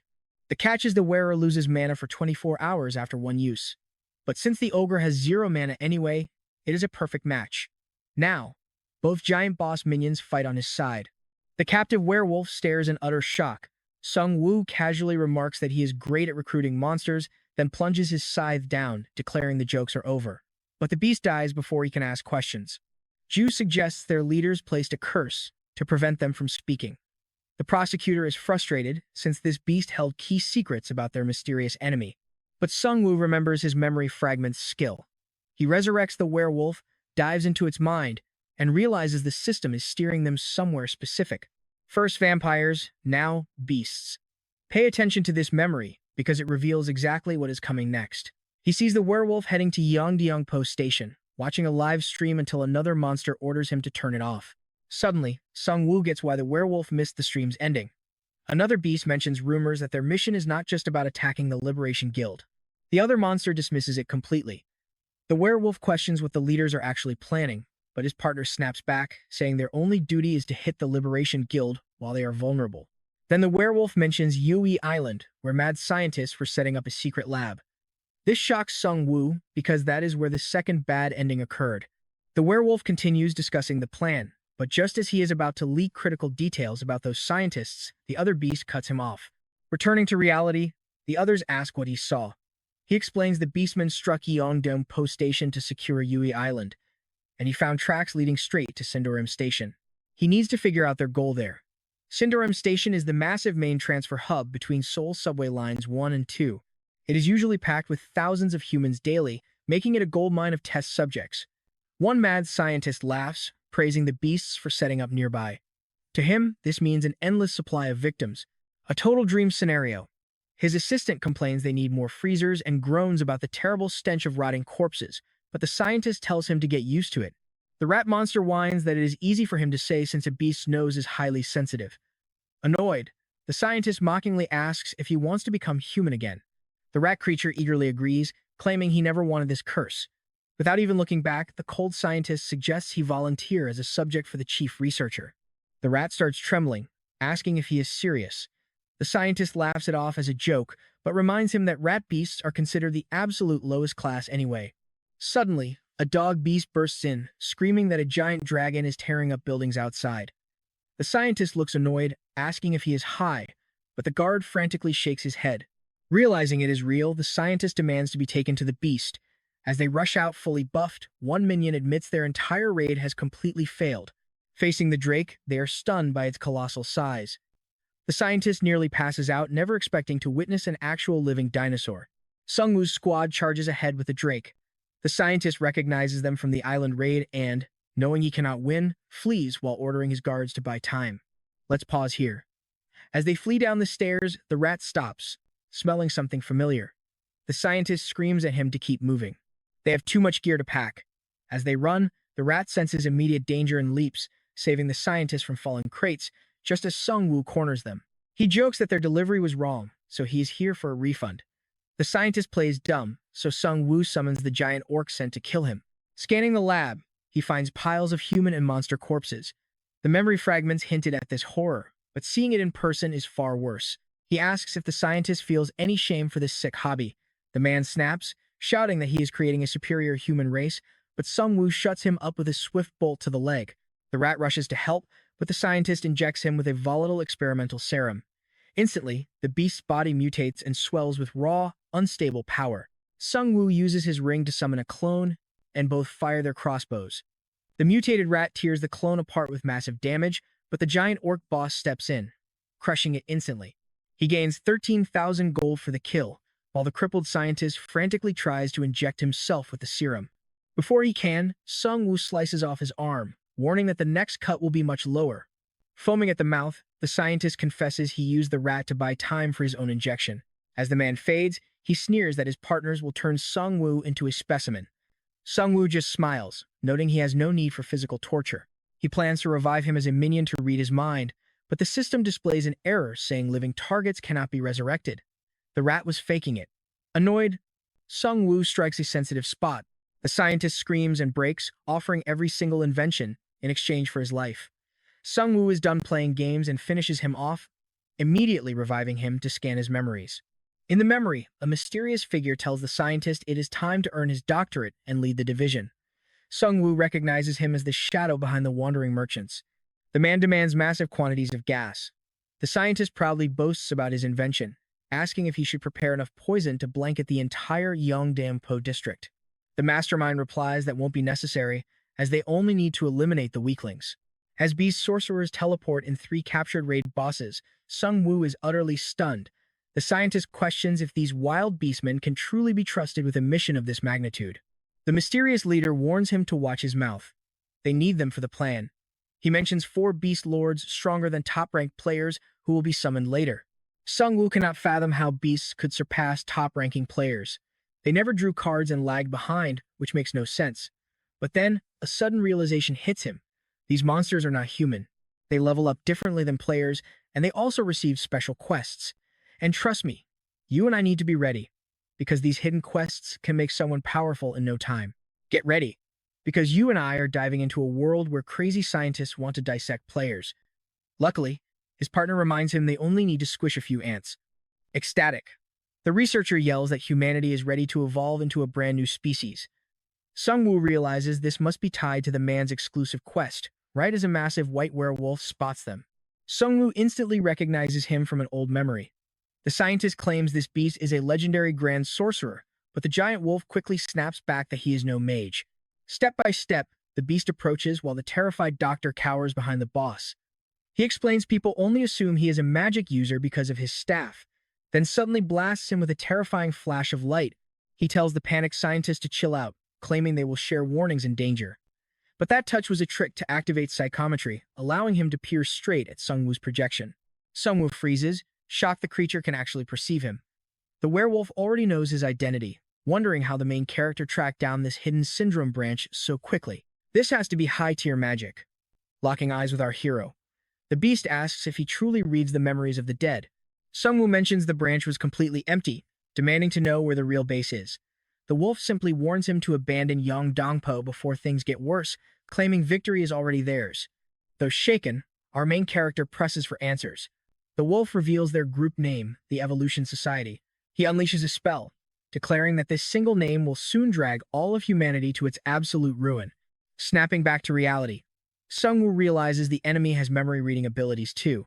He recalls the fallen boss mentioning 3 massive raid bosses lined up in a row. The enemy might alter their plans now, so he cannot drop his guard. Just then, his skeleton, Righty, hands him a map marked with 3 locations: Yui Island, Sosa in Bucheon, and Bomji Station in Anyang. With all paths leading to Yui Island, it seems that is where the beasts are being gathered. Sung-woo already stopped the Drake and crushed the Ogre champion before they could be captured. Now, only one boss remains, alongside another hidden branch. Meanwhile, back at Yeongdam-po Station, survivors are busy rebuilding. Mina arrives for an update, so Sungwoo instructs her to gather intel on bosses in Bucheon and Anyang. He then visits the busy prosecutor, who looks up from his massive paperwork to ask for news. Sungwoo warns him that another strike is coming, orchestrated by the Evolution Society. The prosecutor admits he has never heard of them and wonders why they are targeting their station. Sungwoo suspects they are the corrupt faction from the Yui Island raid, despite lacking hard proof. The prosecutor slams his desk, shouting that proof does not matter right now. They struck first, and if they are linked to the apocalyptic second ending, they must be stopped. Realizing the scale of this threat, the prosecutor asks Sungwoo for his help. He begs Sungwoo to protect young Dongpo since he can resist the toxic gas, offering 1 million gold as payment. Though wary of being used, Sungwoo knows they share a common enemy and agrees. He was planning to hunt the society down anyway, so getting paid a massive fortune is just a sweet bonus. Outside, other leaders are suddenly acting very friendly, which annoys Hanho. It seems they are all trying to get on Jisoo's good side. Just then, Hanho receives a community notification showing the rankings shifted again. The prosecutor dropped, while a mysterious Dr. 000 reached level 15. Sungwoo wonders if this doctor is the mastermind behind the Evolution Society. He already knows that reaching level 15 triggers a powerful first awakening. He is not sure if only 5-star classes awaken, but this doctor is definitely already there. To keep up, Sungwoo needs to level up fast.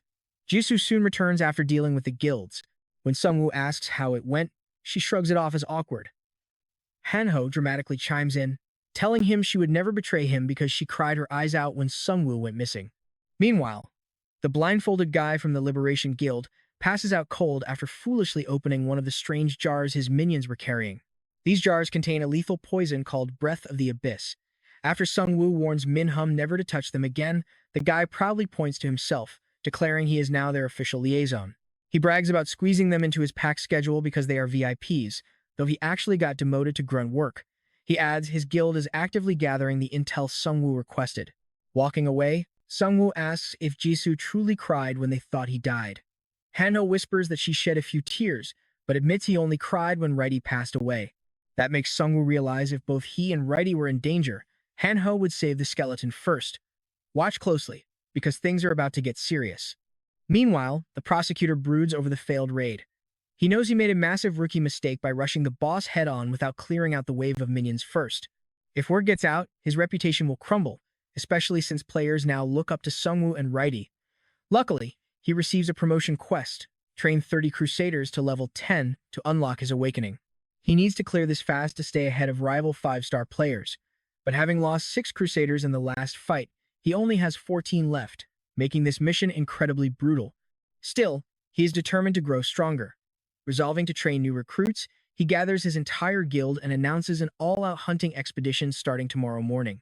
Minna protests, arguing that rebuilding the station requires all hands on deck right now. The prosecutor snaps back, insisting they must power up quickly to survive the next imminent wave. He tells them the main character will handle the Evolution Society, treating him like a guard dog. He then delivers a roaring speech to fire up his troops. Meanwhile, our blindfolded friend introduces Sungwoo to an informant. This guy has been tracking the strange events unfolding over at the Sosa and Bongi stations. An ogre boss supposedly spawned in Sosa, but all reports suddenly vanished as if covered up. Meanwhile, Bongi station is swamped in dark fog and overrun by zombies. Sungwoo looks over at an oddly calm Hanho. He tells him the home base is safe. Since the main character already cleared the bosses at Yui and Sosa, only Bongi station is left. Let's pause and see if they can handle this final threat. Online posts warn everyone to avoid Bongi station due to toxic gas. Our hero suspects this is another Breath of the Abyss test, meaning the society likely set up a lab there. He asks the blindfolded liaison if they can secure a helicopter. Cut to the front lines, where terrified players are desperately trying to hold back a massive zombie horde. They unload their weapons to defend the shelter, but bullets barely dent the undead. Knowing they will be overrun if the line breaks, they decide to split the horde and counterattack. They charge forward to draw the monsters away. As the swarm surges, Jisoo suddenly leaps into action, slicing through multiple zombies with one devastating, heavy strike. Sungwoo follows close behind, sending his summoned ogre boss crashing through the lines. Boosted by a magical bracelet, the beast unleashes insane power. Spotting the rising skeleton army, the players sigh in relief. The legendary necromancer has arrived to save the day. Back at the shelter, survivors wait anxiously until Hanho struts in, loudly declaring that their true hero has finally returned. He brags about saving everyone alongside Sungwoo, but his dad completely ignores him, asking why he is alone. Hanho explains someone had to stay behind to defend the area from future attacks. The crowd assumes he got demoted. Still, he brought tons of gold to keep the barrier active. You and I are definitely in for a wild ride next time. Alright, you and I are about to see that our main character isn't as cold as he looks. Hanho claims he was never abandoned, opening a bag to show off Rai tied up like some pocket monster. Seeing Rai instantly gets everyone hyped because, let's be honest, they trust him way more than Hanho. Meanwhile, at the hospital, kids peek through a door, absolutely starstruck by our main character, calling him a true hero. Ju watches those kids and feels a wave of relief that they made it in time. But as she talks, our main character spots blood smeared on her face and neck.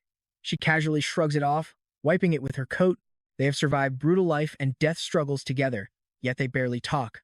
Our main character suddenly realizes he knows almost nothing about her. He asks if she ever plans to go back home. She flatly says her family is likely fine and she is not returning.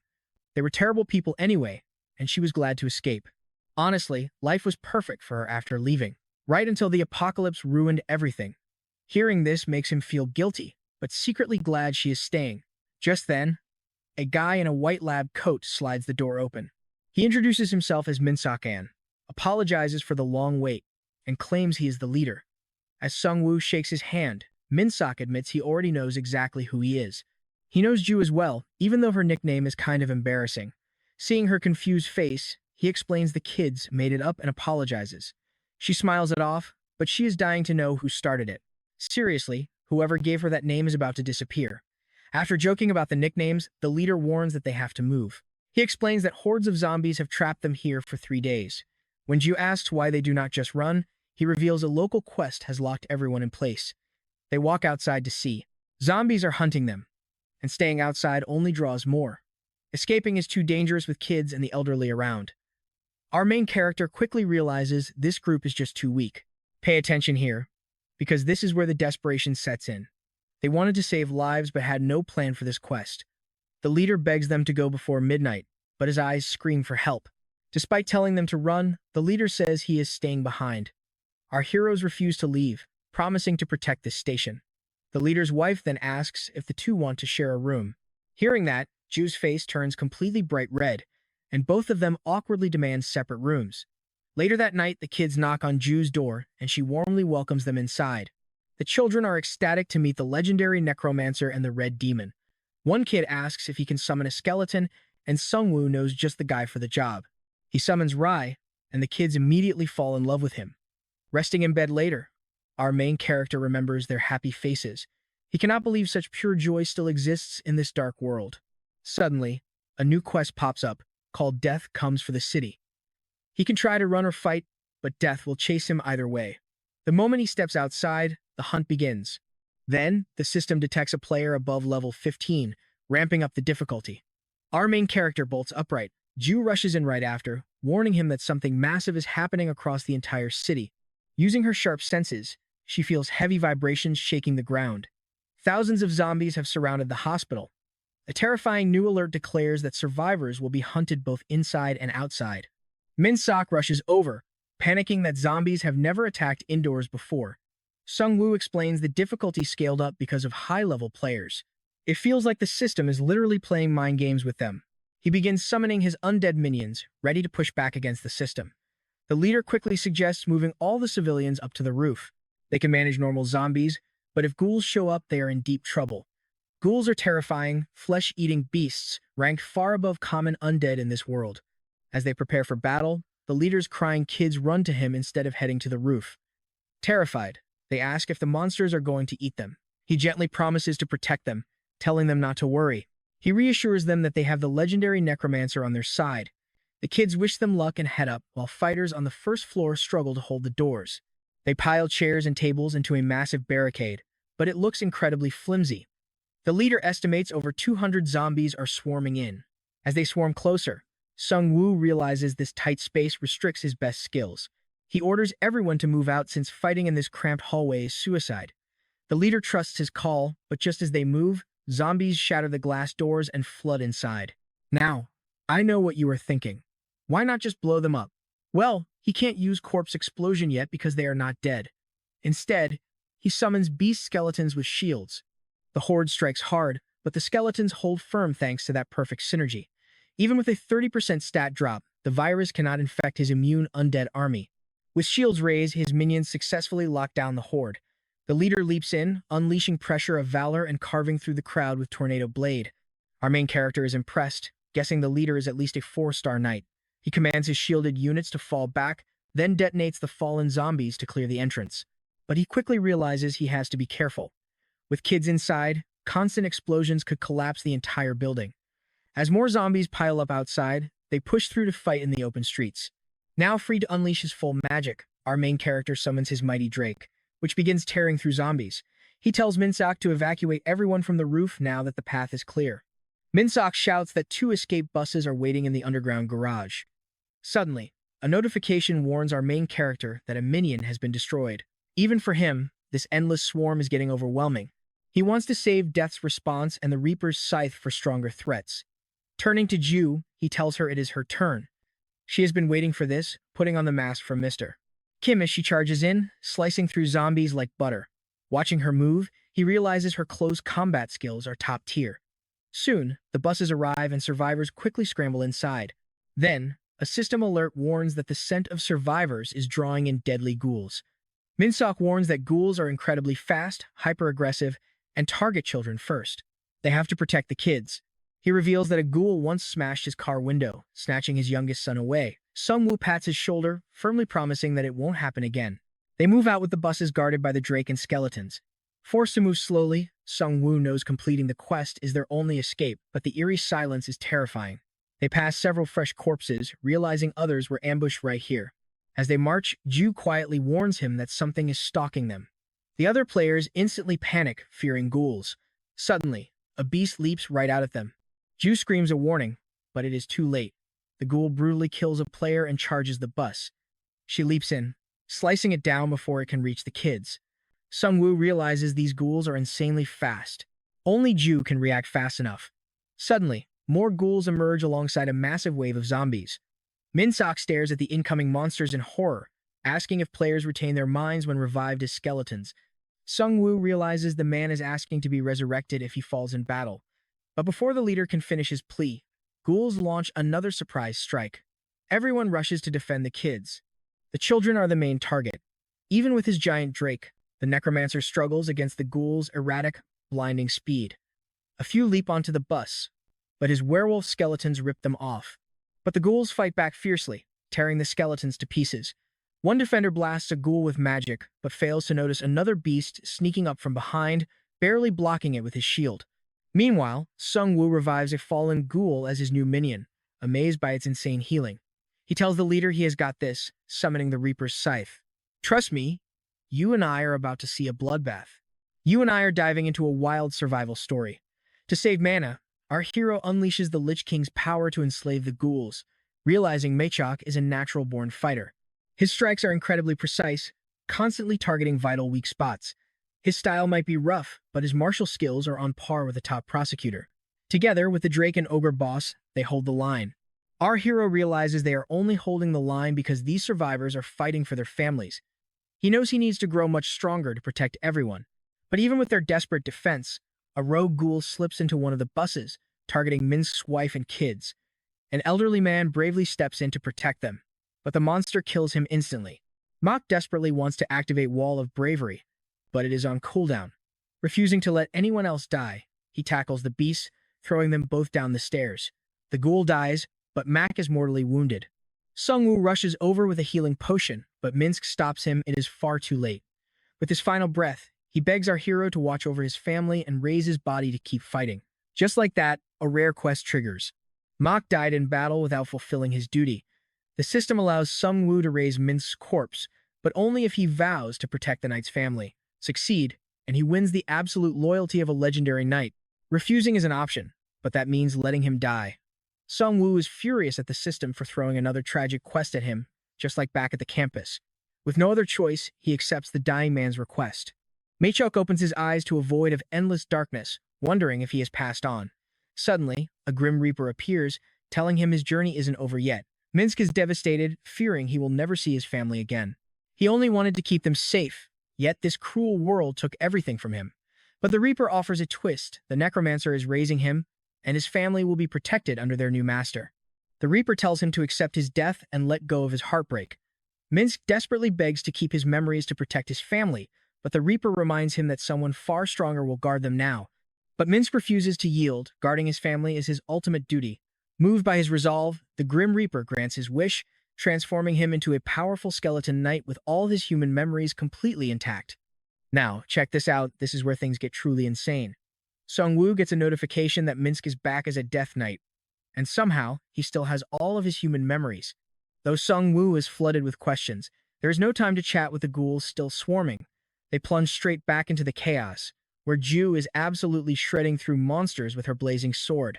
Another survivor screams for help as the horde presses toward the buses. Ju realizes they have pushed too deep into enemy lines. As she tries to fall back, a tide of zombies and ghouls completely surrounds her. A lone ghoul manages to breach the bus, lunging at Minsk's wife, but Mach instantly cuts it down. He notices the ghouls are terrified of him. He is a superior undead, and he can feel his summon's emotions. He carves through the monsters like tissue paper, mocking their weakness. The other players watch in pure awe. This skeleton is on a completely different level. When several ghouls attempt to flee, he traps them in place. Sung-woo realizes unleashing this Death Knight was the ultimate strategic move. Meanwhile, Minsk feels awkward fighting without his shield and decides he needs to find a new one soon. Our hero takes a moment to check his companion's stats. Level 12, Death Knight class. Equipped with a chain-binding spell and a life-steal ability. Just then, Ju approaches to report that the ghouls are finished. Her eyes widen as she spots the massive Death Knight, demanding to know what it is. Sung-woo can only promise to explain it later. They take a quick breather, knowing Baiamai Station is their next crucial target. Their enemies have toyed with them for long enough. Now it is time for payback. Reaching the station, they find a thick blanket of black smoke. Sung-woo offers Minsk a chance to talk to his family, but Mach declines. More urgent matters await. As they move, Jisoo runs back, coughing, warning them that her gas mask is completely useless against the thick smoke ahead. Sung-woo knows she cannot go any further, so he advances alone with the Death Knight and Righty since the undead are immune to the gas. Inside, the station is eerily quiet with no guards in sight.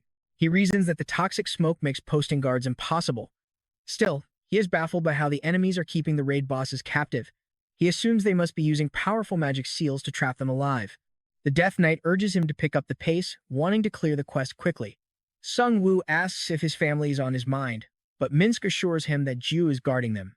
Besides, Sung-woo has to stall until midnight since his Reaper Scythe is still on cooldown. They are walking straight into the enemy's den, and he knows a brutal fight is waiting for them. Deep inside the facility, they stumble upon an official emergency document from the government. The Death Knight instantly recognizes the state's seal, wondering if their enemies are working with the authorities. This discovery leaves Sung-woo deeply disturbed, destroying what little trust he had in the government. As they push onward, a sudden system alert pops up. The Ghoul King raid boss has officially spawned, already severely mutilated. And yeah, I know what you were thinking. Where are all these zombies coming from?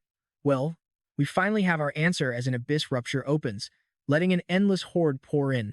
Just as they try to make sense of this setup, a familiar voice echoes behind them. It is the Doctor, flanked by armed guards, explaining how the rising quest level triggered the release of the toxic gas. Instead of fighting, the Doctor offers them a deal. He points out that while Sung-woo commands the forces of death, he is a scientist who dedicates his life to studying it. The Doctor reveals he is researching abyss energy to spark the next stage of human evolution. He claims humanity must break its limits to survive, making Sung-woo realize that all of this is connected. He claims that capturing and experimenting on the Ghoul King brings them closer to the system's promised happy ending. This can only mean one thing: the Evolution Society possesses a prophecy stone of their own. The Doctor invites Sung-woo to join their cause, promising it will benefit them both. But our hero instantly rejects the offer, refusing to become another puppet for the system or a madman's pawn. He is completely disgusted by their horrific human experiments and chemical weapons. To him, sacrificing innocent people in the name of the greater good is nothing but cowardly self-preservation. With a heavy sigh, the Doctor laments that in the old world, he could have shown him the true wonders of science. Seeing that Sung-woo will not budge, he ruthlessly orders his men to release the Ghoul King. Sung-woo commands his undead minions to charge, trying to stop them. But before his skeletons can reach the controls, the Doctor strikes a pose and unleashes a holy spell, cutting our hero's skeleton stats by 60%. Sung-woo realizes this energy feels exactly like Han-ho's magic. These people are all high-level priests. Since holy magic completely counters his undead army, he fires his crossbow, but the arrows stop midair. A girl on the enemy side uses telekinesis to fling the arrows right back at him.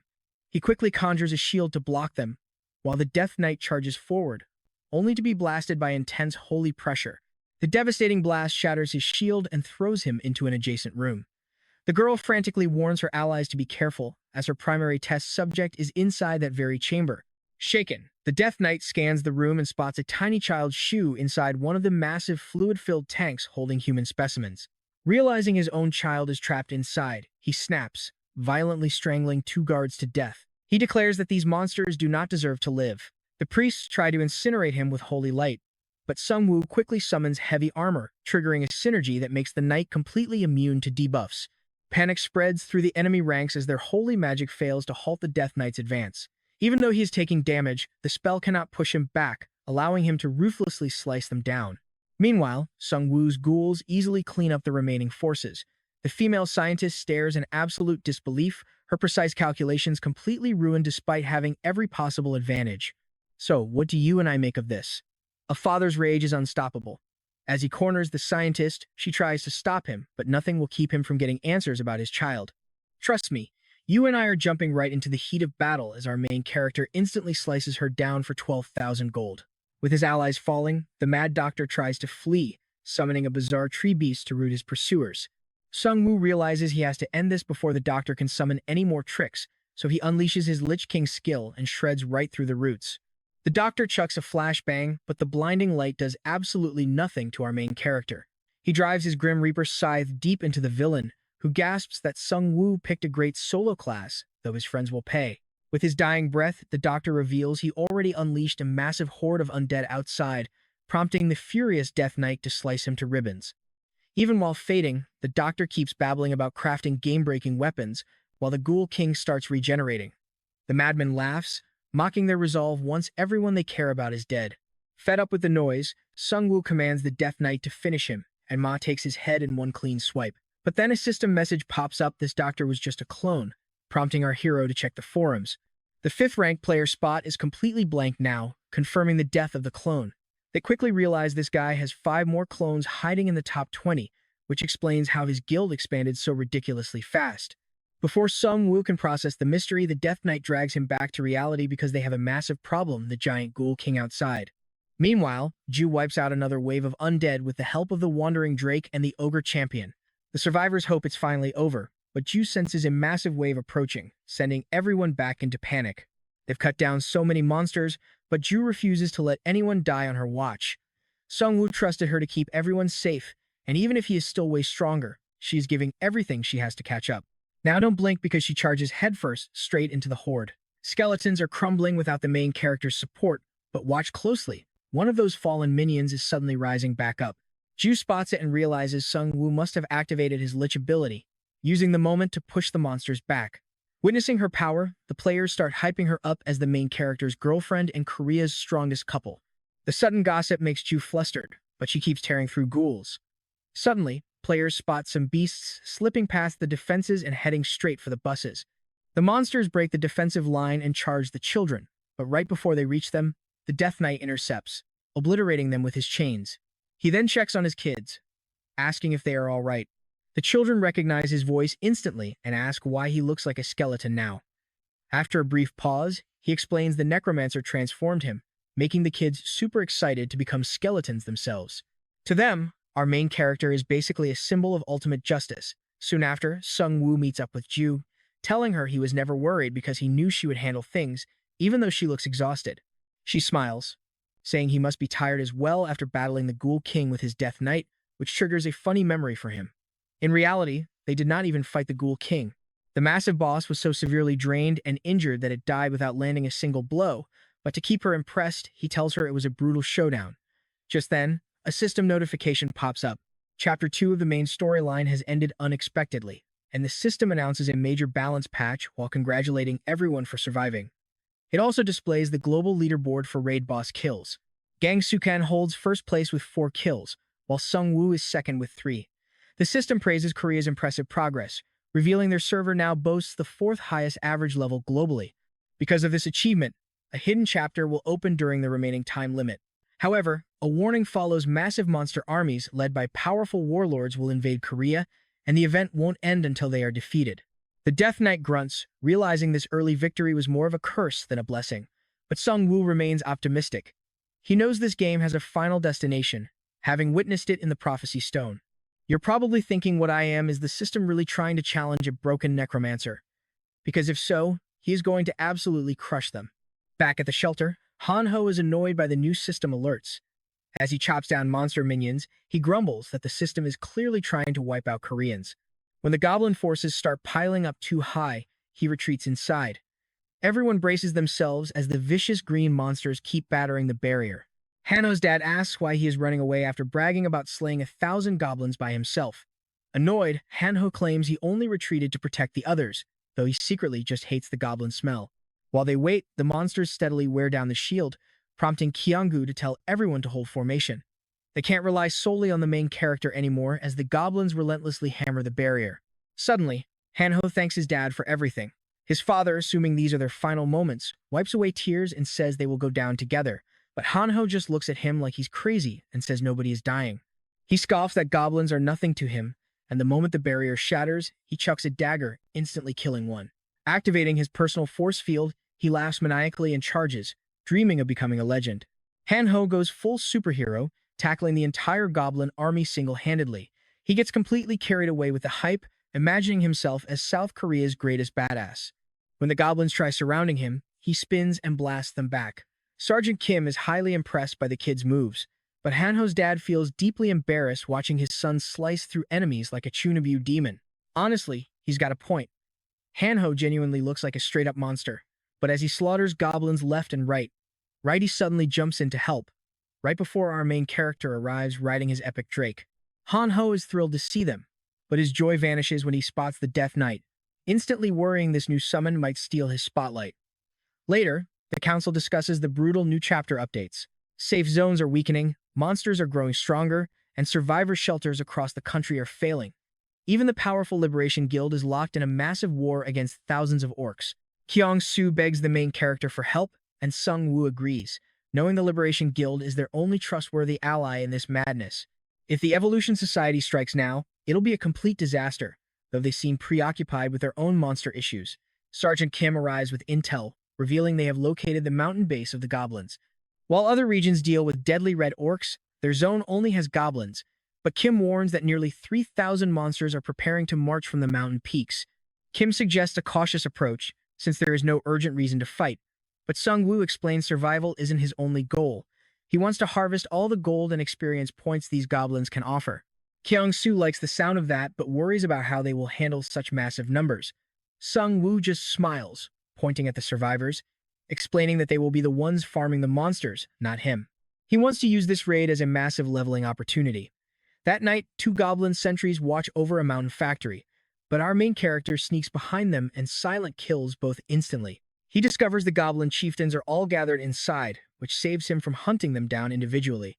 Since minor monsters are dangerous under a warlord's buff, his plan is simple: assassinate the leaders to break their coordination. Summoning his massive ogre champion, he commands it to smash the warehouse with a devastating blow. The impact vaporizes the chieftains instantly, though a resilient goblin lord survives and charges out.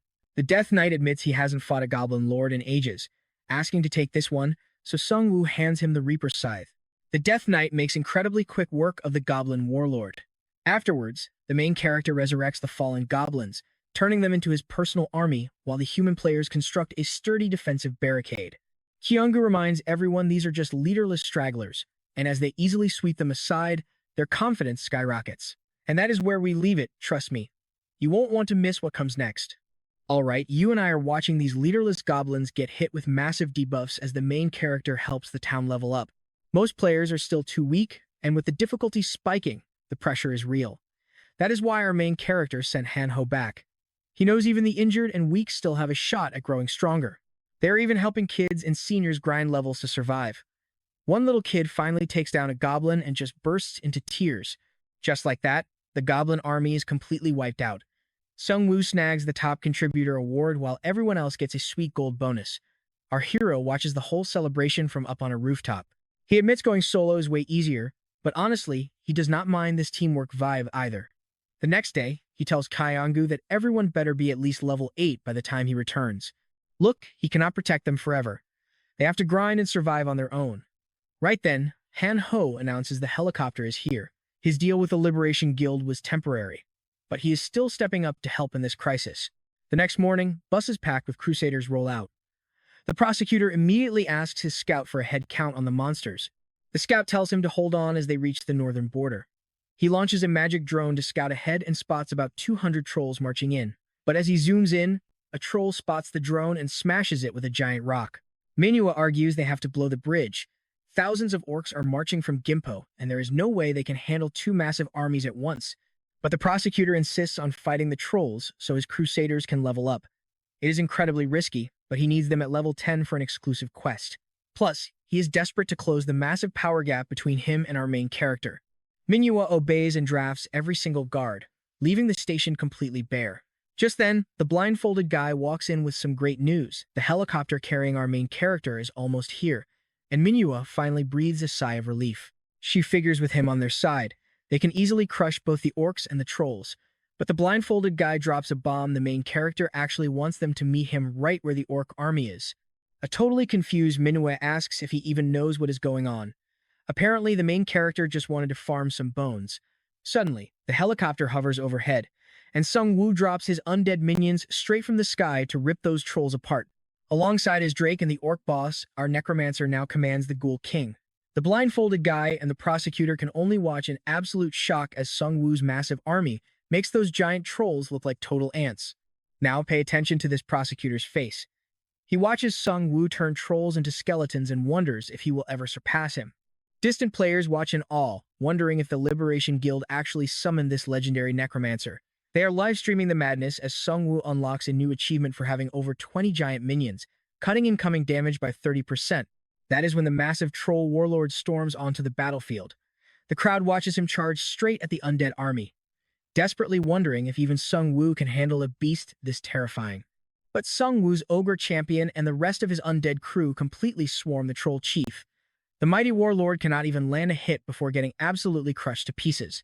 The Death Knight delivers a brutal final blow, ending the boss.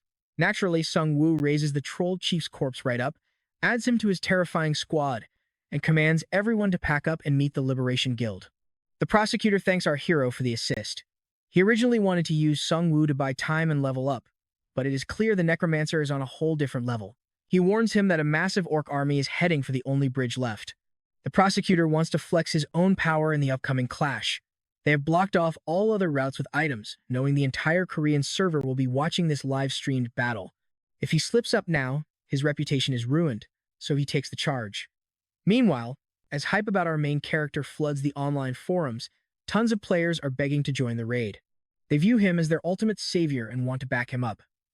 Meanwhile, the Liberation Guild is desperately trying to save face. As smaller guilds post about his legendary achievements online, an informant tells Manhwa that a new survivor group wants in. They have about 200 people heading over in 5 buses. Manhwa thinks they should welcome them, hoping to recruit them to their side, bolster the raid force, and convince them to align with the guild. Now let's pause for a second as she enters the meeting. The prosecutor has her brief the room on how they have blocked the bridge and are tracking the orcs with magic drones. Sung Woo notices every commander's eyes glued to him. Even Manhwa quietly admits he is the absolute strongest person in the room, and everyone is waiting to see his next move. Suddenly, a crusader reports that a female survivor from the west has just arrived, riding on a bizarre flying beast. Sung Woo is shocked, since they only use helicopters to avoid deadly wyverns. He wonders what kind of creature she tamed. The prosecutor stands up, deciding to hear her out first. When they walk outside to meet her, our main character is shocked to see she is actually riding a legendary griffin. She promises them the griffin is harmless, then begs the prosecutor for immediate help. Apparently, a massive faction of Chinese players has just landed on Manhwa Island. Sung Woo is completely thrown off, having never crossed paths with players from another server. The girl explains that the survivors on Manhwa managed to set up a secure safety zone on Gyeodong, a nearby connected island. Because the island was so small, clearing out monsters and securing it was a breeze. They knew powerful mainland guilds existed, but chose to stay under the radar, which our main character admits is a smart move. With monsters and savage looters tearing up the mainland, a small island was a safe haven where everyone could cooperate. But then she drops some dark news: pirates landed on their shores just a few hours ago. They swarmed in by the dozens on simple fishing boats. The local players tried to fight back but were totally overwhelmed. Hearing this, the prosecutor asks how many pirates they are dealing with. She estimates around 1,000 based on the boats, though there could be way more. The leaders start panicking about a massive invasion from the Chinese server, but Manhwa thinks that is highly unlikely. She figures they are just low-level players hunting for easy gold. But Sung-woo warns that humans like this are far more dangerous than monsters because they strike when players are at their absolute weakest. They realize they have to handle the pirates, but that massive orc army is still charging their way. To make matters worse, a commander points out the pirates could sail upstream and launch a synchronized pincer attack. Hearing that, the prosecutor decides they must focus on the orcs first. He believes the orc presence will naturally block the pirates from crossing, but they still need scouts monitoring the river. The girl completely loses hope when they tell her the island has to wait. But then Sung-woo raises his hand and pitches a wild plan to divide and conquer. One team handles the pirates, while the other holds off the orcs. Once the pirates are dead, the first team can swing back and ambush the orcs from behind. And get this, he wants to raid the pirates completely solo. The prosecutor stares, asking if he can actually pull this off alone. He explains his necromancy skills work best in isolation, so a solo mission is ideal. Plus, he wants to size up these Chinese players, knowing this will definitely not be the last time their paths cross. Once the pirates are handled, he plans to assassinate the orc leader from behind. He asks the girl to fly him over on her griffin so they can slip onto the island completely undetected. With the plan set, our main character takes off with the girl. She warns him they must hide by the shore until nightfall, as the pirates are using giant scout birds to patrol the skies. Under the cover of darkness, a group of pirates light a lantern, complaining that their commanders are keeping them away from the prisoners. One smirks, bragging that they will get their turn soon enough when they invade the Korean mainland. They are thrilled to escape mainland China, believing they can farm way more gold by raiding weaker nations. Suddenly, one of them hears a noise, his specialized hunter class giving him far sharper senses than the rest. And trust me, you and I are going to love this ending. Out of nowhere, Sung-woo appears behind them, slicing them down effortlessly. He spares one for interrogation, leaving him chained up by the deaf knight. The poor guy wakes up staring right into a griffin's face. All right, you and I are diving into one of the wildest manhwa showdowns today. The girl threatens to feed him to her griffin, but Sung-woo reveals a spell to read dead memories. The guy has two choices: spill the secrets now, or die and lose everything anyway. Meanwhile, the pirate leader is absolutely furious about the escapees. He immediately sends one of his giant birds to hunt down the troublemaker. With his massive birds circling, the captain smirks, confident the intruders cannot hide forever. But then, a frantic subordinate reports some terrible news: the missing scouts were found dead aboard their own vessel. Losing his temper, the captain wonders who had the balls to dump bodies on deck instead of feeding them to the fish. This is a direct provocation. Before they can react, the guard yells that it is not just one ship, another nearby vessel is also piled with corpses. Suddenly, boom, the ship explodes, leaving the entire crew utterly speechless. Then, they hear others choking after inhaling some kind of dark magical fog that paralyzes anyone who breathes it. Fearing more hidden bombs on the ship, the captain warns his crew to evacuate immediately. Watch closely as they scramble into their vehicles and speed toward the bridge. Gathering scout reports from his birds, the captain deduces that the Koreans have launched a full assault. Enraged, he curses their bad luck against biochemical attacks. For the sake of the general's grand plan, they must abandon this outpost and secure a different base for their incoming main armada. But as they reach the bridge, a colossal summon blocks the road. The captain freezes. He never expected to face beasts like this on the Korean server, especially since they sailed from China. With China's massive population, they actually have 3 separate servers. Sung-woo instantly realizes this group is just a scout vanguard sent ahead to prepare for the main armada. The captain steps down and commands a full assault. That's when the main character summons a swarm of undead and blasts the pirates with Breath of the Abyss, paralyzing them instantly. They are completely surrounded. You and I can see he is trapped, but he still fights. Summoning his giant birds, he orders them to clash with the undead while his pirates charge. Sung-woo recognizes these as the scouts the girl mentioned, but they are absolutely no match for his skeleton ghouls. In seconds, they are shredded, and Sung-woo immediately resurrects them as his own minions. Seeing the battle is lost, the captain leaps off the bridge, hoping to escape on a bird. He tells himself their main force will avenge him, but the main character sends his skeleton flyers to knock him right out of the air. The pirate crashes hard, fracturing his spine. Just then, the girl flies back on her griffin with great news. The local islanders have armed themselves and are actively fighting off the remaining bandits. She thanks him for his help. Meanwhile, the broken captain wonders who this guy really is. Knowing he won't talk, Sung-woo puts him down and reaches level 17. Next, he uses his memory fragment skill to scan the dead captain's mind. He witnesses a massive warship belonging to the pirate fleet, where a commanding figure at the bow asks where they should strike next. Sung-woo wonders if this man is their general, praying he is not another complete psychopath like the vampires or the mad scientists. The general explains that the second server belongs to the elementalist, while the first is run by a self-proclaimed emperor. He then asks his crew what their own path to victory should be. When a subordinate suggests seeking foreign aid, the general instantly slits his throat. He warns the crew they are adrift because they lack brutality, proclaiming they must devour the mainland like a hungry shark. And trust me, we can both agree that this general is absolutely unhinged. No sane person would ever try to invade another country like